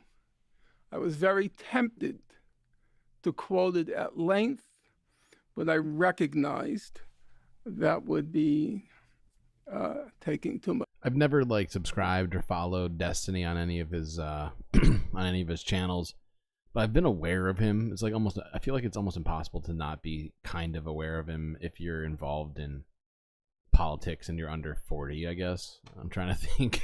But yeah, I feel like that's the case. Time. So I asked a young friend, Jamie Stern Weiner, to edit it and just get the essence of what Foreign Minister Gromyko had to say. During the last war, Gromyko said, the Jewish people underwent exceptional sorrow and suffering. Without any exaggeration, this sorrow and suffering are indescribable. Hundreds of thousands of Jews are wandering about in various countries of Europe in search of means of existence and in search of shelter. The United Nations cannot and must not regard this situation with indifference. Past experience, particularly during the Second World War, shows that no Western European state was able to provide adequate assistance for the Jewish people in defending its rights and its very existence from the violence of the Hitlerites and their allies. This is an unpleasant fact, but unfortunately, like all other facts, it must be admitted. Gromyko went on to say, in principle, he supports one state, or the Soviet Union, supports one state, but he said if relations between the Jewish and Arab populations of Palestine proved to be so bad that it would be impossible to reconcile them and to ensure the peaceful coexistence of the Arabs and the Jews, the Soviet Union would support two states. I personally am not convinced that the two states would have been unsustainable in the long term if, and this is a big if, the Zionist movement had been Pitchfork faithful. Dragon, I know you're drunk, but you're just airlocking people? Why are you just airlocking people? Don't do that to the people. The people don't deserve that. By the way, it's just, it's so hard to like stop Norm while he's talking about Palestine because he just knows more than literally like everybody. And so like I find there's like I had like a point and now I can't remember what it was because I just kept listening. Destiny is in the vid. This is the opening of the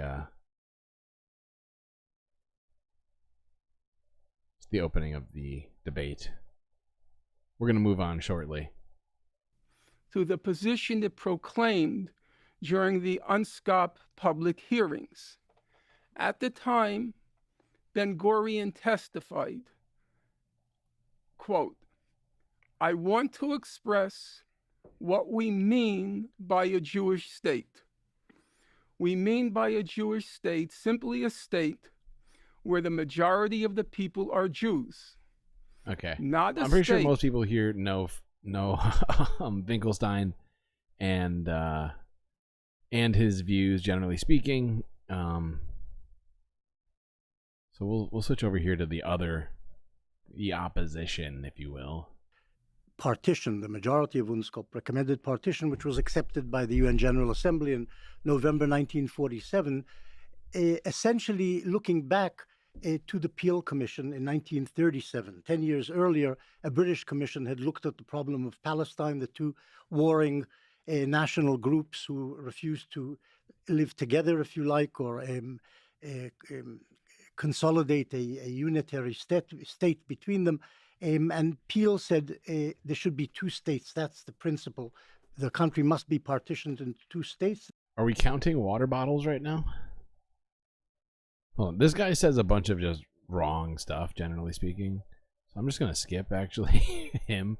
We'll listen to Destiny. We'll also listen to I honestly don't know this guy's first name, but Rabani. I feel like I've heard.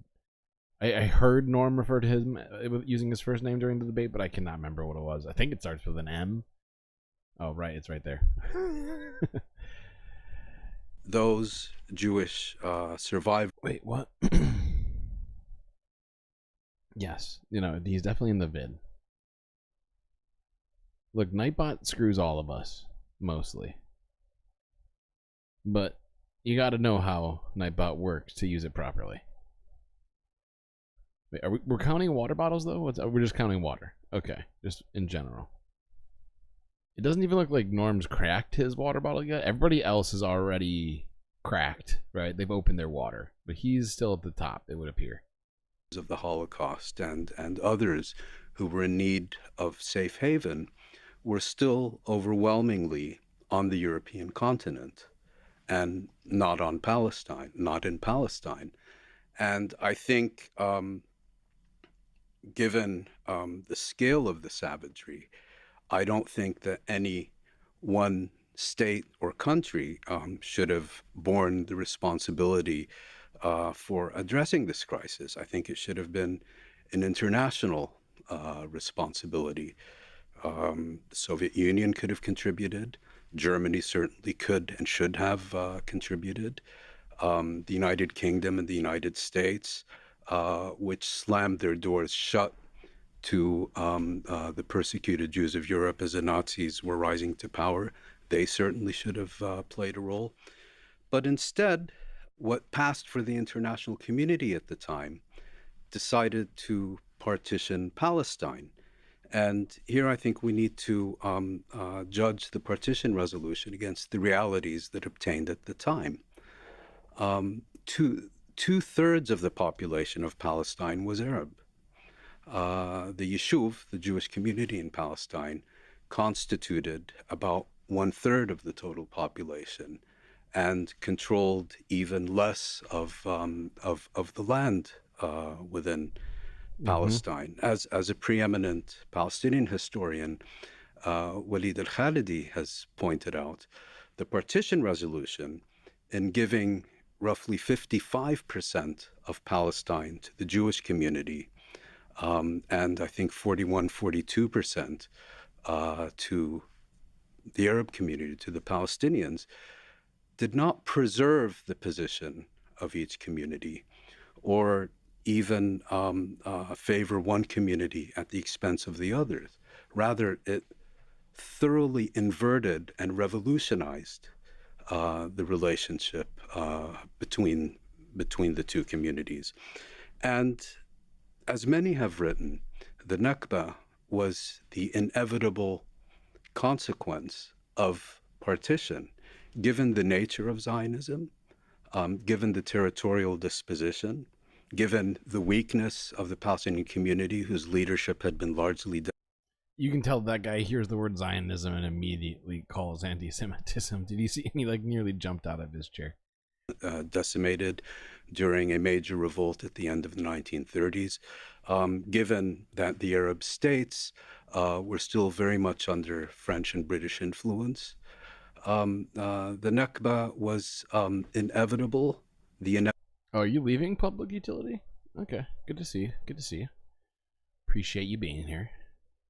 Product of the partition resolution. And one last point also about the UN's partition resolution is, yes, formally that is what the international community decided on the 29th of November 1947. It's not a resolution that could ever have gotten through the UN General Assembly today for a very simple reason. It was a very different General Assembly. Most African, most Asian states were not yet independent. Were the resolution to be placed before the international community today, and I mean, basically the point that's being made here is that most of the countries that, to one degree or another, had been negatively affected by colonialism, been actually like either annexed and turned into colonies themselves, or, you know, just generally adversely affected by it, weren't in the UN, so they couldn't vote. They weren't states. Find it telling that the minority opinion was led by India, Iran, and Yugoslavia. I think they would have represented the clear majority. So partition, given what we know about Zionism, given that it was entirely predictable what would happen, given the realities on the ground in Palestine, was deeply unjust. And the idea that either the Palestinians or the Arab states could have accepted such a resolution is I think, an illusion. That was in 1947. We saw what happened in 48 and 49. Palestinian society was essentially destroyed. Over 80%, I believe, of Palestinians resident in the territory that became the State of Israel were either expelled or fled, and ultimately were ethnically cleansed, because ethnic cleansing consists of two components. It's not just forcing people into refuge or expelling them. It's just as importantly preventing their return. And here, and Benny Morris has written, I think, an article about Yosef Weitz and the transfer committees. There was a very detailed initiative to prevent their return, and it consisted of razing hundreds of Palestinian villages to the ground, which was systematically implemented, and so on. And so Palestinians... And it's happening now. It's happening now. I think it's funny that Norm came with books and Destiny came with an iPad.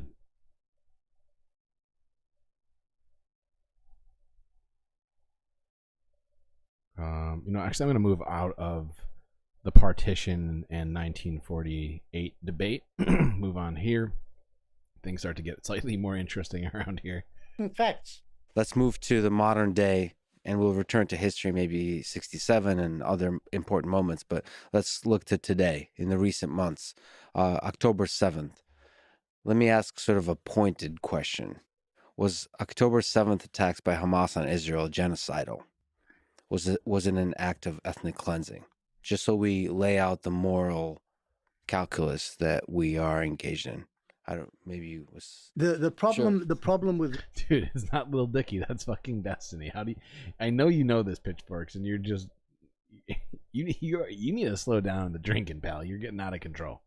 October 7th is this: the Hamas fighters who invaded southern Israel were ordered to murder, rape, and do all the nasty things that they did, and they killed some 1,200 Israelis that day. And now we already discussed that it's possible, and there is maybe some evidence that women were in fact raped on October 7th, but the idea of systematized rape has been called into question after the piece that was done by Ryan Grimm and Jeremy Scahill, which we looked at like a week ago, I want to say. And these kinds of people are still and this came out like a day ago. So, people are still making this argument till today, even though it's already been, it's the fact is, if you're going to make that claim, you should have evidence for it, right? And if someone comes and refutes what you're saying, then you definitely need to have evidence for it, right? Like you can't just accept that anymore when the entire premise of it has been essentially based upon one article done by the Wall Street Journal, which we looked into. Abducted, as we know, something like 250 civilians, mostly civilians, also some soldiers, took them back to Gaza, dungeons in Gaza.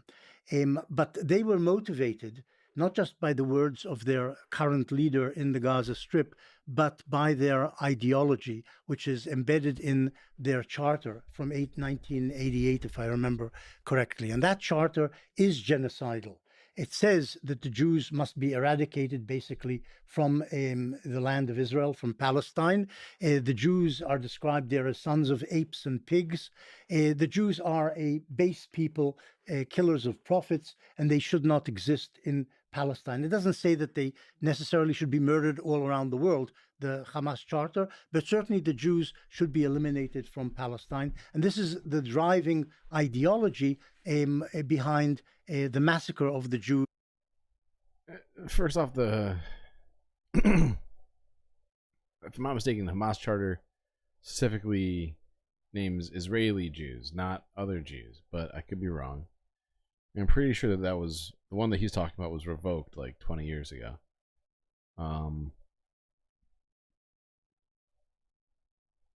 Still on this Lil Dicky thing. What the hell is Evil Spider-Man? Are you just talking about Tobey Maguire when he acts like a dick?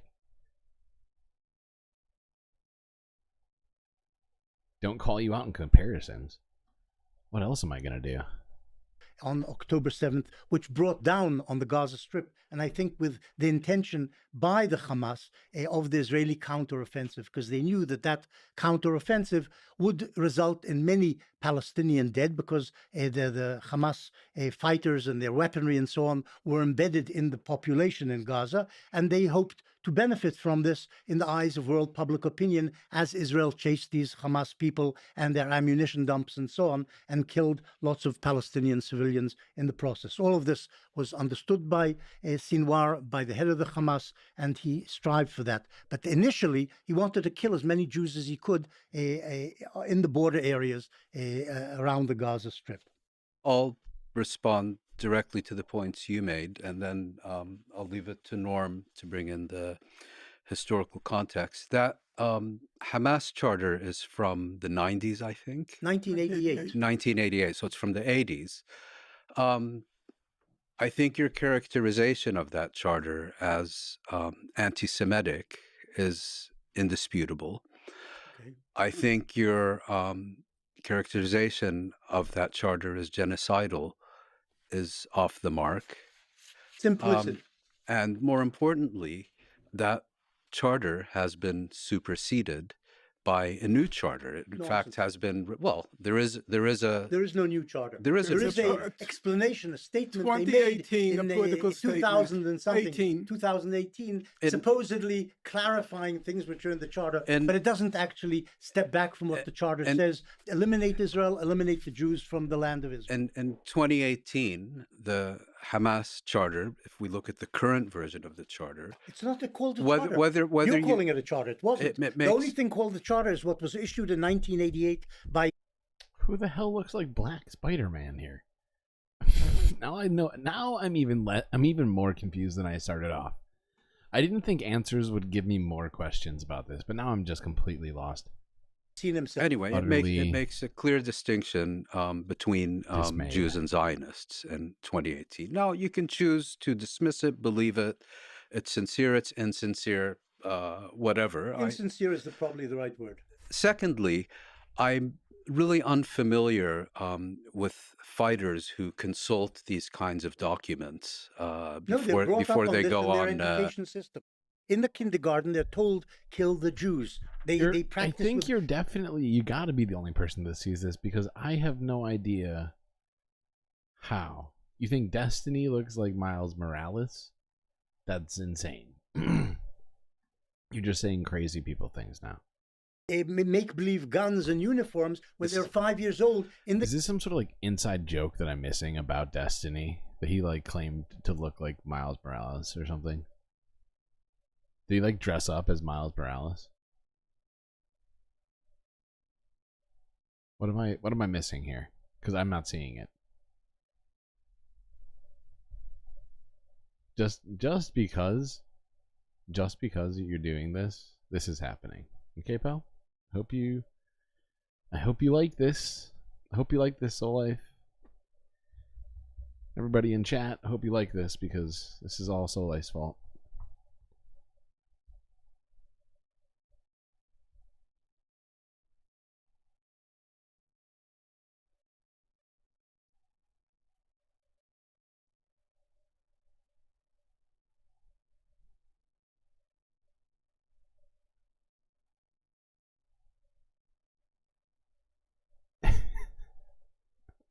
Wait, what? Oh, now you're gonna try and take it back. Oh no, we're doing this. We're gonna pull these pictures. What the fuck? Why are you opening in GIMP? Don't do that. You're a bastard. Fuck it.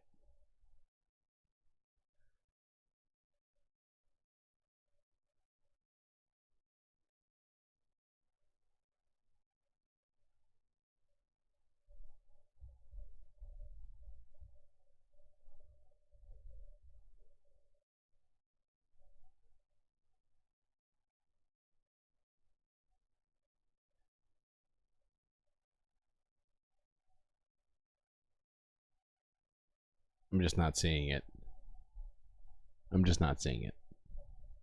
Destiny, aka Miles Morales? No, I don't see it. I just don't see it.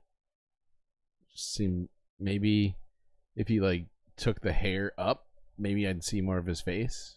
But here in these two pictures, they do appear to be somewhat different looking. The beard's also not helping, gotta say. They do kind of both have like a little bit of a scowl going, I would say. But that's about the only discernible. But yeah. I need a Werther's. I'll take it. I'll take it from Owen up.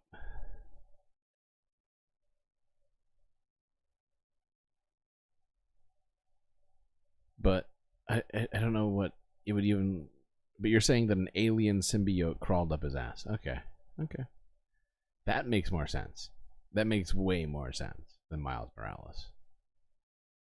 Like, if you asked me, like, to pick, like, between the two, I would definitely say what you're saying now than what I thought you were saying before. The gardens of the Hamas. At the instruction of the Commissioner General of UNRWA, right? I didn't say that. I said the Hamas has kindergartens and summer camps in which they train to kill Jews, children aged 5 and 6. Secondly, you keep saying Jews, to which I would respond. They use the word Jews. To which I would respond that Hamas does not have a record of deliberately targeting Jews who are not Israelis. And in fact, it also doesn't have a record of deliberately targeting either Jews or Israelis outside Israel and Palestine. So, all this talk of... unlike the Hezbollah, which has targeted Jews outside Palestine. We're talking about October 7th and Hamas. If you'd also like to speak about Hezbollah, let's get to that separately, if you don't mind. So again, genocidal. Well, if that term is going to be discussed, my first response would be, let's talk about potentially genocidal actions against Israelis rather than against Jews, for the reasons that I just mentioned. And again, I find this constant conflation of Jews, Israel, Zionism to be a bit disturbing. Yeah. Secondly, I think there are quite a few indications in the factual record that raise serious questions about the accusations of the genocidal intent and genocidal practice of what happened on October 7th. And my final point... Yeah, absolutely. Because the fact is, there were a bunch of Israeli military who were killed that day. And, okay, so you never said Miles. Well, a bunch of other people said Miles, and I thought that's what you said too. So, if you didn't say it, it's in the chat. Say no. Just say no to Destiny. That's a fair point.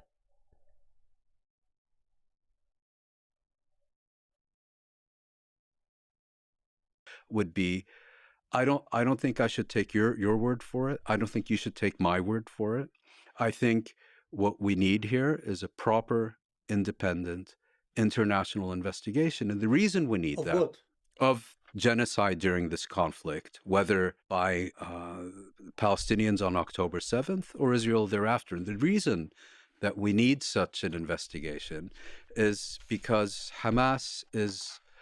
there won't be any hearings on what Hamas did on October 7th at the International Court of Justice, because the International Convention on the Prevention and Punishment of the Crime of Genocide deals only with states and not with movements.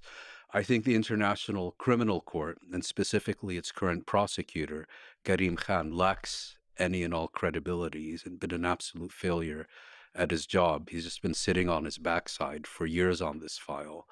And I think I would point out that Hamas has called for independent investigations of all these allegations. Israel has categorically rejected any international investigation, of course, fully supported by the United States. And I think what is required is to have credible investigations of these things. Exactly. Because we all know that Israel hasn't let any credible investigators in to investigate. They've merely claimed that Hamas is always lying and they're always telling the truth. And that's, as we know, just complete bullshit. Think you're going to convince me. I don't think I'm going to convince you. And this is two people sitting across the table from each other. No, there's certain things you don't even have to investigate. You know how many citizens, civilians died in the October 7th assault. Yes, but that's not... You know that there are lots of allegations of rape. I don't know how persuaded you are of those. They did find bodies without heads, there were no beheadings Islamic. of infants. There were some beheadings, apparently. The Israelis didn't even claim that in the document they submitted before the ICJ. Go read what your government submitted. It never mentioned beheadings. You think that the mic setup is too complicated? I mean, they do have 4 mics and 4 different gains. It's an interesting choice. I mean, it does give them the ability to dial the gain in for each mic, like but it's weird. It's a weird choice. I feel like you definitely get it done in simpler ways. But hey, maybe it's all they got. Well, as far as I know, there were some people who were beheaded. Yeah. But We could bring it up right now. You also deny that there were rapes there. I didn't deny. I said I've not seen convincing evidence that confirms it. I've said that from day one, and I'll say it today, 4.5 months later. Do you know that they killed 800 or 900 civilians in their assault? Absolutely. Yes. That seems to me indisputable. Oh, okay. Well, I'm yes. glad that you're conceding something. I've said that from day one. Well, to be clear, you haven't. You did a debate. I don't remember the talk show, but you seem to imply that there was a lot of crossfire and that it might have been the IDF that had killed a lot of. I said that there is no question, because the names were published in Haaretz, there is no question that roughly of the 1,200 people killed, 800 of them were civilians. 850, fine. So I never said that, but then I said, no, we don't know exactly how they were killed, but 800 civilians killed, no, 850, no question there. And I also said on repeated occasions, there cannot be any doubt, in my opinion, as of now, with the available evidence, that Hamas was responsible for significant. I just remember that they have Lex Friedman has millions of followers. He's definitely got money for whatever setups he wants. But doing it with USB mics would actually be more complicated than you think. It would all have to be done with software. And then I don't know. I'm trying to think of it. You probably could. I think the quality of USB mics, honestly, they're decent, but I'm trying to look. I can't read. Are these Shure? I think it's a Shure mic. Honestly, they're not that expensive. I don't know. You could probably do it with USB mics. I mean, it's pretty good sound. It's not like I can talk shit. My sound could be way better. Atrocities, and I made sure to include the plural. There's a lot of tricky language being employed here. Do you think of the There's nothing 850? tricky. It's called attaching value to words and not talking like a motor mouth. I am very... Here comes, he started with the yelling. The first yelling. Careful about qualifying, because that's what language is about. That's great. Then let me just ask a clarifying question. Do you firmly... He basically just called Destiny a child. Believe that the majority of the 850 civilians were killed by Hamas? My view is, even if it were half, 400 is a huge number. By any reckoning, it's okay. Wait, you didn't. I said wait, even if because Professor Morris, I don't know. I agree with Mouin Rabbani. I'm not sure if he concedes the 400. I'll say why 400? Because I have thought up the because 400. Right, as I said, of the 850 well, slaughtered by Hamas. If I may. I don't know. Since Norm doesn't want to say it, I'll say it because of the Hannibal Directive and because of other things. I mean, he eventually does say some stuff, if I recall correctly, but I don't think he ever mentions that specifically. I could be wrong. Couple of individuals. You're poor and technology proficient. You'd make it work. Yeah, I hear that. I hear that. Necessity sometimes breeds ingenuity. Not always. Were killed in this very action. I don't know. You're saying from day one you believe this particular thing, and you clearly don't. You clearly don't believe this thing. From day one. You said people died. That's not controversial. Wait, hold on. If I may. That's not controversial. Mr. Bonnell, I attach value to words. Yes, you've said that. If you value them, It's so funny to hear somebody use his actual name. Mr. Bonnell, please slow down the speech and attempt to listen. When I was explicitly asked by Piers Morgan, I said there can be no question that Hamas committed atrocities. I've heard this, on October 7th. If you want me to pin down a number, I can't do that. I didn't ask you to pin down a number. You can listen to what I'm saying. No, my question is, I'll ask a very precise question. To you because Excuse you're me. not. It's a very easy If I question. understood your question correctly. My question is, do you think the majority of the people that were killed on October 7th, the civilians, were killed by Hamas, or are we subscribing to the idea that the IDF killed hundreds, 400 or 500 in the crossfire? Let me explain why that's a difficult question to answer. The total number of civilians killed was 800, 850. We know that Hamas is responsible probably for the majority of those killings. We also know that there were killings by Islamic Jihad. We also know... Well, we're bunching together the Islamic Jihad and the Hamas. So that's Well, splitting his hairs question now. was specifically... The thing is, that sort of specificity is necessary in the situation, especially due to the fact that Israel has claimed that Hamas is the main objective. It's the only objective that they have stated. He means the Raiders. He means the Raiders. I'm speaking in opposition to the conspiracy theory that people like. Do you prefer Norm or Professor Finkelstein, or what do you? I don't know what how do you prefer? Well, to be it's not a addressed? conspiracy theory. Well, Because the conspiracy theory is the idea that the IDF killed the majority of them. It's not a conspiracy theory. And then there's also a theory that, as Norm pointed out on the show that he was on, that he thought that it was very strange that, given how reputable Israeli services are when it comes to sending ambulances, retrieving bodies, he thought it was very strange that that number was continually being adjusted. And do you know so why? when you say that in combination with, well, I'm not sure how many were killed. Well, do you by know Hamas why with the IDF. number? Do you know why the number went down? The number went down because the Israeli authorities were in possession of 200 corpses that were burned to a crisp. You hate when slow talkers tell someone to talk slower? Wow. Interesting. They assumed were Israelis who had been killed on October 7th. They later determined that these were in fact Palestinian fighters.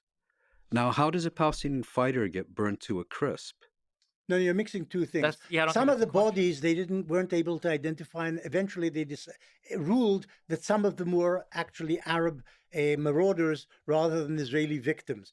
A few of them also, of the Jews, were burnt to a crisp. And it took them time to work this out. And they came out initially with a slightly higher figure, 1,400 dead, and eventually reduced it to 1,200 dead Israelis. And the reason is that a proportion of Israeli civilians killed on October 7th, I don't believe it was a majority.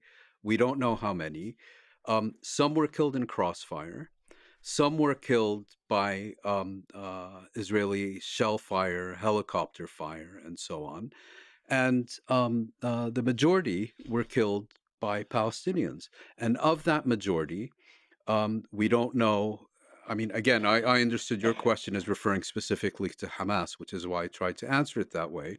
But if you meant generically Palestinians, yes. If you mean specifically Hamas, we don't have a clear breakdown of how many. No, I don't mean were specifically killed. Hamas. Okay. But I just think when you use the word some, that's doing a lot of heavy lifting. Who used some? That's fine, but some can mean anywhere from 1% to 49%. But we don't know. So the numbers here and the details are interesting and important almost from a legal perspective. But if we zoom out, the moral perspective, are Palestinians from Gaza justified in violent resistance? Well, Palestinians have the right to resistance. That right includes the right to armed resistance. Exactly. At the same time, armed resistance... according to the international law on this topic, it's just factual. Subject to the laws of war. And there are very clear regulations that separate legitimate acts of armed resistance from acts of armed resistance that are not legitimate. And the attacks of October 7th, where did they land for you? There's been almost exclusive focus on the attacks on civilian population centers and the killings of civilians on October 7th. What is much less discussed, to the point of amnesia, is that there were very extensive attacks on Israeli military and intelligence facilities on October 7th. I would make a very clear distinction between those two. And secondly, I'm not sure that I would characterize the efforts by Palestinians on October 7th to seize Israeli territory and Israeli population centers as in and of themselves illegitimate. You mean attacking Israeli civilians is No, legitimate? no, that's So not what I didn't said. understand what you said. I think what you had on October 7th was an effort by Hamas to seize Israeli territory and population And centers. kill civilians. That's not what I said. What I said is I think I would not describe the effort to seize Israeli territory as in and of itself illegitimate, Right. as a separate issue from the killing of Israeli civilians, where in those cases where they had been deliberately targeted, that's very clearly Whole illegitimate. families were slaughtered in kibbutzim. But I'm making Exactly. I mean, his ability to separate the different issues of this situation are pretty great, gotta say. Public utility, not this is at least enough to show you that this video can't help anyone that wants to know to be able to understand. Well, I'm sorry you feel that way.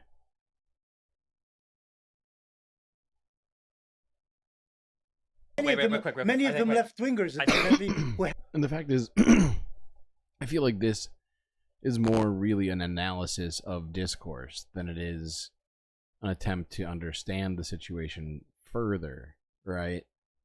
Because, you know, it's a debate. You have four different people here who are trying to argue different sides of the of the situation, right? Palestinians go to hospitals in Israel and so on. Again, even drove Palestinian cancer patients to hospitals. Again, in Israeli... I'm making a distinction But you don't seem here. to be very condemnatory of what the Hamas did. Well, I don't do selective condemnation. I'm not talking about selective. I don't do selective specific outrage. Condemnation of this specific. Well, you know assault what? You on know what it civilians. is. You know, I would, for example, condemn Israeli assaults on civilians, deliberate assaults on civilians. Yes, I would condemn them, but you're not doing that you know, with the Hamas. You know what the issue is? I've been speaking in public now, I would say since the late 1980s, and interviewed and so on. I have never on one occasion ever been asked to condemn any Israeli act. When I've been in group discussions, those supporting the Israeli action or perspective, I have never encountered an example. All right. I feel like your trolling is getting out of control here, Pitchforks. Out of control. I know you're drinking, but what in the fuck are these messages?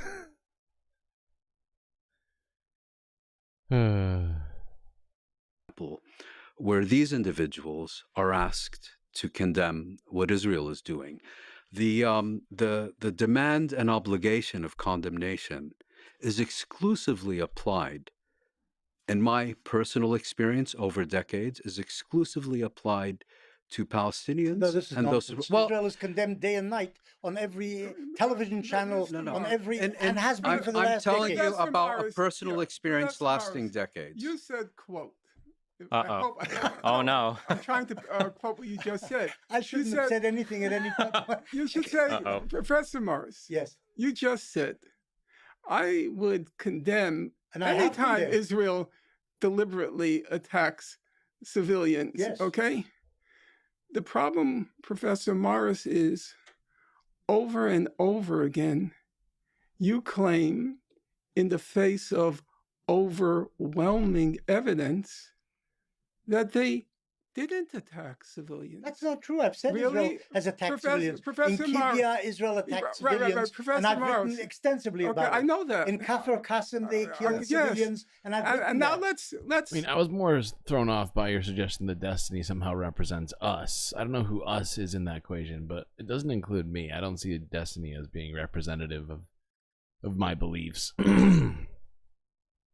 You're just eliminating, you're selecting. As Stephen says, you cherry pick. If I were you, Before you do, you cherry pick. Let's fast forward when you were an adult.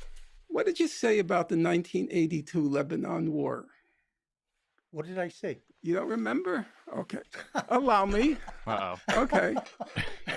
So Here it comes. it happens Here come the that books. I was not at all I had no interest in the Israel-Palestine conflict as a young man. until the This is true. until the 1982 Lebanon War. Yeah. Lost the passage. I'll find it. Okay, real quick, while he's searching for that, Yeah, allow me. you That's bring up good. something that's really important that a lot of people don't draw a distinction between, in that there is just causes for war and there's just ways to act within a war. And these two things principally do have a distinction from one another. Correct. However, while I appreciate the recognition of the distinction, the idea that the cause for war that Hamas was engaged in, I don't believe, if we look at their actions in war or the statements that they've made, it doesn't seem like it had to do with territorial acquisition. No. The Like point, taking land no, back. the point I was making was what was Hamas trying to achieve militarily on October 7th? And I was pointing out that the focus has been very much on Hamas attacks on civilians and atrocities and so on. And I'm not saying those things should be ignored. What I'm saying is that what's getting lost in the shuffle is that there were extensive attacks on military and intelligence facilities.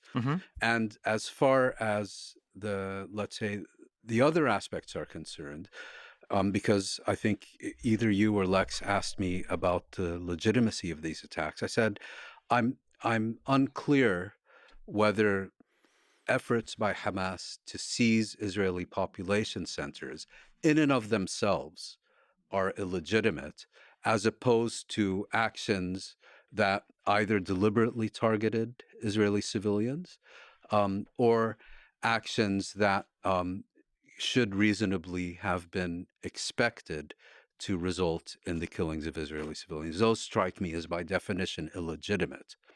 And I want to be very clear about that. Illegitimate means you condemn them. Illegitimate means they are not legitimate. Wait, are you suggesting that Destiny is the sort of guy that we're having arguments with all the time? I feel like that's what you're trying to say, but the way you're wording it is fucking breaking my brain right now. I have a problem condemning your side, yes. No, not condemning my side. I have a problem with selective outrage, and I have a problem with selective condemnation. And as I explained to you a few minutes ago, in my decades of appearing in public and being interviewed, I have never seen, I've never been asked to condemn an Israeli action. I've never been asked for a moral judgment on an Israeli action. Exclusive request for condemnation has to do with what Palestinians do. And just as importantly, I'm sure if you watch BBC or CNN, when is the last time an Israeli spokesperson has been asked to condemn an Israeli act? I've never seen it. I don't think we condemn the Arab side either, though, right? I don't think there was any condemnation. I feel like I've watched literally hundreds and hundreds of hours of Israel-Palestine like news in the last 5 months, and at no point has anybody like asked Israeli officials to condemn what they've been doing. Like, I'm trying to think. Like, certainly not in the mainstream media. Like, I think maybe like Mark Lamont Hill might have asked like Ami Ayalon to condemn. I'm trying to remember that interview. But essentially, I'm trying to think of like mainstream media like CNN or like one of the other Western news organizations that had Israeli officials on time and time again, BBC. And for months and months and months, nobody was asking any questions of Israelis' actions needing to be condemned in any shape or form. But now that we're talking about Israeli victims, all of a sudden morality is Well, central. I think the reason why it comes up is because there's no shortage of international condemnation for Israel. As Norm will point out 1,000,000 times, that there are 50 billion UN resolutions, you've got Amnesty International, you've got multiple bodies of the UN, you've got now this case for the ICC. Stuff that Israel is boycotting because they don't believe any of that is... And like this guy's looking at him like, why are you bringing that up? I feel like because you know, like now he has to address it, right? Because that's inconvenient. That's inconvenient knowledge, right? And it's weird. He's looking at him like, why are you talking about this, weirdo? Because I don't think it really makes the point that he thinks it makes, right? Like the U.S. and like the Western powers that he's suggesting are like involved in this are the same people who voted against condemning Israel at the UN and all sorts of other stuff. So it's just it's like a nonsense argument. So there's no question of if there's condemnation for But Israel. sorry if I can interrupt you. In 1948, the entire world stood behind the establishment of a Jewish state in the entire world. Except the Arab states and the Muslim states. Well, not the entire world. Okay, but I think you know what I mean by that. The Western democracies, that's what you're saying. Well, and then also, just my Western quick question. democracies supported the establishment of Israel. My That's quick what question you're was: saying. you said that you believe that this is a very short one. You don't have to. It's just you think that there's an argument to be made that the people in Gaza, that Hamas and Islamic Jihad, whoever participated, had a just cause for war. Maybe they didn't do it in the correct way, but they maybe had a just cause for war. I don't think there's a maybe there. The Palestinians. Okay, you think they absolutely had a just cause for it. Yes. Do you think that Israel has a just cause for Operation Swords of Iron? No, of course not. Okay. All right. You can say your quote. Okay. First of all, on this issue, what the fuck would justify genocide? Because that's what it is. The operation he's talking about is the literal destruction of the entirety of Gaza, so that Gazans have nowhere to go back when they're done. double standards, which is the one that irks or irritates Muin. You said that you are not a person of double standards, unlike people like Muin. You hold high a single standard, and you condemn deliberate Israeli attacks on civilians. When they occurred, yeah. And I would say that's true for the period up till 1967, and I think it's accurate, your account of the First Intifada. There, it seems to me, you are in conformity with most mainstream accounts.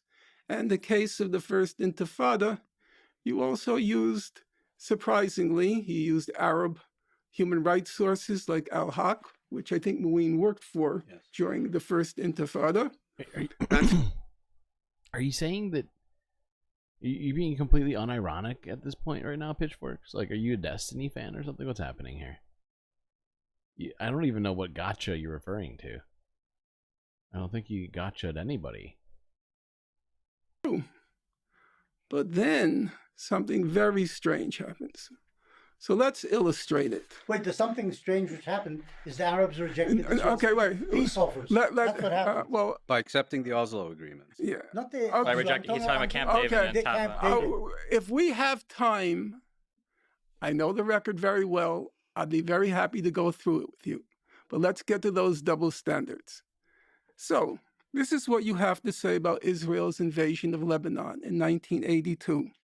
You said Israel was reluctant to harm civilians, sought to avoid casualties on both sides, and took care not to harm Lebanese and Palestinian civilians.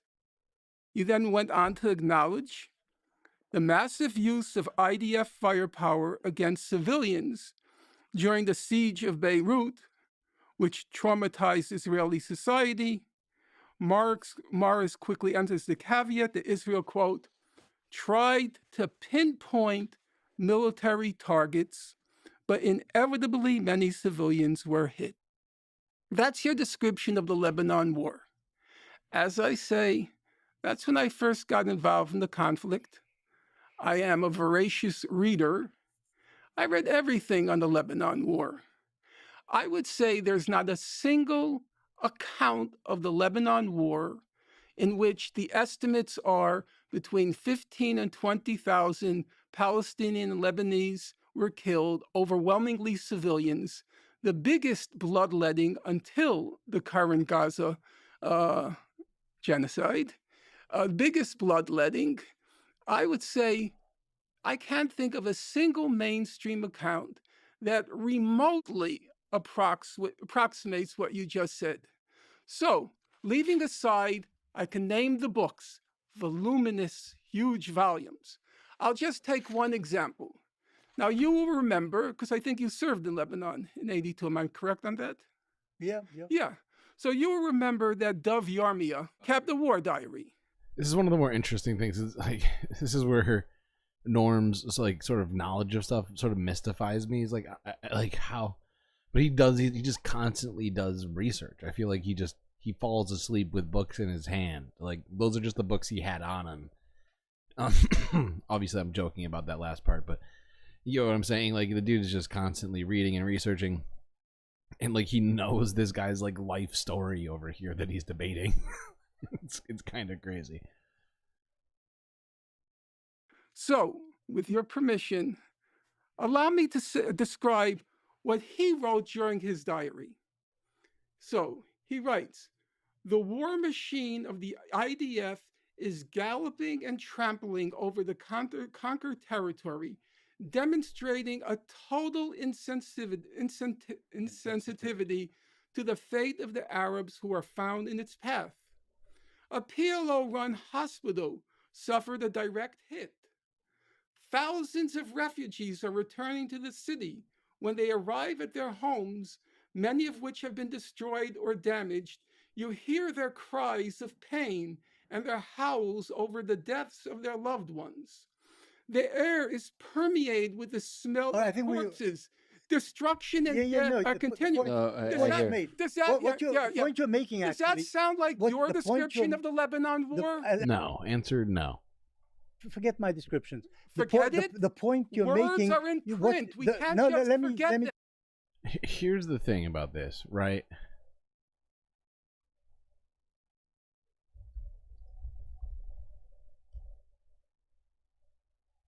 Benny Morris, right? I just want to make sure I get this right.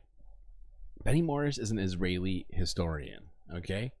He's a professor of history in the Middle East Studies Department of Ben Gurion University of the city of Negev. Yeah, like if you're an academic and you're gonna have these sorts of debates, you're gonna write books about stuff, that shit is in print, okay? Like, fact is, I'm not claiming to be a fucking academic in this moment or ever. Like geopolitics, politics in general, they weren't what I went to school for. And you know, I'm just trying to understand everything the same as everybody else. You know, I just happen to consume an incredible amount of fucking information and want to, you know, have this sort of situation where we can all be talking about this stuff. I just went on a fucking tangent just now, but I had a point about Norm just now, but I somehow lost it in the ether of me trying to get my thoughts out just now. What the fuck was he just saying? Oh, but the fact is, this guy Benny Morris is an academic, and he wrote books, and to suggest that somehow like that's not important and that we should forget what he said, which was an inaccurate depiction of the Lebanon war, right? Like that's it's ridiculous. It's ridiculous because people are going to read that book and assume that it's legit. And this is really one of the only places to challenge this kind of stuff is in person, right? Or you could write like a response to it, I guess, right? But these days, like, who aside from Norm here, like, reads voraciously?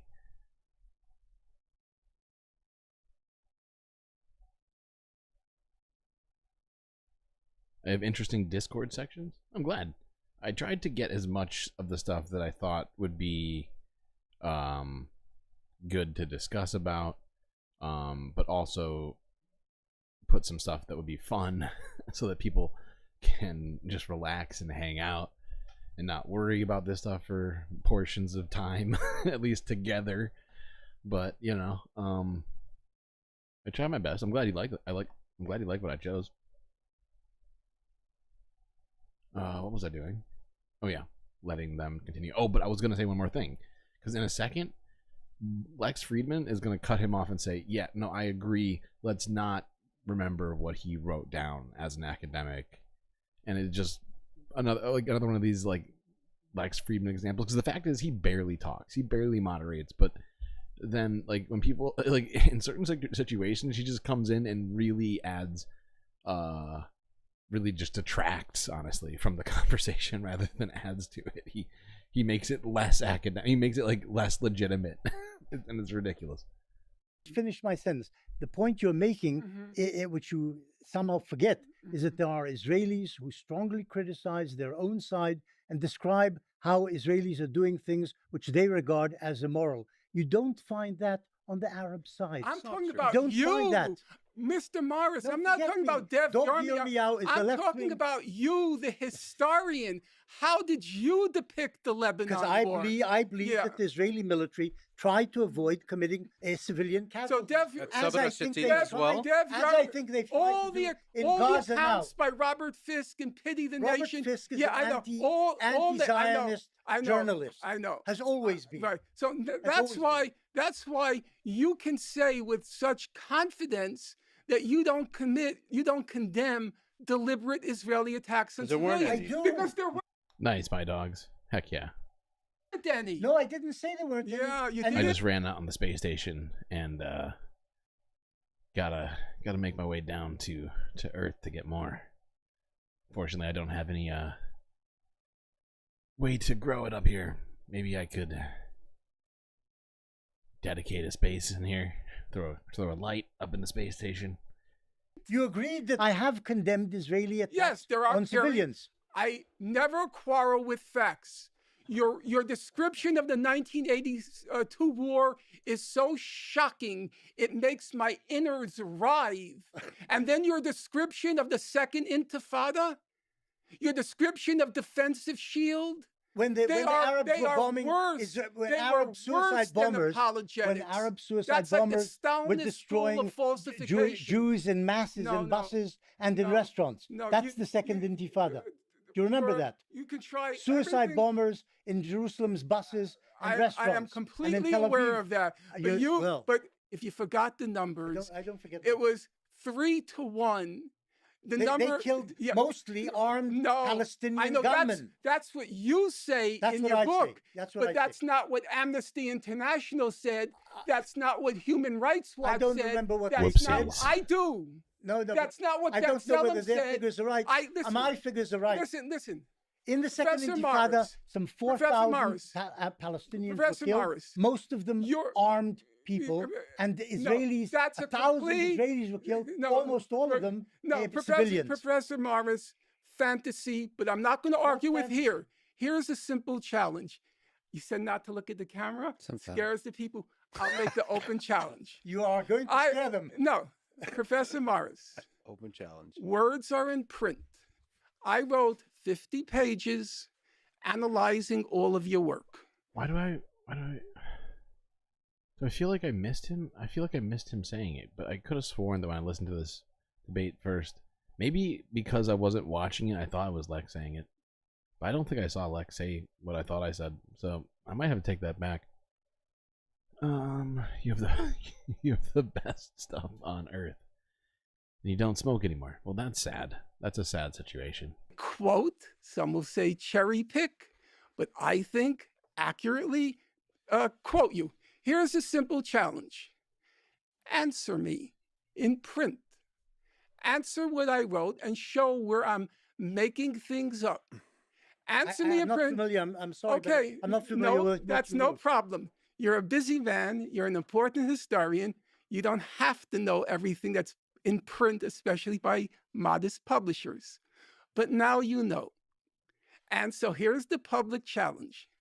You answer and show where I cherry-picked, where I misrepresented. Send me the article. And then we can have a civil, scholarly discussion. I'm not sure we will agree, even if we don't have to agree. It's okay. for the reader to decide, looking at both sides, where does truth stand. Norman, and if I may ask, it's good to discuss ideas that are in the air now as opposed to citing literature that was written in the past as much as possible, because listeners were not familiar with the literature. So like whatever was written, just express it, condense the key idea, and then we can debate the ideas or discuss the ideas. There are two aspects. There's a public debate, but there's also written words. Wait, he did. I'm just just now, telling didn't he? you that you, as a academic historian, put a lot of value in the written word, and I think it is valuable. But Benny Morris is also an academic historian who's supposed to put a lot of value in word, but isn't. In this He's context, incidentally not the only historian who puts. See, I remembered it was just I was watching it on 2x, so I thought it happened faster than it did. I wasn't wrong, Chad. Oh, it was close. I was really starting to think I was wrong about Lex, but nope, he's still a dick. Do actually. Yes. Yeah, But just so we in don't More give than a- just one or two sentences at a time. And, yeah. But this in this context, just for the educational purpose Well, the of teaching people. educational purpose is, why would people commit what I have to acknowledge, because I am faithful to the facts, massive atrocities on October 7th? Why did that happen? And I think that's the problem. The past is erased, and we suddenly went from 1948 to October 7th, 2023. And there is a problem there. So first of all, you have complete freedom to backtrack, and we'll go there with you. Obviously, we can't cover every single year, every single event, but there's probably critical moments in time. Can I respond to something relating to the Lebanon War? I looked at the book that he got this from and what the quote was from.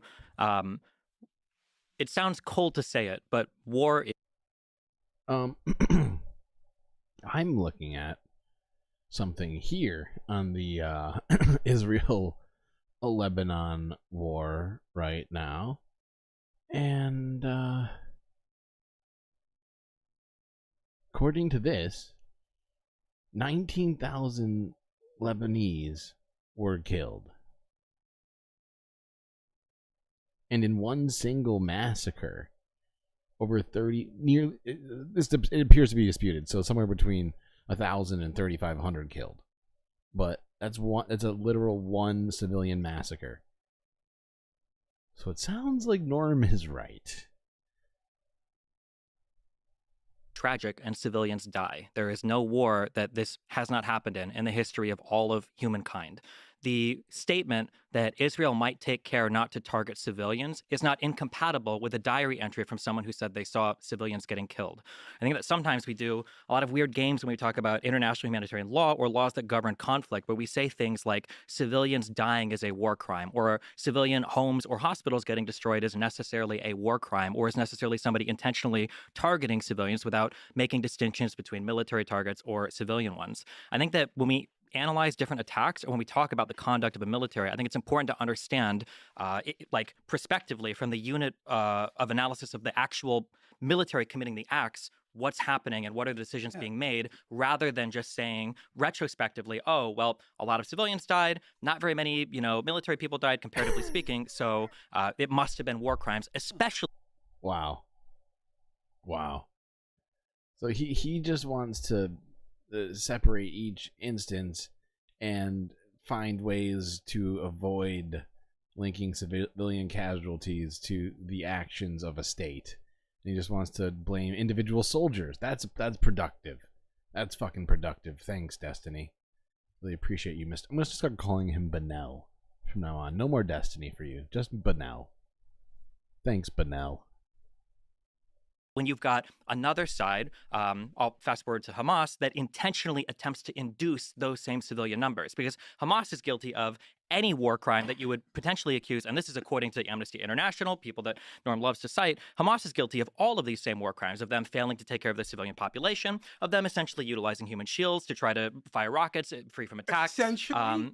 Essentially, yes. I'm just saying that essentially, yes, in terms of how international law defines it, not how Amnesty International defines it, but Amnesty International describes times of human shielding.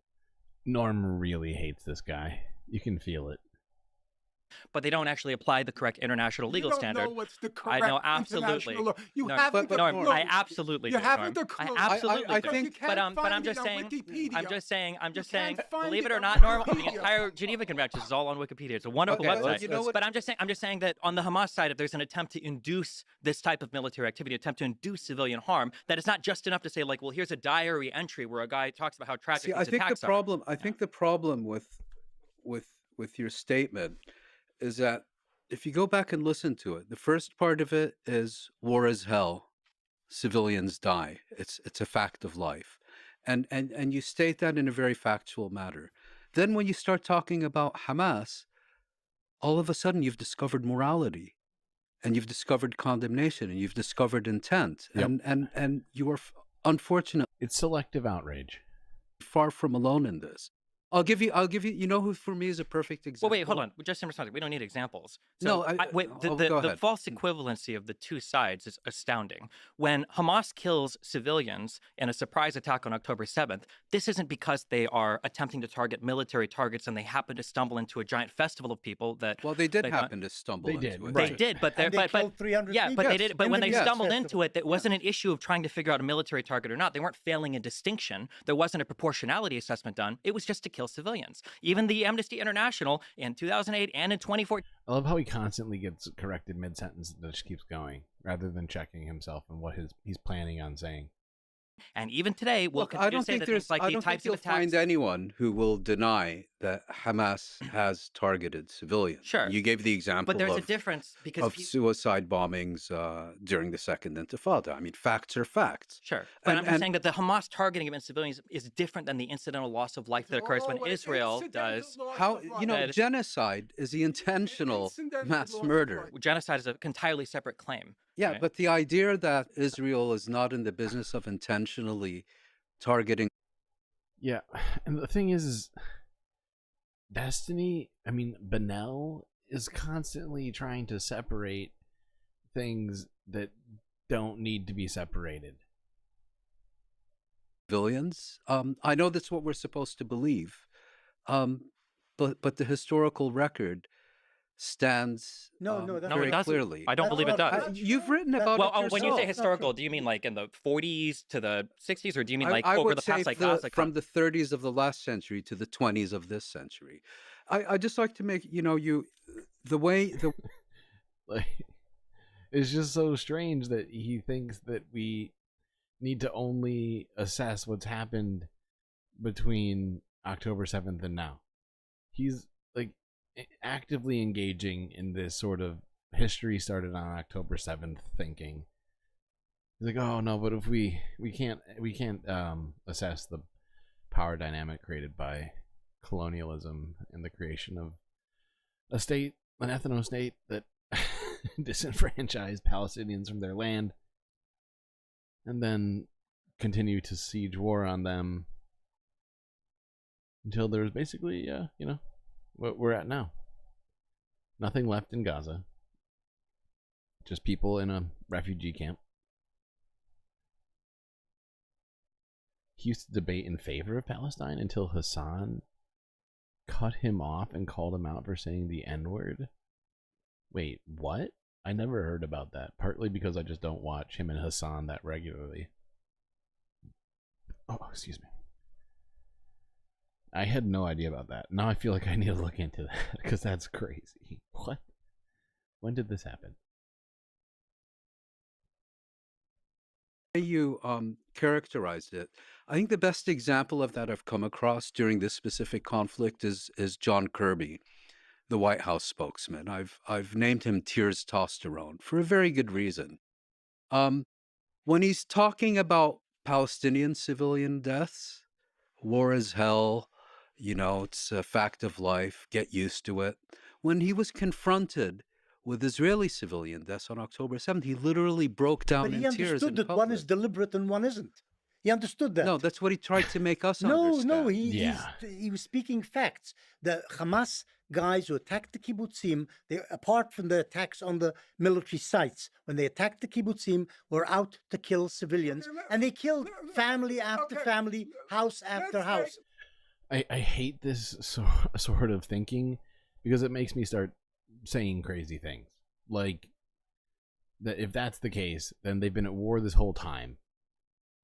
All the way through, because Palestinians have been getting killed and unrightly imprisoned under military law, I'd point out, and therefore the only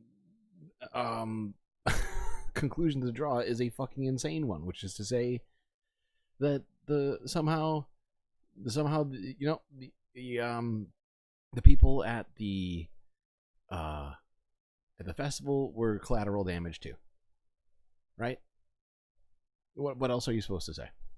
The Israeli attacks on Hamas installations better. and Okay. You know I don't better. know better. Okay, No, you don't know Israeli pilots. That's the problem. Thank God. You know, you don't know I Israeli know, thank pilots. God. They believe that they are killing Hamasniks. They're given certain I'm sure they believe objectives, it. and I'm that's sure what they they attack. believe it. And if the I'm Hamas sure is they believe hiding it. behind I'm sure they civilians, believe civilians every die. time they target, Simple as every that. time they target a kid, I'm sure they believe it's Hamas. When they when they killed the 4 kids in the they believed. Yeah, they I were know they believed it, Hamasniks. even though they were You know diminutive that, size. you know even though they were diminutive. From that angle, you don't see the size. Yeah, no, they saw You the don't size. see the Let's- size. Let's leave aside. Oh, I know what he's quoting from, but you've lied about this particular instance. If you can't see the size, then it doesn't matter.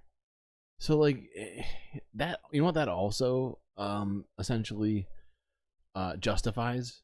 It justifies Israel flying over and bombing everybody because they can't tell who's a civilian, and you know they can just close their eyes and bomb indiscriminately because they can't tell. As long as your eyes are closed while you're bombing people, then it's justified because you can't tell if they're civilians or if they're Hamas or if they're children or if they're adults because you just can't see it. It's impossible to see. So, you know, those kids weren't just on the beach, as is often stated in articles. Those kids were literally coming out of a previously identified Hamas compound that they had operated from. They literally did. You can Google it. You can Google it. With all due respect, you're such a fantastic moron. It's terrifying. That wharf was filled with journalists. There were tens, scores of journalists. That was an old fisherman's shack. What are you talking about? It's so painful. Hamas naval. It's so painful to listen to this idiocy. And to be clear, on the other side, you're implying that a strike was okayed on the Israeli side, where they said, we're just going to kill 4 Palestinian children today for no reason. Do you believe that? I love how he says Hamas naval, like he was going to say Hamas naval base, as if Hamas has like some fleet of like submarines and freaking destroyers out in the freaking like the Mediterranean or the Red Sea, whatever it is. Like, you know what I mean? Like, what? What is he talking about? What are you talking about, dude? Do you believe that? Do you believe that? Right, as you said, right, there was a hotel of journalists. Do you think that they were out to kill more children? Here we go. You will never answer that I question. will answer the question. Pilots were out to I will kill even 4 answer children. And it was approved because that was a strike. That was a drone strike. So it was approved all the way up the chain that we're going to kill children today. We're going to kill Palestinian children. You want me today. to answer, or do you want your motor mouth to go? Okay, answer. In 2018, there was the Great March of Return in Gaza. By all reckonings of human rights organizations and journalists who were there, it was overwhelmingly nonviolent. But organized by the Hamas. Whoever organized it. It's organized by Satan. Let's start Satan. No, by Hamas. Okay, by Satan. Yeah. I agree. Let's go for the big one. The big Megillah. It's Satan. A peaceful march organized by Satan. Exactly my kind of march. Okay? Overwhelmingly organized, overwhelmingly nonviolent. Resembled at the beginning the first intifada. They represent the here first, and there, yeah, okay, not bombs. But they tried to make holes in the fence. Okay, obviously. Let's continue. Yeah. So, but I'm not sure Israel behaved morally in that respect. Okay. No. Wait. I'm willing to grant you. Please. I'm willing to allow me to. You don't have to pursue it. I'm willing to grant. Allow me to finish. I don't know anything about this. I'd like to. Okay. So. Thank you. As you feel like he definitely does know, especially due to the fact that he is he is a senior analyst for the International Crisis Group and the Palestine director of the Palestine American Research Center. But I love that tactic of being like ignorant and saying no, please, I'd like him to continue because I've never heard of this before. Along the Gaza perimeter, there was Israel's best trained snipers, correct? I don't know best trained. There were snipers. Fine. Snipers. Okay. All right. Wow. Because laugh. It's hilarious. They might have been kind of shitty snipers, you know. So, you know, they're probably less Palestinian. We probably could have killed more. You know, it's just fucking disgusting. You don't have to pursue Allow it me, because I'm willing to grant. allow me to finish. I don't know anything about this. I'd like to. hear it. Okay, so as you know, along the Gaza perimeter, there was Israel's best trained snipers, correct? I don't know best trained. There were But snipers. Fine. Snipers. Okay, all right? The Because, editorializing hey, support. laugh. It's hilarious. The story is so funny. You're lying about It's the Great so March of Return funny. had aspects Okay, of violence to it. okay, According, even the UN okay, says it themselves. Okay. But Did you only I s- collect you're- what the you're- UN says that you like. See, the problem, Mr. Morelli, is you don't know the English language. You don't I can read understand- from the Did you UN hear- website did itself. I In regards to say- the Great March of Return, Please they said, stop with your while the idiotic- vast majority of with your protesters have idiotic- acted in a peaceful manner, No, listen to what during he's most saying. protests, Just- dozens have could you approached the just fence, agree with attempting me, to Mr. damage it, said there were burning moral tires, Did I throwing say stones and overwhelmingly Molotov cocktails nonviolent? towards Israeli forces, and Okay. flying incendiary Okay, kites and balloons okay. into Israeli territory. The latter resulted Yeah, in but- extensive but you damage to don't- agricultural land and okay. nature reserves inside Okay. Israel, and risked the lives Yeah, of Israeli because civilians. Some incidents of Mr. shooting and throwing of Borelli- explosives Yeah, have also been talk reported. fast, I'm so just people trying to- think that you're coherent. I'm just reading from the Okay, UN. Yeah, but you I know see, you like them got- sometimes, you got only when the they mon- agree with. The fact is I don't think he even understands what he's saying or has even like done the actual research, right? I don't think he's watched the videos of the March for Return, because there are some, and like I don't think he's assessed what he's saying. He's just reading. He's just reading out loud. You got the months wrong. I'm, You I'm, got the months. I'm certainly not even saying that I'm not like guilty of that sometimes, right? Where I'm just reading out stuff that I'm looking over. But like, if you're gonna go up against Norm Finkelstein and try and claim that you know more than an academic because you're reading from the UN website, I take issue with that. Wrong. We're talking about the beginning in March 30th, 2018. You just described that march as mostly peaceful. Okay, allow me to finish. So there were the snipers, okay? Now you find it so far-fetched. Israelis purposely, deliberately targeting civilians? That's such a far-fetched idea. An overwhelmingly non-violent march. What did the international It wasn't a investigation? march, it was a campaign Yeah, which whatever went you on want to for- call for it. months. Whatever you want to call For it. months. Yeah. What did the UN investigation find? Well, he just read it to you. I read the report. I don't read things off of those machines. I read the report. What did it find? Brace yourself. You thought it was so funny, the idea of IDF targeting civilians. It found, go look this up on your machine. I already know what you're going to say. You're It going to say it found that targeted only one or children, two of them were targeted justified children, killings. Targeted journalists, targeted medics, and here's the funniest one of all. It's so hilarious.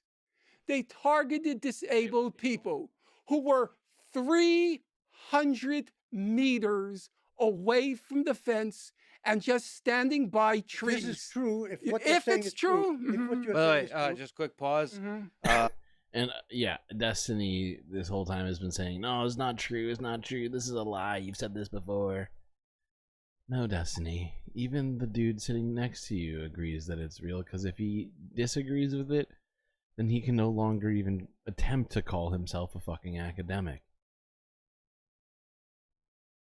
A lot of ganja talk in chat today. Oh shit, we've been going for so long. I didn't even notice. I got so deep into this. I think I'm gonna call it, chat. It's just so much. Then they just pause to switch topics. And I'm pretty sure there's plenty more, but I don't know. I mean, unless you people really want me to finish. Do you want me to? Like, the thing is, it's about to be like a 6-hour stream in like a half hour. It's quite late. This is true. But it's the weekend, so, you know.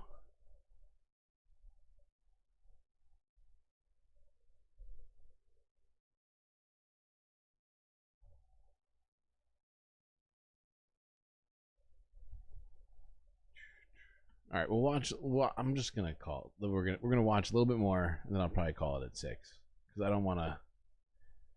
I want to go past it. I've recently realized. I didn't even realize this about streams of this length, but after 6 hours, you can't. What's it called? You can't download it. Like, you'd have to record it, and it's just insane. It would take forever.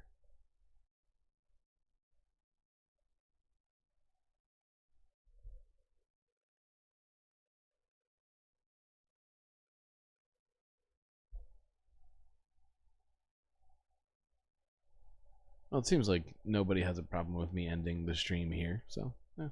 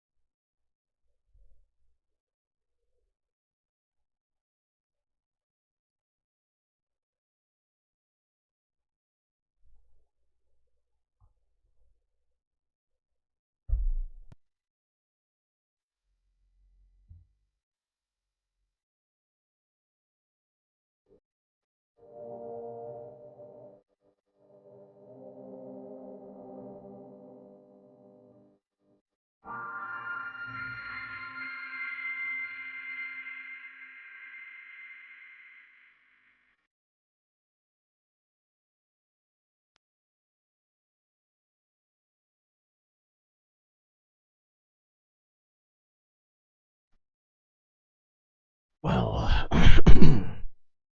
it's been quite a long night. It's a pleasure to have all of you folks here.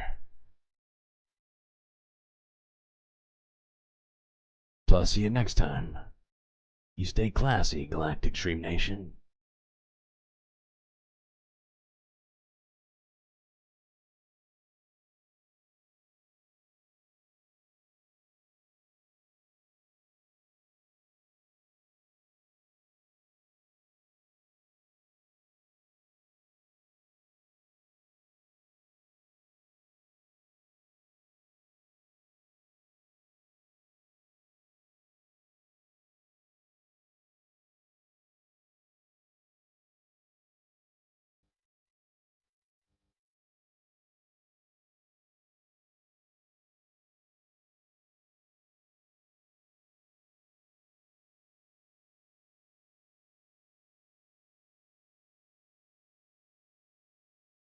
Oh shit, where's my head? Yeah, there I am. This person right here made the right choice. They became a producer by going on Patreon and subscribing to become the most galactic they could possibly become.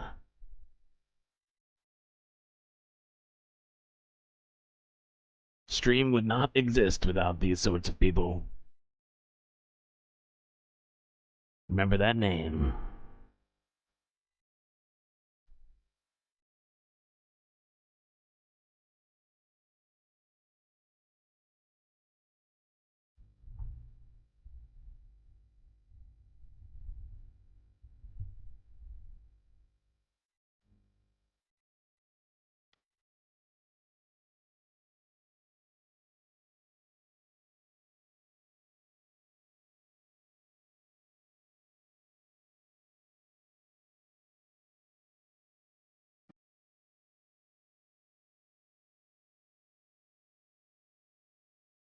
I feel like I'm taking